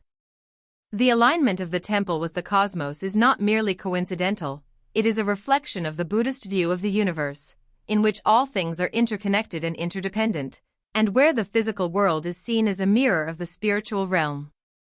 Some researchers have even proposed that Borobudur was designed as an astronomical observatory, a place where ancient astronomers could track the movements of the stars and planets. The temple's location, in the heart of Java, would have provided a perfect vantage point for observing the sky, and the precision with which the temple was constructed suggests that the builders had a detailed understanding of celestial mechanics. This idea is further supported by the discovery of certain carvings on the temple's walls that appear to depict astronomical symbols, such as the phases of the moon and the positions of the planets. If this theory is correct, Borobudur may have served not only as a religious monument but also as a sophisticated tool for measuring time and understanding the cosmos. It is a testament to the intellectual achievements of the civilization that built it, and it raises the tantalizing possibility that the ancient builders of Borobudur were far more advanced in their understanding of the natural world than we have previously thought. Another mystery surrounding Borobudur is the question of why it was abandoned. After centuries of being a center of religious worship, Borobudur fell into disuse and was eventually forgotten. By the 14th century, the temple had been abandoned, and over time, the jungle slowly reclaimed the site. The reasons for its abandonment remain unclear, though several theories have been proposed. Some scholars believe that the temple was abandoned due to the decline of Buddhism in the region, as Islam began to spread across Java in the 14th century. Others suggest that the site may have been abandoned due to natural disasters, such as earthquakes or volcanic eruptions, which could have damaged the structure. Regardless of the cause, the abandonment of Borobudur is a mystery that adds to the allure of the site. It is as if the monument was built with such foresight and precision, only to be left behind, its purpose forgotten by the very people who created it. In the 19th century, Borobudur was rediscovered by the British explorer Sir Thomas Stamford Raffles, who was struck by the grandeur of the temple and its sense of mystery. Since then, the temple has been the subject of extensive archaeological study and restoration efforts, with the Indonesian government and various international organizations working to preserve this remarkable site. Today, Borobudur stands as one of the most visited tourist attractions in Southeast Asia, drawing pilgrims and visitors from all over the world who come to marvel at its beauty and to seek spiritual enlightenment. Yet, despite the efforts to preserve it, Borobudur remains shrouded in mystery, a monument that continues to captivate the imagination and spark curiosity. The significance of Borobudur lies not only in its artistic and architectural achievements, but in the deeper philosophical and spiritual messages it contains. It is a reminder that ancient civilizations possessed a profound understanding of the universe, one that integrated science, religion, and philosophy in ways that we are only beginning to comprehend. The builders of Borobudur were not merely concerned with constructing a monument to their gods, they were creating a symbol of the interconnectedness of all things, a reflection of their belief that the material world and the spiritual world were not separate, but intricately woven together. The celestial alignments, the intricate carvings, and the careful design of the temple all point to a worldview that saw the cosmos as a harmonious and unified whole, where each part of the universe played a role in the grand scheme of existence. In this sense, Borobudur is more than just a monument, it is a window into the worldview of a civilization that understood the profound relationship between humanity, nature, and the cosmos. As we continue to explore the mysteries of Borobudur, we are reminded of the remarkable achievements of ancient civilizations, whose knowledge and wisdom often seem to transcend time. The temple stands as a testament to the enduring legacy of those who sought to understand the universe, to connect the physical and spiritual realms, and to leave behind a lasting symbol of their belief in the interconnectedness of all things. And though much of its meaning remains hidden, Borobudur continues to inspire wonder and awe, inviting us to reflect on the mysteries of the past and to seek answers to questions that have long been lost to time. In the vast expanse of the Pacific Ocean, where the winds are known to whisper the secrets of ancient times and the waves crash against rocky shores with relentless fury, lies a group of islands that have captured the imaginations of explorers, historians, and adventurers for centuries. These are the islands of Easter Island, or Rapa Nui, a place where giant stone statues as moai tower over the landscape, gazing silently toward the horizon. The moai, with their imposing faces and massive bodies, have stood for centuries as silent sentinels, guarding the memory of a lost civilization. Their presence is both awe-inspiring and unsettling, as they seem to hold within them the key to understanding the rise and fall of one of the most mysterious societies in human history. The story of Easter Island is one of isolation, innovation, and collapse. The island, located more than 2,000 miles from the nearest landmass, is one of the most remote places on Earth. For centuries, it was home to the Rapa Nui people, who are believed to have arrived on the island around the 12th century AD, navigating the vast ocean in primitive canoes.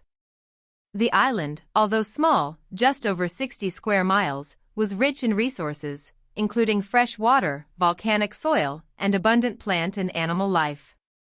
The Rapa Nui people quickly adapted to their new environment, developing a complex society that thrived in isolation for hundreds of years. They built intricate agricultural systems, created a unique writing system known as Rongorongo, and developed an advanced culture centered around ancestor worship, which is reflected in the creation of the monumental moai statues. The moai are perhaps the most iconic feature of Easter Island, and their construction remains one of the greatest mysteries of the ancient world.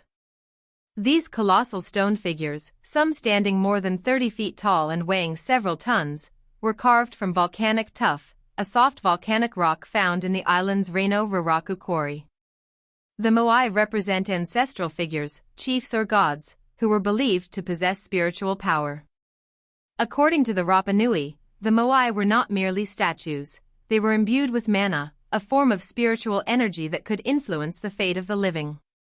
The moai were placed on large stone platforms called ahu, which also served as burial sites for the chiefs they represented. The size and number of the statues were intended to reflect the power and prestige of the chief they depicted, with the larger moai representing greater mana and influence.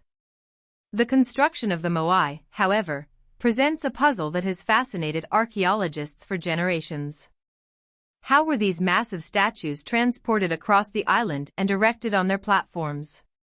The process of carving the statues itself is no less mysterious. The quarry at Reno Raraku contains the remains of nearly 400 unfinished moai, suggesting that the process was a long and labor-intensive one. The statues were carved from volcanic tuff using simple stone tools, yet the level of craftsmanship and detail is extraordinary. The eyes of the moai, for example, were carved to include a socket for coral and redstone eyes, which would have made the statues appear to have a lifelike, almost hypnotic gaze. The most intriguing aspect of the moai's construction is the question of how they were moved. While it is commonly believed that the statues were transported using a system of ropes and manpower, the sheer size and weight of the moai, some weighing as much as 80 tons, pose a significant challenge to this theory. Various methods have been proposed, from rolling the statues on logs to using a sophisticated system of ropes to walk them upright. Some researchers have suggested that the Rapa Nui may have used a form of mechanical advantage, such as a pulley system or a counterweight, but no definitive explanation has been found. The fact that many of the moai remain unfinished or abandoned in the quarry only adds to the mystery of how such an ambitious project could have been sustained over centuries. As the Rapa Nui continued to carve and erect moai across the island, their society began to evolve in ways that would ultimately lead to its collapse. The first signs of trouble appeared in the form of deforestation. The island, once covered in lush forests, began to lose its trees, particularly the giant palm species that had provided timber for construction, fuel, and transportation.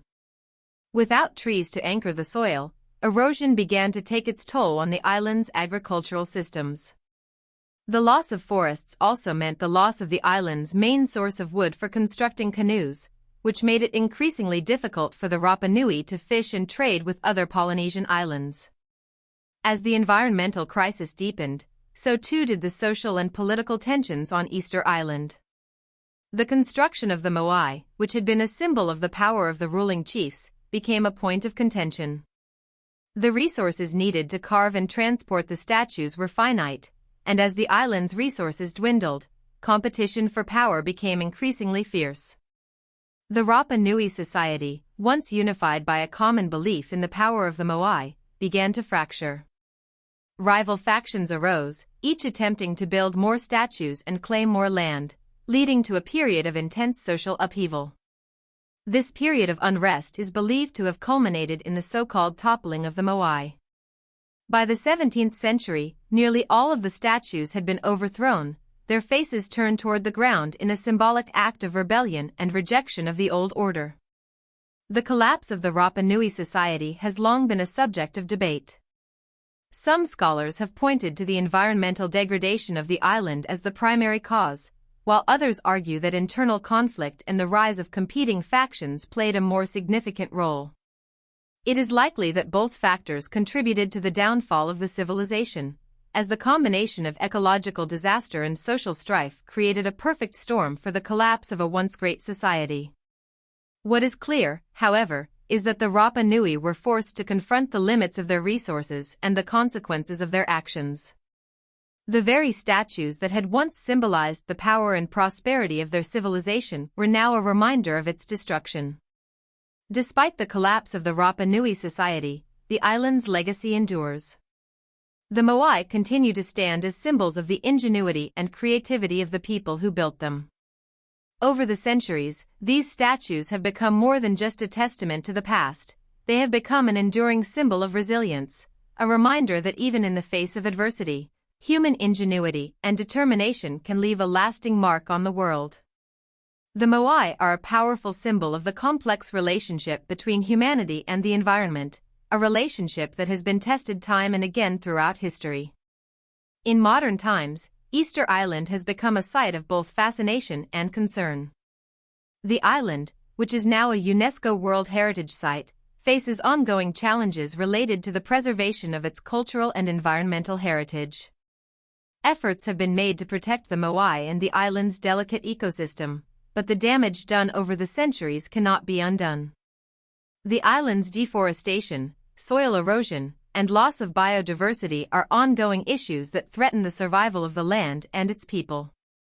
However, the legacy of the Rapa Nui civilization continues to inspire researchers, travelers, and indigenous communities who are working to restore and protect the island's heritage. The mystery of the moai and the rise and fall of the Rapa Nui civilization remind us of the fragility of human societies and the consequences of overexploiting natural resources. They serve as a poignant reminder of the delicate balance between human ambition and environmental sustainability, and the importance of respecting the resources that sustain us. The people of Easter Island may have built some of the most awe-inspiring monuments in history, but their story is also a cautionary tale about the cost of ambition unchecked by responsibility. As we look to the future, the lessons of Easter Island continue to resonate, offering insights into the challenges we face today in our quest to build a sustainable and harmonious world.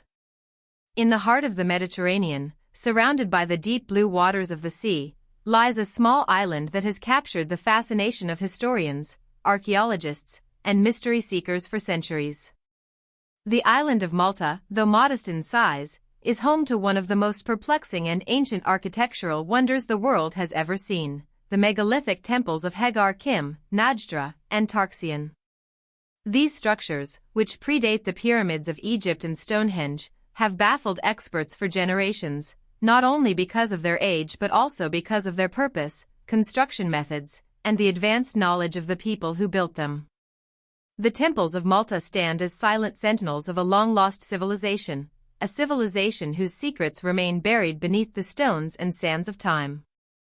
The temples of Malta are believed to have been constructed between 3600 and 2500 BCE, during the Neolithic period. This places them among the oldest known freestanding stone structures in the world. Unlike other ancient sites, such as the pyramids of Egypt or the ziggurats of Mesopotamia, the temples of Malta were built by a people who left no written records behind. Their language, culture, and way of life remain a mystery, as no substantial evidence has been uncovered to explain who they were or why they built such elaborate structures. Yet, the temples themselves are an enduring testament to the advanced engineering and architectural skills of the people who constructed them. The temples of Hagar Kim and Najdra, located on the southern coast of Malta, are the most famous and best preserved of the island's megalithic sites. Both temples are composed of massive limestone blocks, some weighing several tons, and are arranged in a series of interconnected chambers and courtyards. The sheer size and precision of the stones used in their construction suggest that the builders possessed an advanced understanding of both architecture and engineering. The temples are aligned with the cardinal points of the compass, and it is believed that they were constructed with astronomical purposes in mind. The placement of certain stones and the orientation of the temples indicate that the builders had a sophisticated knowledge of the movements of the sun and the stars, and that they may have used the temples for ritual purposes related to celestial events, such as solstices and equinoxes. One of the most striking features of the Hagar Kim and Najdra temples is the use of large, carefully shaped stones to form the walls and structures. The stones are not merely piled on top of each other, they are precisely cut and fitted together with remarkable accuracy. The builders also employed an advanced technique known as corbelling, in which stones are gradually overlapped in a way that creates a domed ceiling, an architectural feature that would later be used in ancient civilizations around the world. This technique is not only a testament to the skill of the builders but also to their understanding of structural stability and load-bearing principles. But the mystery of the temples goes beyond their impressive construction. The exact purpose of these megalithic structures is still unknown. Some scholars believe that the temples were places of worship, where the ancient Maltese people honored their gods and conducted rituals. Others suggest that the temples were used for astronomical observations, as the alignment of the stones suggests that the builders had a detailed understanding of the movement of celestial bodies. The temples may have been designed to track the passage of the seasons and the cycles of the sun and moon, serving as both religious centers and observatories. Still, others have proposed that the temples were used for more practical purposes, such as communal gathering places or centers for agricultural rituals. Whatever their exact function, it is clear that the temples were of great importance to the people who built them. The Tarxian temples, located on the western side of the island, are another significant archaeological site. These temples, which date back to around 3000 BCE, are somewhat smaller than Hagar Kim and Najdra but are no less impressive. The Tarxian temples are known for their elaborate carvings, which depict a variety of animals, as well as intricate patterns and symbols. The carvings suggest that the builders of the Tarxian temples had a deep connection to the natural world, as many of the motifs feature animals such as bulls, birds, and fish. These carvings may have had religious or symbolic significance, possibly representing the gods or spirits that the ancient Maltese people worshipped. In addition to the carvings, the Tarxian temples also contain several statues and figurines, including the famous Fat Lady sculpture, which is thought to represent a fertility goddess. This figure, with its exaggerated features and rounded body, is often interpreted as a symbol of the fertility and abundance that the ancient Maltese people associated with the earth and the natural world. The use of symbolism in the temples of Malta is another aspect that has puzzled archaeologists. Many of the stone carvings and statues depict figures that appear to have both human and animal characteristics, suggesting that the people of Malta may have believed in the existence of powerful spiritual beings that existed in both human and animal forms. The presence of these hybrid figures, along with the depictions of animals and other natural motifs, points to a belief system that was deeply connected to the earth and the forces of nature. This connection to the natural world is also reflected in the way the temples were designed. The alignment of the temples with the solstices and equinoxes suggests that the ancient Maltese people saw the movement of the sun and stars as an integral part of their religious practices and worldview. The construction of these temples, with their massive stones and intricate carvings, raises further questions about the knowledge and technology of the people who built them. The use of such large stones, some weighing several tons, suggests that the builders had access to sophisticated tools and techniques, yet no evidence of such tools has been found on the island. How did the ancient Maltese people transport and manipulate these massive stones? Some researchers have proposed that the builders used a system of levers, ramps, and sledges to move the stones, while others believe that they may have used some form of primitive cranes or pulleys. The exact methods remain unknown, but the fact that the builders were able to construct such impressive structures with limited resources speaks to their ingenuity and resourcefulness. Despite the impressive nature of the temples, much of the history of the people who built them remains a mystery. The ancient Maltese civilization left no written records, and little is known about their language, social structure, or daily life.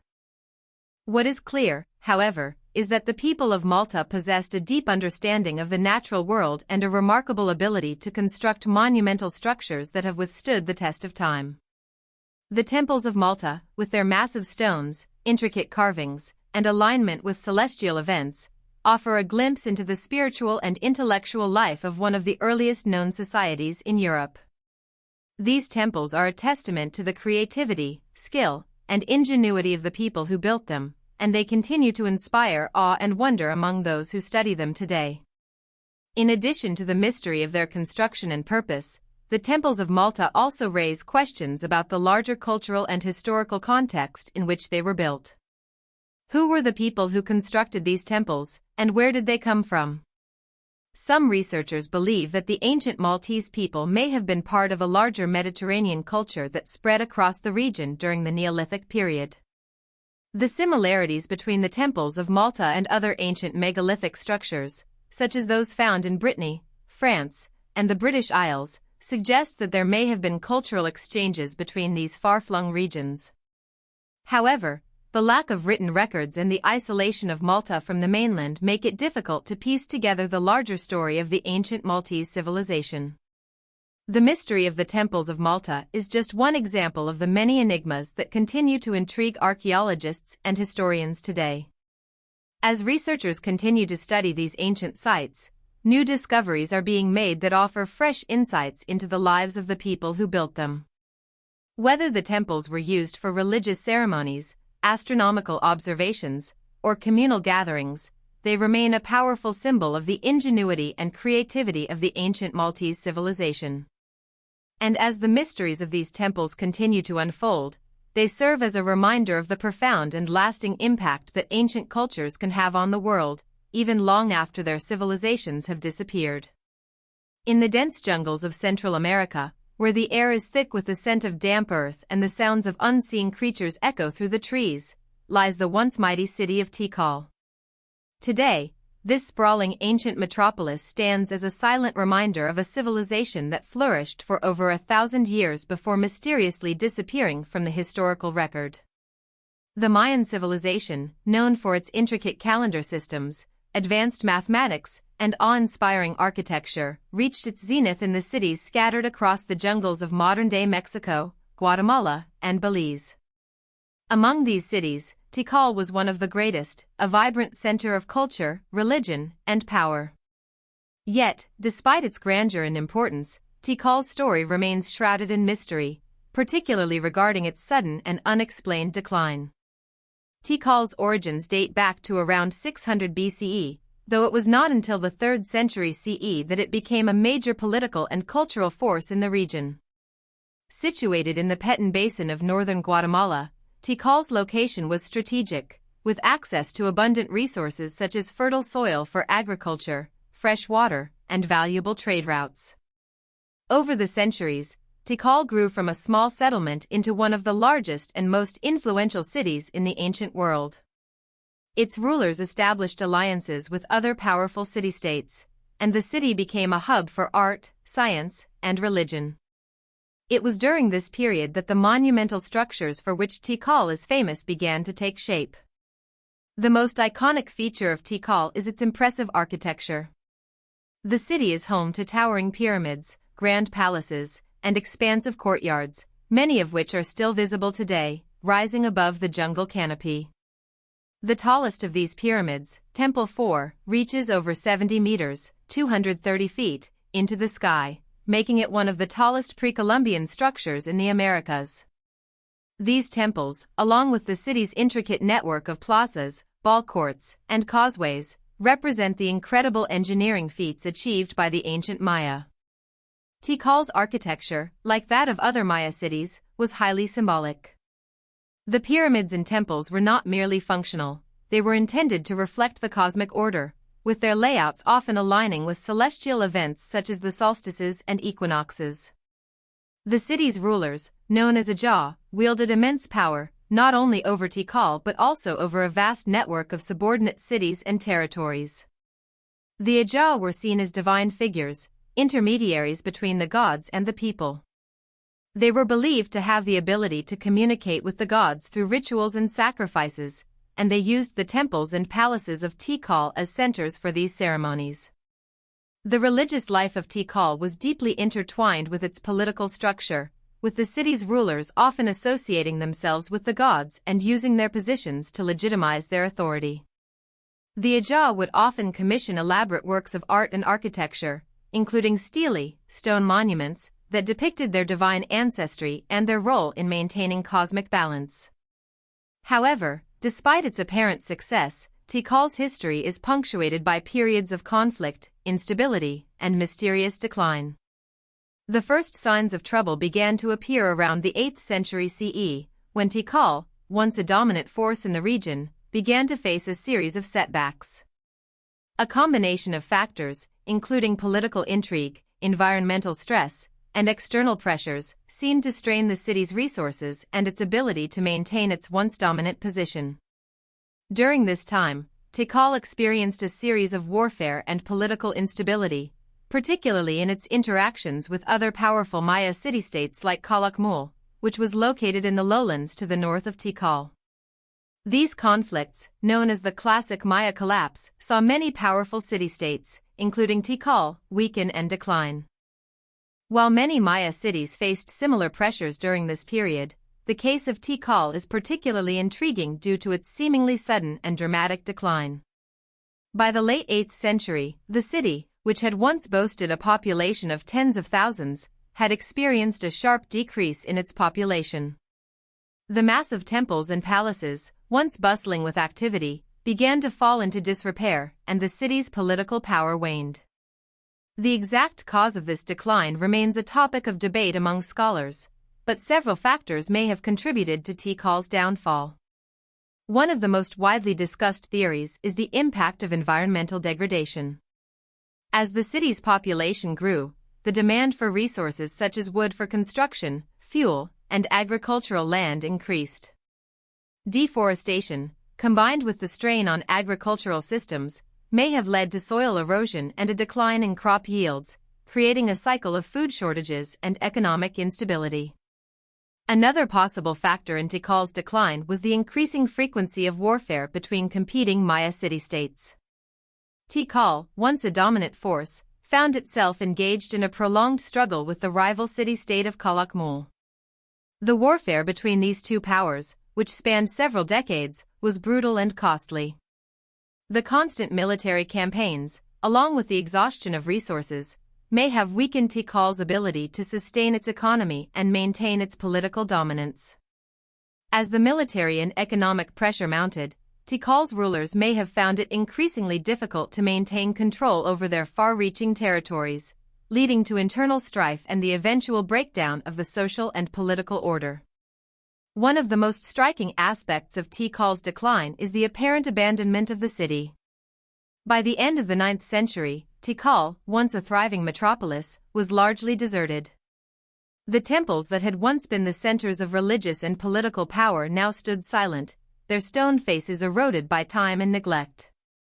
The causes of this abandonment remain unclear, but many scholars believe that a combination of environmental degradation, warfare, and political instability led to the eventual collapse of Tikal's civilization. While some areas of the city remained occupied for a time after the main population left, by the 10th century, Tikal was essentially abandoned. The sudden disappearance of such a powerful civilization raises questions about the fate of the people who once lived there. Where did they go, and why did they leave? Were they displaced by war, or did they simply migrate away in search of better resources and more stable conditions? Some researchers have suggested that the collapse of Tikal may have been part of a larger trend, known as the Maya collapse, which saw many of the great cities of the southern Maya lowlands abandoned during the same period. This suggests that the decline of Tikal was not an isolated event, but rather part of a broader pattern of societal upheaval that affected the entire region. Despite its abandonment, Tikal's legacy continues to influence modern Maya culture. The ruins of the city are still revered as sacred ground by contemporary Maya communities, and the ruins themselves remain an important symbol of the ancient Maya civilization. Archaeological work continues at Tikal, and new discoveries are being made that offer fresh insights into the lives of the people who once inhabited the city. From the discovery of previously hidden temples to the analysis of ancient inscriptions, each new finding brings us closer to understanding the full story of Tikal's rise and fall. The remains of Tikal offer a glimpse into the grandeur of the Maya civilization, and they serve as a poignant reminder of the fragility of even the greatest of cultures. The towering pyramids, the crumbling stelae, and the silent courtyards all tell the story of a civilization that reached the heights of power, only to be consumed by the very forces that once fueled its rise.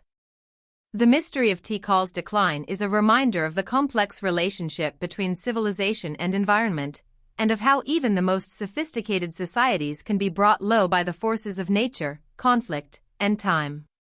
Today, Tikal is one of the most visited archaeological sites in Central America, drawing visitors from around the world who come to witness the grandeur of the ancient city and to explore the mysteries that still surround it. The ruins of Tikal remain an awe-inspiring testament to the power and resilience of the Maya civilization, and they continue to captivate the imaginations of those who seek to understand the ancient world. Tikal's story, like that of many ancient civilizations, is one of triumph, tragedy, and the unending quest to uncover the secrets of the past.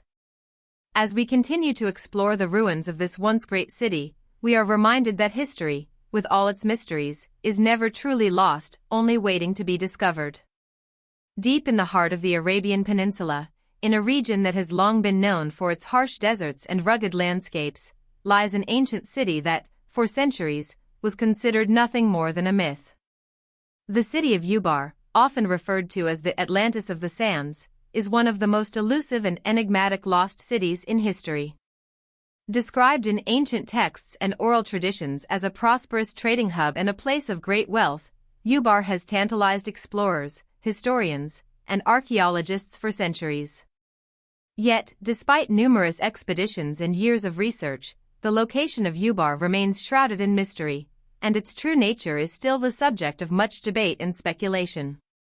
The legend of Ubar dates back to ancient times, with references to the city appearing in various historical texts, including the Quran, the writings of Greek and Roman historians, and the accounts of travelers from the Islamic Golden Age. According to these sources, Ubar was a thriving metropolis located in the Rub al-Khali, or the Empty Quarter, one of the largest and most inhospitable deserts in the world. The city was said to be a center of commerce, where caravans carrying precious goods such as frankincense, myrrh, and gold would converge from all corners of the Arabian Peninsula. Ubar was also said to be a city of great wealth and luxury, with grand palaces, gardens, and fountains, where its rulers lived in splendor. But, according to legend, the city's inhabitants became so consumed by their own greed and arrogance that they angered the gods. In retribution, Ubar was swallowed by the desert, disappearing without a trace and leaving behind only a faint memory in the stories of those who once knew it. The story of Ubar's fall is one of divine retribution, and it echoes many other ancient myths of cities lost to the sands of time. Some versions of the tale suggest that the city's people were so obsessed with their own power and wealth that they defied the will of the gods, engaging in sinful behavior and neglecting their moral duties. In the most popular version of the story, Ubar's destruction is attributed to the wrath of Allah, who caused the earth to open up and swallow the city whole, burying it beneath a sea of sand. The legend of Ubar's destruction is a cautionary tale, warning against the dangers of hubris and greed, and it has persisted for centuries, even as the city itself remained elusive and hidden. The search for Ubar has captivated explorers and adventurers for centuries. Perhaps the most famous of these was the British explorer Wilfred Thesiger, who, in the early 20th century, journeyed deep into the empty quarter in search of the legendary city. Thesiger's expeditions, though they did not uncover the fabled city, did provide invaluable insights into the harsh realities of life in one of the most desolate regions on Earth. He documented the nomadic Bedouin tribes who roamed the deserts, and in doing so, he preserved a wealth of information about the geography, culture, and people of the region. Thesiger's writings about his travels in the empty quarter ignited the imaginations of countless adventurers and historians, all of whom were drawn to the idea of discovering the lost city of Ubar. In the years following Thesiger's expeditions, other explorers and archaeologists began to turn their attention to the Rub al-Khali, hoping to find evidence of the city's existence. In the 1990s, an American explorer named Nicholas Clapp took up the search in earnest. Clapp, who had long been fascinated by the legend of Ubar, believed that the city might lie buried beneath the shifting sands of the empty quarter. He conducted a series of aerial surveys, using satellite images to pinpoint potential locations where ancient ruins might be hidden. After years of searching, Clapp and his team identified a series of ancient structures that seemed to match the descriptions of Ubar found in the ancient texts. These ruins, located near the modern-day border between Oman and Saudi Arabia, seemed to confirm the existence of the legendary city. However, despite the excitement surrounding Clapp's discovery, there are still many who remain skeptical. Some researchers argue that the ruins identified by Clapp are not the remains of Ubar at all, but rather the remnants of a different, unknown civilization. Others suggest that the city of Ubar was never a physical place at all, but rather a mythological concept created to explain the mysterious and often inhospitable nature of the desert. These theories point to the lack of definitive archaeological evidence and the fact that the descriptions of Ubar found in ancient texts are often vague and contradictory. While the legend of Ubar is certainly compelling, many historians caution against jumping to conclusions, suggesting that it may be more of a symbolic story than a historical account. One of the most intriguing aspects of the search for Ubar is the mystery surrounding its supposed wealth and prosperity. According to ancient texts, the city was a hub for trade, particularly in valuable commodities such as frankincense, which was highly prized in the ancient world for its use in religious rituals and perfumes. The city's wealth was said to be so great that it attracted merchants and traders from all corners of the known world. The idea that such a prosperous city could be swallowed by the desert is one of the most compelling aspects of the Ubar legend. If Ubar was indeed a real city, its rise and fall would serve as a poignant reminder of the fragility of human civilization and the unpredictable forces of nature. The role of the desert itself in the legend of Ubar is another fascinating aspect of the story. The Rub al-Khali, where the city is said to have been located, is one of the most hostile and inhospitable places on Earth. Stretching over 1,000 kilometers across the Arabian Peninsula, the empty quarter is a vast expanse of sand dunes, extreme temperatures, and barren landscapes. It is a place where few people have ventured, and fewer still have survived. For centuries, the desert has been a place of both wonder and fear, and the idea that a great city could disappear beneath its shifting sands only adds to the allure of the Ubar legend. The desert's role in the myth of Ubar is not just one of destruction but also one of concealment. The idea that the city was swallowed by the desert suggests that the land itself is both a keeper of secrets and a force of vengeance. This aspect of the legend reflects the deep connection between the ancient people of the Arabian Peninsula and the desert, a relationship that is as complex and multifaceted as the desert itself. In many ways, the search for Ubar is a search for understanding the power and mystery of the desert, a journey into the unknown that seeks to uncover the secrets buried beneath the sands. As the search for Ubar continues, the questions surrounding the city's existence and its ultimate fate remain unresolved. Did Ubar truly exist, or is it merely a myth born out of the desert's harsh environment and the ancient people's desire to explain the mysteries of the world around them? If the city did exist, what happened to it, and why did it disappear? Was it destroyed by a natural disaster, such as an earthquake or a sandstorm, or did it fall victim to the greed and arrogance of its rulers? Perhaps the answer lies somewhere in between, with the city's rise and fall serving as a reflection of the delicate balance between human ambition and the unforgiving forces of nature. The search for Ubar may never yield a definitive answer, but the mystery of the lost city continues to captivate the imagination. Whether it is a real city or a symbolic tale, the story of Ubar speaks to a deep human desire to uncover the secrets of the past, to understand the forces that shaped our world, and to come to terms with the mysteries that remain hidden in the sands of time. The legend of Ubar, like so many other lost cities and ancient myths, reminds us that history is never truly gone, it is merely waiting to be discovered. In the dense, humid jungles of Peru, high in the Andes Mountains, there exists a mysterious and ancient site that has puzzled historians, archaeologists, and explorers for centuries. This place, known as Machu Picchu, is one of the most iconic archaeological wonders of the world, yet its origins, purpose, and the advanced techniques used to construct it remain shrouded in mystery. Built by the Inca Empire in the 15th century, Machu Picchu sits on a mountain ridge at an elevation of nearly 8,000 feet, overlooking the Urubamba River below. Its location alone is astounding, yet it is the precision of its construction and the sheer scale of its grandeur that make it so remarkable. The city, with its terraced slopes, intricate stone structures, and sophisticated water systems, seems to defy the technological capabilities of the era. How could such a place have been built with the tools available to the Inca? And perhaps even more intriguing, why was it built at all? Machu Picchu was not discovered by the outside world until 1911 when American historian Hiram Bingham stumbled upon it after a journey through the region. While local indigenous communities had known of the site for centuries, Bingham's discovery brought global attention to this remote and breathtaking place. Since then, the site has become a symbol of ancient ingenuity, attracting millions of tourists from around the world each year.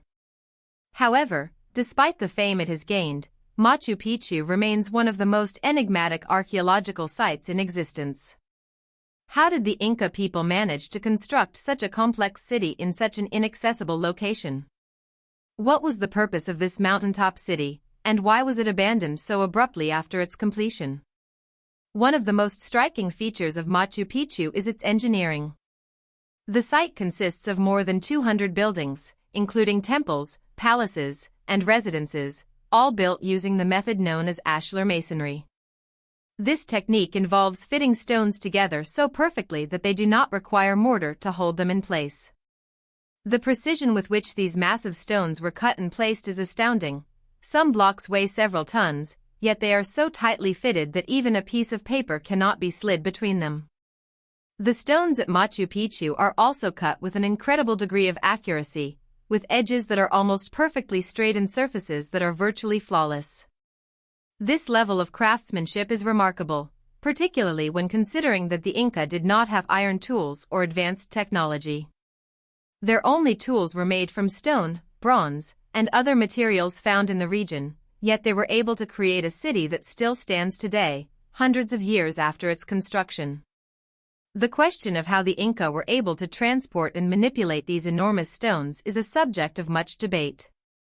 Some archaeologists believe that the stones were dragged up the mountain using simple techniques such as ropes, sledges, and wooden rollers, while others suggest that a more sophisticated system of pulleys and levers may have been used. It is also possible that the Inca had access to advanced knowledge of hydraulics, which could have enabled them to transport the stones through the use of water and canals. Whatever method was used, the fact that the stones were moved to such a high-altitude location without the aid of modern machinery is a testament to the ingenuity and resourcefulness of the Inca civilization. Another fascinating aspect of Machu Picchu is its layout.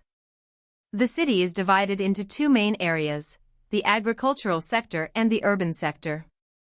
The agricultural terraces, which are built into the steep slopes of the mountain, allowed the Inca to grow crops in an otherwise inhospitable environment. These terraces, which are supported by dry stone walls, are an engineering marvel in their own right. The Inca had a sophisticated understanding of irrigation, and the terraces were designed to capture and distribute water efficiently, ensuring that crops could be grown in even the driest months. In the urban sector, the Inca built a network of streets, plazas, and buildings, many of which were aligned with the movements of the sun.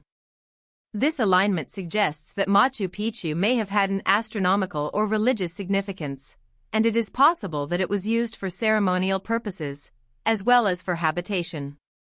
Machu Picchu's religious and astronomical importance is further evidenced by its architecture. One of the most famous features of the site is the Intihuatana stone, a carved rock structure that is believed to have been used as a sundial. The name Intihuatana translates to hitching post of the sun, and the stone is thought to have been used by the Inca to track the movement of the sun, helping to mark important dates in the Inca calendar, such as the solstices and equinoxes. The stone is located in a prominent position at the highest point of the site, and its precise alignment with the sun during certain times of the year suggests that the Inca had an advanced understanding of astronomy. The Intihuatana is one of several structures at Machu Picchu that appear to be aligned with celestial events, indicating that the site may have been used as a ceremonial center for religious rituals related to the sun god Inti, one of the most important deities in the Inca pantheon. Despite the site's grandeur, Machu Picchu was not a permanent city. It is believed to have been used primarily as a royal estate or a religious sanctuary, reserved for the elite and the high priests of the Inca Empire. Evidence suggests that the site was abandoned in the 16th century, during the time of the Spanish conquest of the Inca. Some scholars believe that Machu Picchu was abandoned after the arrival of the Spanish, as the Inca were forced to retreat and hide their most sacred sites to avoid desecration. Others argue that the site may have been abandoned for reasons related to internal Inca conflicts or environmental factors, such as disease or resource shortages. Whatever the cause, Machu Picchu remained largely forgotten by the outside world until Bingham's rediscovery in the early 20th century. Today, much of the mystery surrounding Machu Picchu persists. The true purpose of the site remains unknown, and there are many theories about what the Inca intended for this remarkable city. Some researchers believe that Machu Picchu was an important religious site, a place where the Inca worshipped the sun and performed rituals to honor their gods. Others suggest that it may have been a retreat for the Inca emperor, a private sanctuary where he could escape the pressures of ruling. There are also theories that Machu Picchu was a military outpost, used to defend the Inca Empire from invaders, or that it was a strategic point for controlling trade routes through the Andes. Whatever its original purpose, it is clear that Machu Picchu held great significance for the Inca, and its construction required an extraordinary level of skill, planning, and resources. The city's location also adds to its mystique. Machu Picchu is situated in a place that is both geographically and symbolically significant. The city is perched on a narrow ridge between two peaks, with breathtaking views of the surrounding mountains and valleys. The location is not only difficult to access but also deeply symbolic, as it is said to reflect the Inca belief in the unity of the natural and spiritual worlds. The Inca saw the mountains as sacred, and Machu Picchu's position high above the Urubamba River is thought to represent a connection between the earth and the heavens. This sacred geography is reflected in the site's design, with the placement of buildings and terraces carefully considered to align with the surrounding landscape. Machu Picchu is not just a testament to the ingenuity of the Inca people, but also a symbol of their connection to the natural world. The city was built in harmony with the environment, making use of the natural features of the land and incorporating them into the design of the site.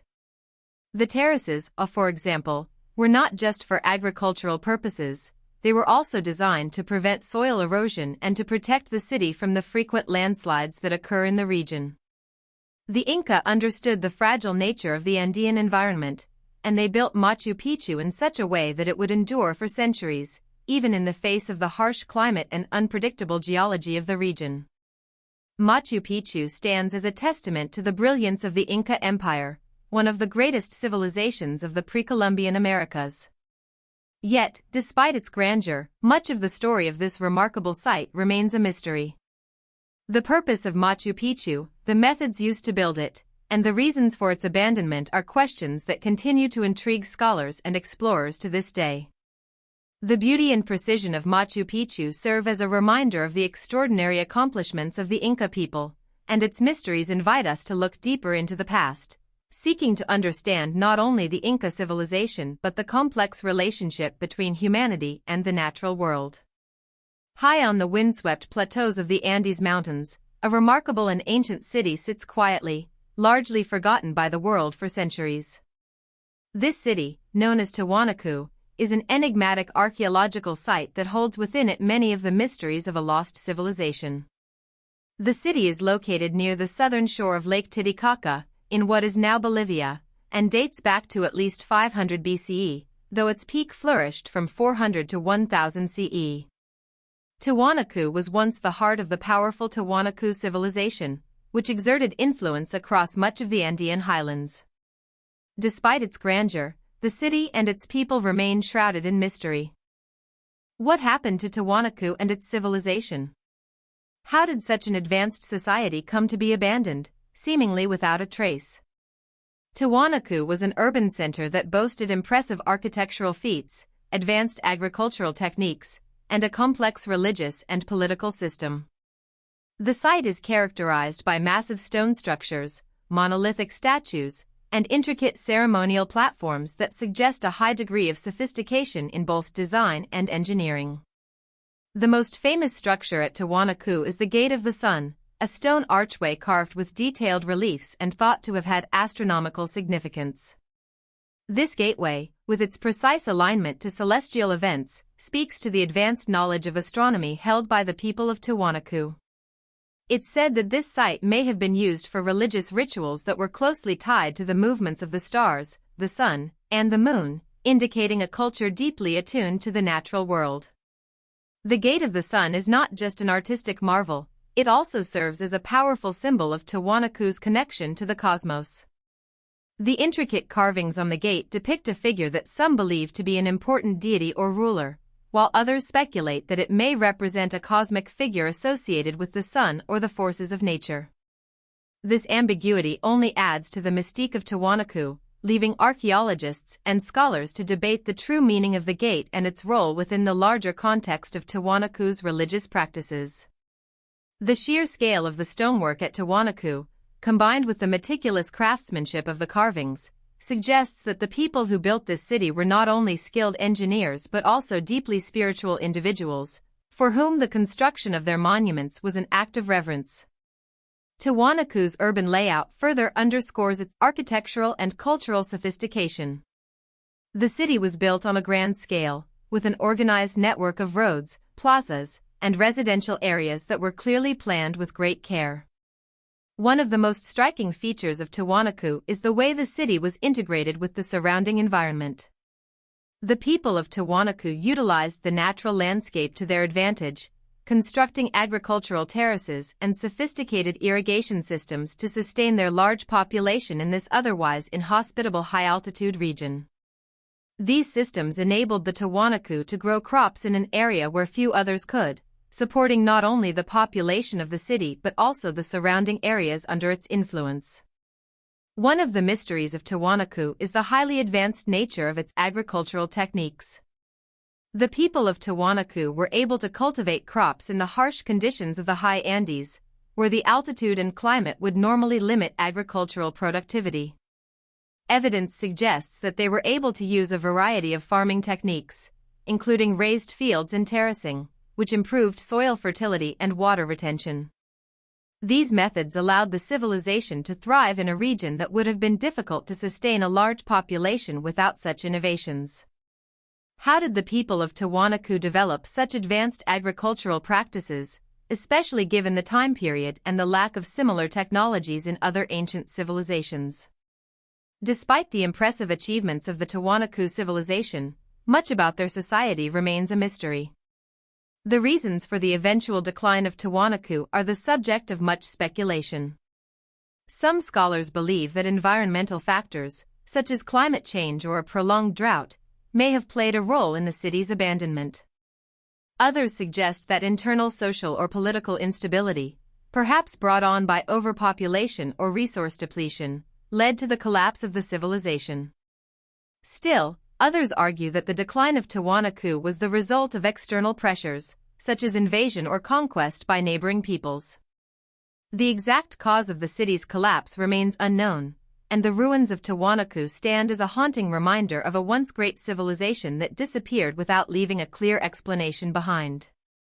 Adding to the mystery is the fact that the city of Tiwanaku was not entirely abandoned in a single event. While the urban center itself was largely deserted by the end of the 11th century, the surrounding region continued to be inhabited for some time. This suggests that the people of Tiwanaku may have slowly migrated away from the city, possibly due to a gradual decline in resources or the deterioration of the political structure that had once supported the city's prosperity. This slow migration has led some researchers to speculate that the people of Tiwanaku may have dispersed into the surrounding areas, blending with other indigenous groups and gradually fading from the historical record. One of the most compelling theories regarding the decline of Tiwanaku revolves around its connection to other ancient civilizations in the Andes. Tiwanaku's influence extended over a large region, and it is believed that the city played a central role in the development of other Andean cultures, such as the Incas. In fact, some scholars argue that the Inca civilization may have inherited many of Tiwanaku's agricultural and architectural innovations. The presence of similar architectural styles and religious practices in both civilizations has led some researchers to suggest that the fall of Tiwanaku could have paved the way for the rise of the Inca Empire. In this view, the decline of Tiwanaku may have been part of a broader cultural and political transformation in the Andes, where older civilizations gave way to the newer, more powerful Inca Empire. Despite the many theories about Tiwanaku's rise and fall, there are still many unanswered questions about this ancient city. One of the most intriguing aspects of Tiwanaku is the possibility that it may have been part of a larger network of civilizations that existed in the pre-Columbian Americas. Some researchers believe that Tiwanaku, along with other ancient sites such as Machu Picchu and Chavín de Huántar, was part of a vast, interconnected network of cultures that shared knowledge, technologies, and religious beliefs. This idea suggests that the civilizations of the Andean region were far more advanced and interconnected than previously thought, and that the story of Tiwanaku may be just one piece of a much larger puzzle. The site of Tiwanaku continues to be an important location for modern archaeology, with ongoing excavations revealing new discoveries that shed light on the history of this ancient city. The ruins of Tiwanaku are now a UNESCO World Heritage Site, attracting scholars, researchers, and visitors from around the world. Yet despite the advancements in our understanding of the site, many questions remain about the true nature of the Tiwanaku civilization and its eventual decline. Was Tiwanaku an isolated, self-contained society, or was it part of a larger network of interconnected cultures? What exactly caused the city to fall into ruin? And perhaps most importantly, what lessons can we learn from the rise and fall of Tiwanaku that may help us understand the challenges facing our own civilization today? Tiwanaku's mysteries continue to captivate those who seek to understand the complexities of ancient civilizations. Its ruins, still standing after more than 1,000 years, offer a glimpse into a world long gone, a world where engineering feats, agricultural innovations, and spiritual practices converged to create a thriving society. The story of Tiwanaku, like that of so many other ancient cities, is one of rise, prosperity, and eventual decline. It serves as a reminder of the fleeting nature of human achievement and the constant ebb and flow of history. As we continue to uncover the secrets of Tiwanaku, we are reminded of the power of the past to shape our present and future, and of the enduring allure of ancient mysteries that continue to capture our imaginations. In the remote wilderness of northern Africa, deep within the vast Sahara Desert, lies one of the greatest mysteries of ancient civilization, an enigmatic site known as the Lost Oasis of Zerzura. For centuries, stories have circulated of a hidden paradise, a mythical oasis said to be filled with untold riches, lush vegetation, and sacred knowledge. According to legend, Zerzura was a secret city, a place that existed long before the desert's desolation, a city so powerful and so mysterious that it eventually vanished, swallowed by the sands of time. Despite extensive exploration, no one has ever found Zerzura, and its existence remains a tantalizing enigma that has inspired countless adventurers, treasure hunters, and scholars. The first mention of Zerzura can be traced back to ancient texts, including Arab manuscripts and explorers' accounts from the medieval period. These documents describe a lush and fertile land hidden deep within the Sahara, a place where ancient kings and queens once ruled. The city was said to be surrounded by vast amounts of treasure, including gold, precious stones, and artifacts of incredible value. The oasis was often depicted as a verdant paradise, a stark contrast to the desolate desert that surrounds it. The name Zerzura itself has been interpreted as meaning the city of gold or the city of paradise, further adding to the allure of this mysterious location. The legend of Zerzura has many variations, but one common theme runs through all of them: the city is hidden, lost beneath the shifting sands of the Sahara. The people of Zerzura were said to possess great wisdom, and they were believed to have been protectors of ancient secrets, knowledge that could change the course of history. Some versions of the legend claim that Zerzura was once the home of a powerful civilization that was destroyed by a cataclysmic event, either a natural disaster or divine retribution. The city's downfall, according to these accounts, was caused by the greed and corruption of its rulers, who angered the gods and were punished by having their city swallowed by the desert. Over the centuries, various explorers and treasure hunters have ventured into the Sahara in search of Zerzura, lured by the promise of gold and the hope of uncovering an ancient mystery. In the early 20th century, British adventurer Percy Harrison Fawcett, famous for his expeditions in South America, became one of the most prominent figures in the search for Zerzura. Fawcett, captivated by the stories he had read about the lost oasis, believed that the city was real and set out to find it.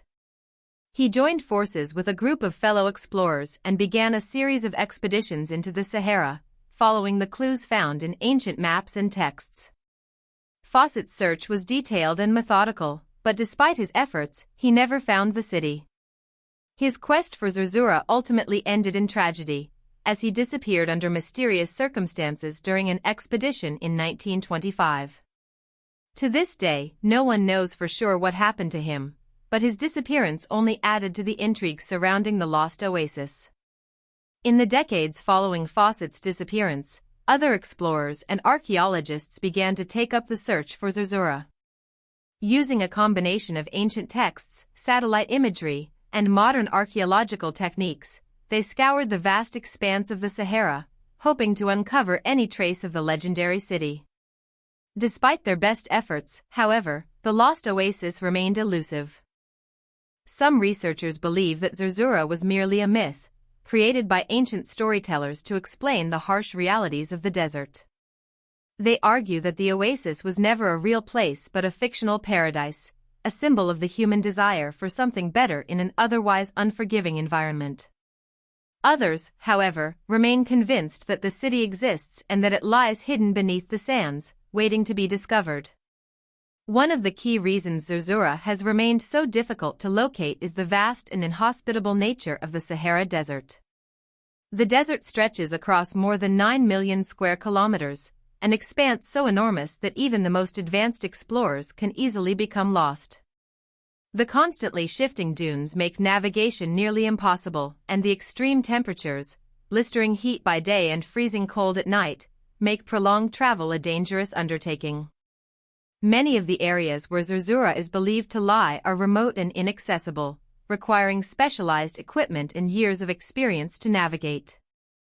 As a result, many expeditions have ended in failure, and the mystery of Zerzura endures.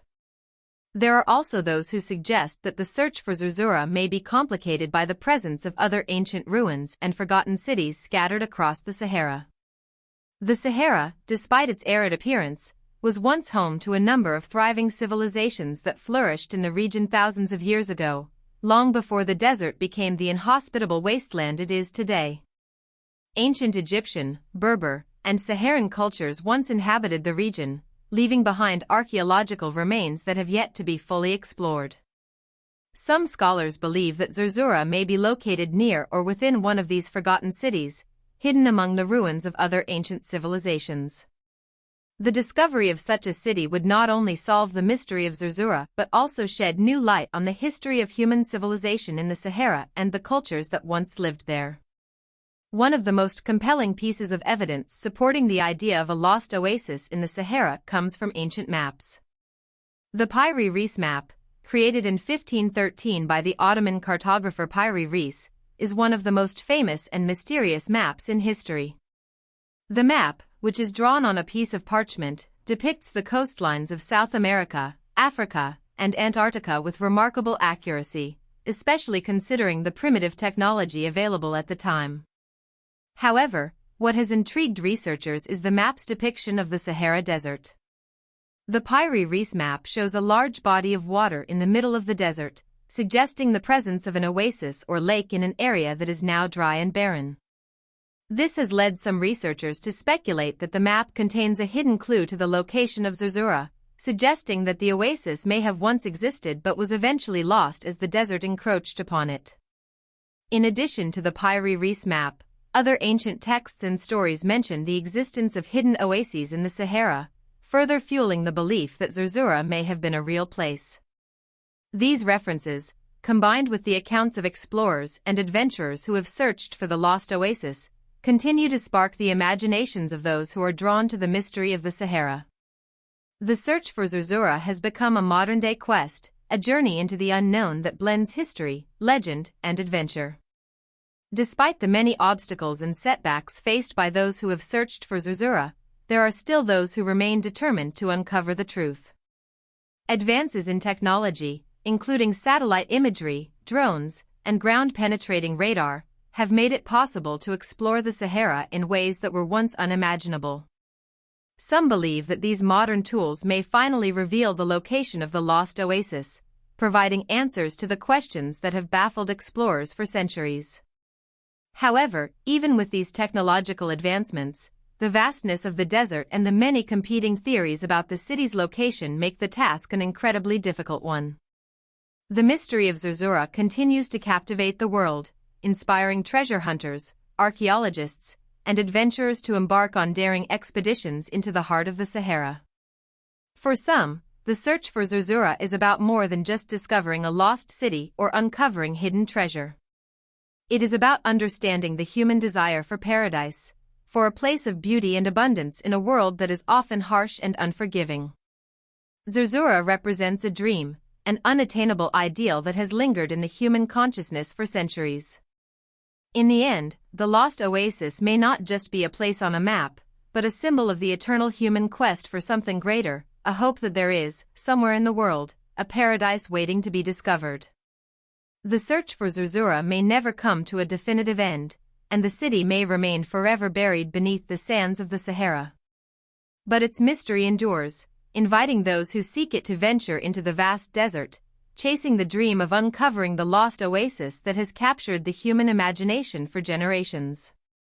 And even if the city itself remains hidden, the legend of Zerzura will continue to inspire, reminding us that sometimes the greatest treasures are not the ones that can be found in the earth, but the ones that exist in the stories we tell and the mysteries we strive to solve. In the heart of the Mediterranean, just off the coast of the ancient world, there exists a place that has haunted explorers, historians, and archaeologists for centuries. This place, the legendary island of Atlantis, has captivated the human imagination for thousands of years. Described by the philosopher Plato in his dialogues Timaeus and Critias, Atlantis was said to be a powerful and technologically advanced civilization that existed thousands of years before his time. According to Plato, the island was a paradise of unimaginable wealth, magnificent architecture, and a highly organized society. However, in a tragic turn of fate, Atlantis was destroyed in a cataclysmic event, swallowed by the sea in a single day and night of disaster. Despite numerous theories and expeditions, no definitive evidence of Atlantis has ever been found.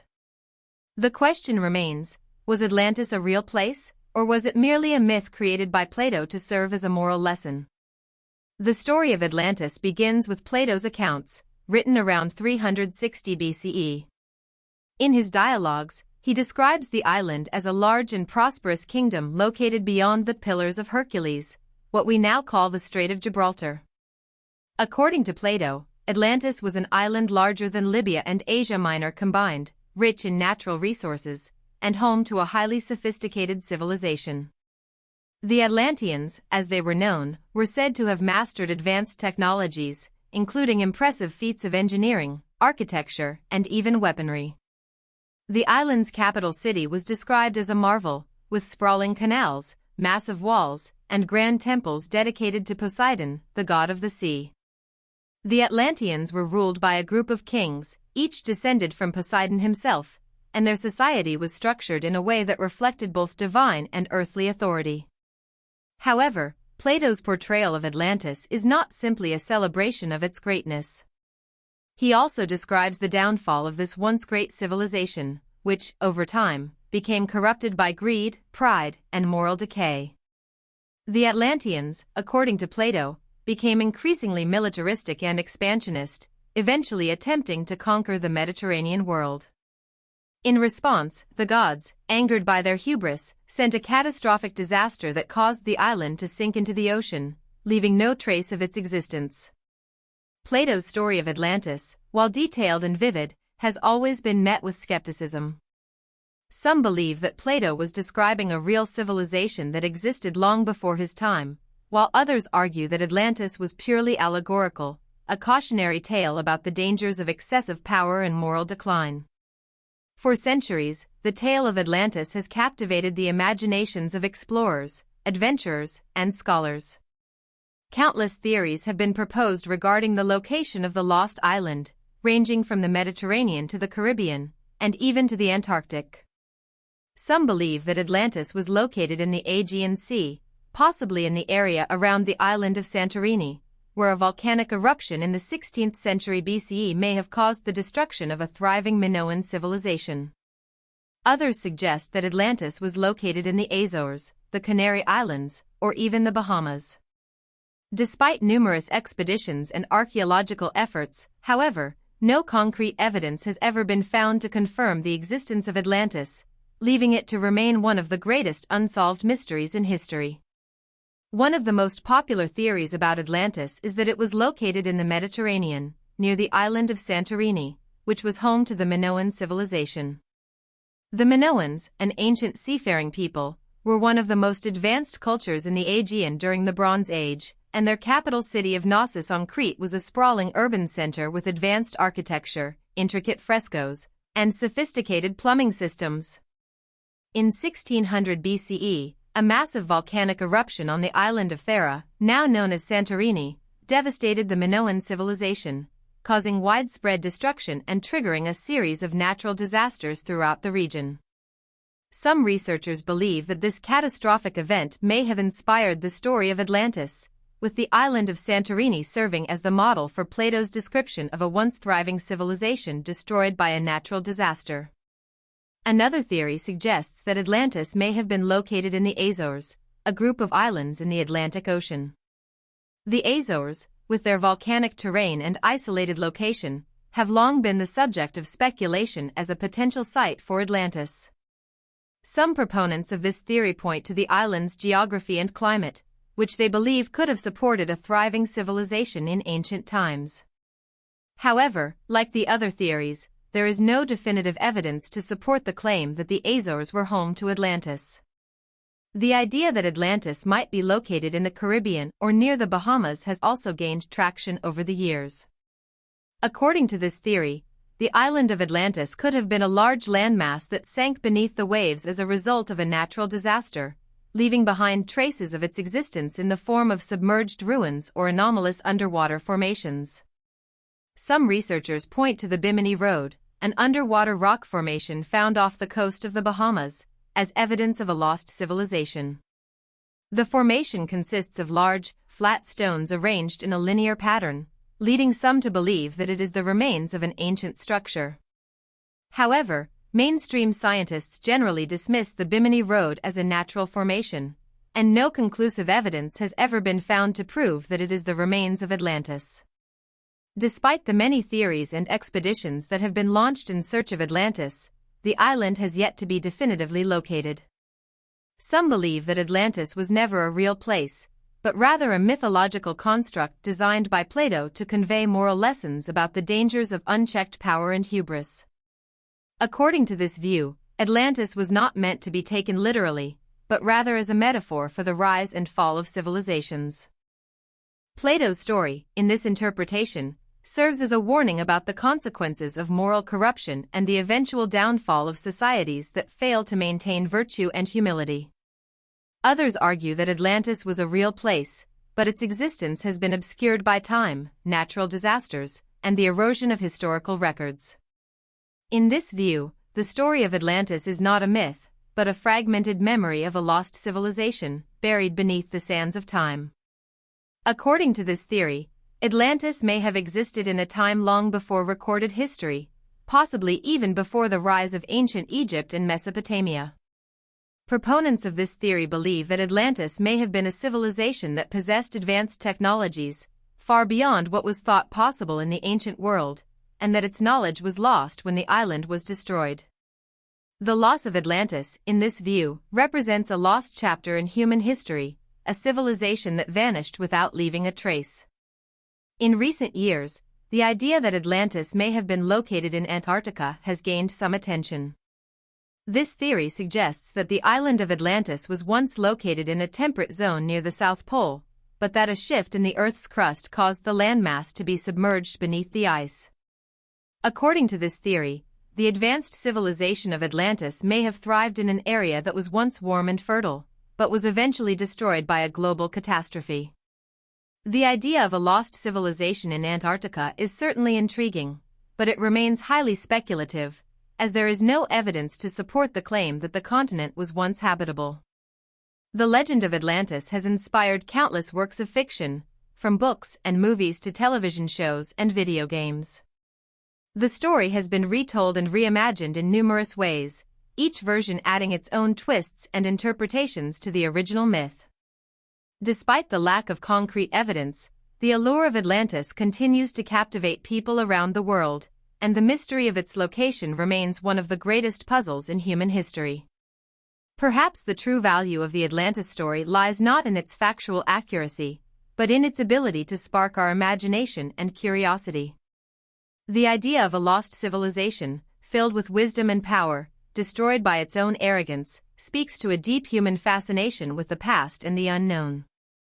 Atlantis represents more than just a city or an island. It is a symbol of human ambition, the pursuit of knowledge, and the dangers of unchecked power. The story reminds us that, no matter how advanced we may become, we are always vulnerable to the forces of nature and the consequences of our own actions. As the search for Atlantis continues, the legend will likely persist, inspiring future generations of explorers, scientists, and dreamers to seek out the truth behind the myth. Whether Atlantis was a real place or simply a fictional creation, it remains a testament to the enduring power of storytelling and the human desire to uncover the mysteries of our past. The search for Atlantis may not be over, but the quest itself is a journey that will continue to capture the imagination of all who dare to seek the truth. In the farthest reaches of the Pacific Ocean, on a small, isolated island that seems to emerge out of nowhere, there exists a mystery that has perplexed explorers, anthropologists, and historians for centuries. This island, known as Easter Island or Rapa Nui, is home to some of the most iconic and enigmatic structures ever constructed by human hands, the colossal stone statues known as moai. These massive, monolithic figures, which can weigh several tons and stand as tall as 33 feet, have long fascinated people from around the world, not just because of their size and scale, but because of the overwhelming questions surrounding their purpose, their creation, and the civilization that built them. Easter Island is one of the most remote places on Earth. Situated over 2,000 miles from the nearest populated landmass, it lies in the middle of the vast, empty expanse of the Pacific Ocean. Its isolation makes it seem like an unlikely place for such an advanced and complex civilization to have thrived. Yet, between the 10th and 16th centuries CE, the island was home to a highly developed society that built these towering statues, raised them to great heights, and scattered them across the island, all without the help of modern tools or machinery. The moai are a testament to the ingenuity and determination of the people of Rapa Nui, but they also raise unsettling questions about the sustainability of their civilization and the ultimate fate of their society. At the heart of the mystery of Easter Island lies the question of how the moai were constructed and transported. The statues were carved from volcanic tuff, a soft, porous stone, and then transported across the island to their final resting places, many of which were situated along the island's coastline. Some of these statues are enormous, standing over 30 feet tall and weighing several tons. How, with the limited resources available to them, did the people of Rapa Nui manage to carve and move these massive figures? There are several theories about how the moai were constructed and moved, but none of them have been conclusively proven. One of the most widely accepted theories is that the statues were carved at a quarry located on the slopes of the island's volcanic crater, Reino Raraku. The quarry, which is littered with dozens of unfinished moai, suggests that the process of carving the statues was both time-consuming and labor-intensive. The moai were then transported across the island, and many scholars believe that the island's inhabitants used a system of ropes and manpower to walk the statues into place. The theory suggests that workers would attach ropes to the statues and, using a series of coordinated movements, would rock the statues back and forth, inching them forward one step at a time. This theory, while plausible, has not been definitively proven, and some archaeologists argue that other methods, such as the use of wooden sledges or rafts, may have been employed. Another intriguing aspect of Easter Island's history is the way the moai were positioned. The statues were not just placed haphazardly across the island, they were carefully arranged in a manner that reflected the island's religious and social structures. The moai were often placed on stone platforms known as ahu, which also served as ceremonial sites. These platforms were positioned in such a way that they faced inland, toward the villages and the people who had commissioned them. This positioning suggests that the statues were not merely decorative, but served as important symbols of authority and power. The moai were thought to represent the deified ancestors of the Rapa Nui people, and their presence was believed to confer spiritual and political influence upon the communities they faced. In this sense, the moai were not just statues, they were living, breathing entities, imbued with the power of the ancestors they represented. The people of Rapa Nui built their society around these statues, and the construction and placement of the moai were central to their religious beliefs. The statues were typically erected by powerful chiefs, who believed that by commissioning and erecting these monuments, they could increase their mana, or spiritual power. This connection between the moai and the power of the chiefs is evident in the way the statues were constructed and displayed. The larger the statue, the more mana it was believed to possess, and the greater the influence it could have on the surrounding community. The positioning of the statues on the ahu platforms further reinforced this idea, with the statues facing toward the people, watching over them, and symbolizing the power of the ancestors. Despite the apparent success and power of the Rapa Nui society, Easter Island's history is also a cautionary tale of environmental destruction and social collapse. The people of Rapa Nui were once able to carve and transport the moai in great numbers, but as the island's resources became increasingly strained, their civilization began to decline. The most widely accepted theory of the island's downfall revolves around the deforestation of Easter Island. The Rapa Nui people relied heavily on the island's forests for timber, which they used for building, creating tools, and, most crucially, transporting the moai.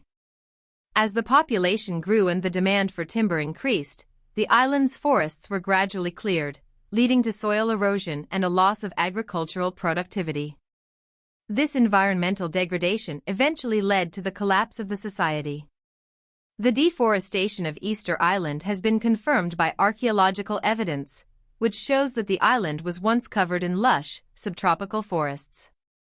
However, by the time European explorers first arrived on the island in the 18th century, most of these forests had been cleared, and the island's ecosystem had been severely damaged.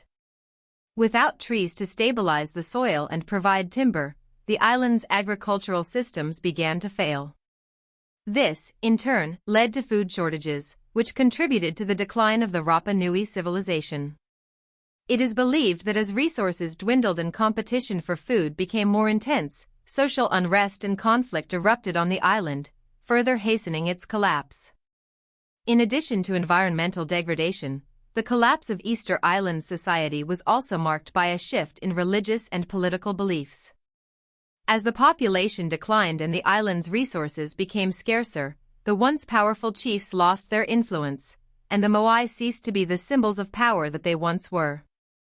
The construction of new moai stopped, and many of the existing statues were toppled and abandoned. The island's people turned to new forms of social organization, and the once remarkable statues were left to fall into ruin, scattered across the landscape.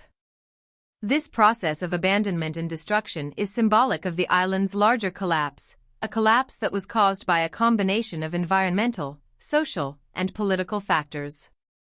Despite the collapse of the Rapa Nui civilization, the mystery of Easter Island and its moai continues to captivate the world. The island's story serves as a powerful reminder of the fragility of human societies and the impact that environmental degradation can have on a civilization. The moai, once towering symbols of power and authority, now lie scattered across the island, silent witnesses to the rise and fall of a society that reached incredible heights only to be brought low by its own actions.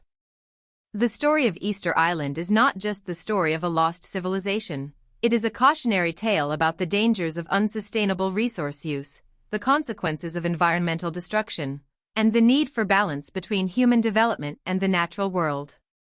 Today, Easter Island is a UNESCO World Heritage Site, and efforts are being made to preserve the island's remaining statues and protect its fragile ecosystem. The moai, though weathered by time and neglect, continue to stand as symbols of the resilience of the Rapa Nui people and the lasting legacy of their civilization. Even as the world continues to change, the mystery of Easter Island endures, inviting new generations to explore its history, its culture, and the lessons that can be learned from its past. The moai remain, silent and unmoving, but their story lives on, a story of greatness, collapse, and ultimately, the enduring power of human endeavor. Beneath the ocean's surface, far from the eyes of the world, lies a hidden realm filled with ancient secrets. This vast and mysterious undersea world has long been the subject of myth, speculation, and scientific inquiry.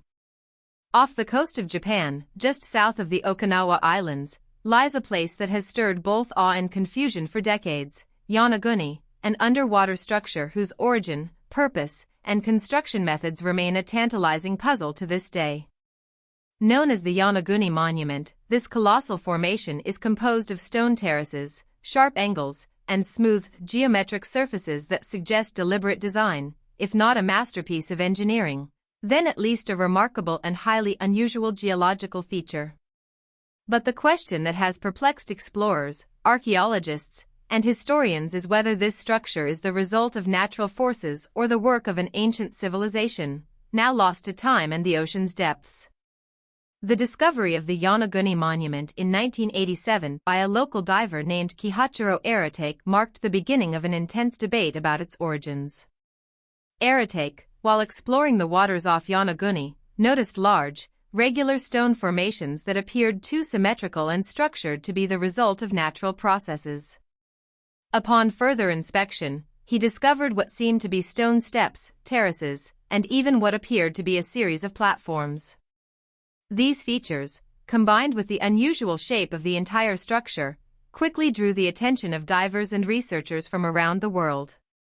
Some of the most striking aspects of the Yonaguni monument include its large, flat terraces, which are thought to have been carefully cut or shaped to form different levels. These terraces appear to have been deliberately shaped into right angles and straight lines, a characteristic that is rare in natural geological formations. There are also visible features that seem to resemble staircases, leading some to speculate that the site may have been a step pyramid or some kind of architectural complex. Additionally, there are large, square blocks scattered across the site, with some resembling blocks of stone that could have been used to construct walls or other structures.